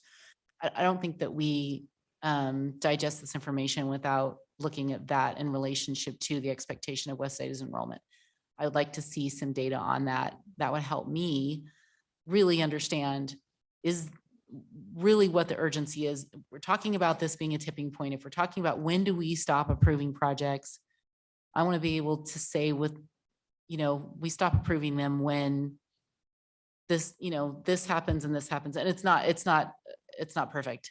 There's not going to be an exact number that we're going to have, but I don't want to make the assumption that the several hundred approvals that we have given are all going to be built next year, because they're not. And I just want to be really careful that we don't move forward and swing the opposite direction because of a sense of urgency without having more information. Is that what you were getting at? Mr. Mayor? Councilwoman Schrader. Yeah, totally. Like the numbers that Amy gave are huge numbers, right? But I don't know if that's a fair way to look at it. I think we need a strategy around managing growth. It sounds like in South Meridian right now, if the schools aren't going to build more schools. But I guess just turning to the applicant, right? Like if I'm in the applicant's shoes, doesn't look great right now. But I think we should ask their opinion. Do they want a decision very soon, or are they willing to wait? I don't know. Council President and Mayor, I'll defer to you on how you want to thread that needle. I'll make a recommendation to move us forward. I would look at a month out, continuing this for a month out to see how much of this you can absorb some of these policy issues between now and then. And there can be conversations with the applicant between now and then amongst staff. But plan on trying to come back to make a decision on this one as you evaluate how much time and energy and resources you think it will take. And as well as we have a conversation with, West Ada and what this means to them in between. I could do some fact finding, gathering. But I don't think that you're going to answer these questions before you should make a decision on this application, but it's how long until you at least feel like you've weighed enough to evaluate a decision on this application.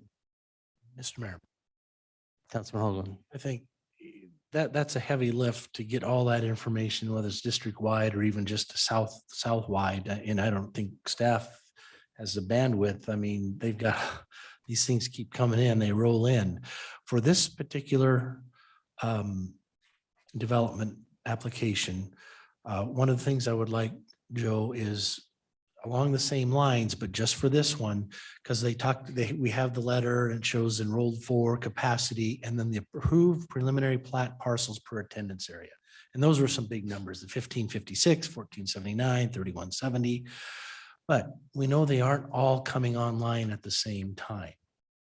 So if there's a way to have estimates, or at least if we know the phasing, like this one was, through 2025.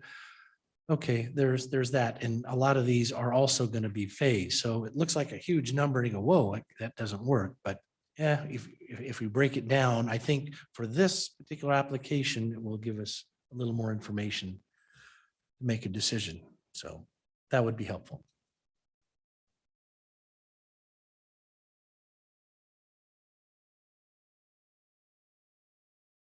Mr. Mayor, just to comment further, I would,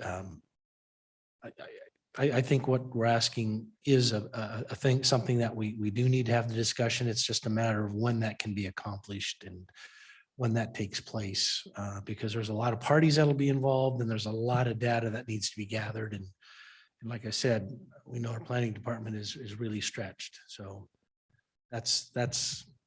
so I think we need to be fair to the applicant and give them a thumbs up or thumbs down. And for the folks who are waiting and sitting there, and I think some of the letters talked about the longest thing they've ever been involved with, and it's going to drive them crazy, or some words to that effect. But anyway, and be fair to them too, and not drag this out and make a decision on this, but still gather information, but it still has implications for what we do in the future as well. So that's what I think we need to do right now.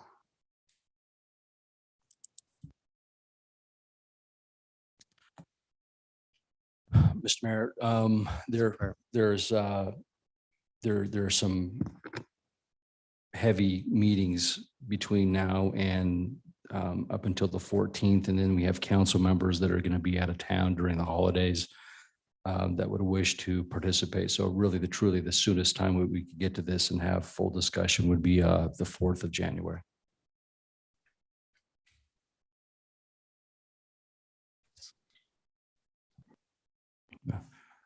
Applicant nodded. All right. With that, Mr. Mayor, I believe we're going to keep this public hearing open then, and then we'll continue it. I make a motion, Mr. Mayor, that we continue this public hearing to January 4th, 2022. Second. Motion and second to continue the public hearing until January 4th. Is there any discussion? If not, all in favor signify by saying aye. Aye. Aye. Opposed, nay. The ayes have it, and the public hearing is continued until January 4th. Thank you all for being here. We got some more business to do, so we're going to keep on moving through our agenda to try to get this wrapped up this evening. Mr. Mayor, we continued item number 14. We scratched item number 15.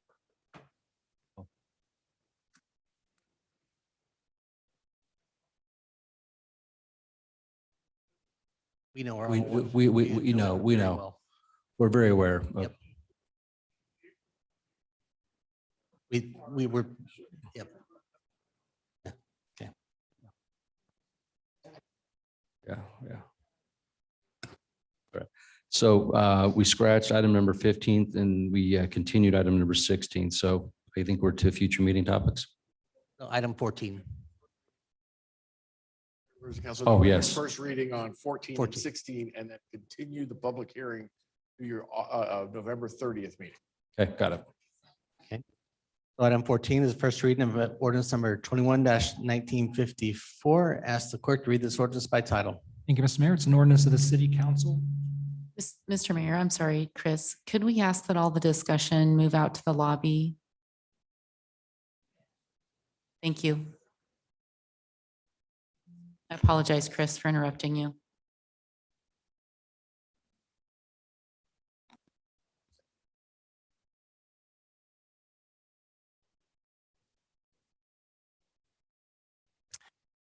Okay, this is the first reading of ordinance number 21-1954, an ordinance of the City Council of the City of Meridian, Idaho, approving the Option A Urban Renewal Plan for the Northern Gateway District Urban Renewal Project, which plan includes revenue allocation financing provisions, authorizing the city clerk to transmit a copy of this ordinance and other required information to county and state officials and the affected taxing entities, providing severability, approving the summary of the ordinance, and providing an effective date.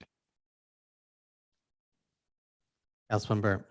Mr. Mayor, I move that we continue the second reading until November 30th. Second the motion. We've had a motion to continue the second reading until November 30th. Is there any discussion? If not, all in favor signify by saying aye. Aye. Opposed, Aye. nay. The ayes have it, and the item second reading will be on November 30th. Item 15 was vacated off the agenda. So we'll move on to item 16 for first reading of ordinance number 21-1956. Thank you, Mr. Mayor. It's an ordinance of the City Council of the City of Meridian, Idaho, approving the First Amendment to the Urban Renewal Plan for the Union District Urban Renewal Project, which First Amendment seeks to annex certain parcels to the existing Union District project area, which First Amendment includes revenue allocation financing provisions, authorizing the city clerk to transmit a copy of this ordinance and other required information to county and state officials in the affected taxing districts, taxing entities, providing severability, approving the summary of the ordinance, and providing an effective date. Mr. Mayor, Councilman Burr.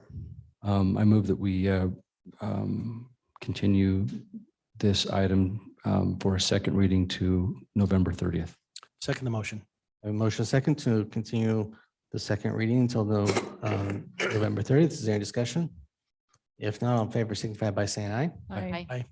Opposed, nay. The ayes have it.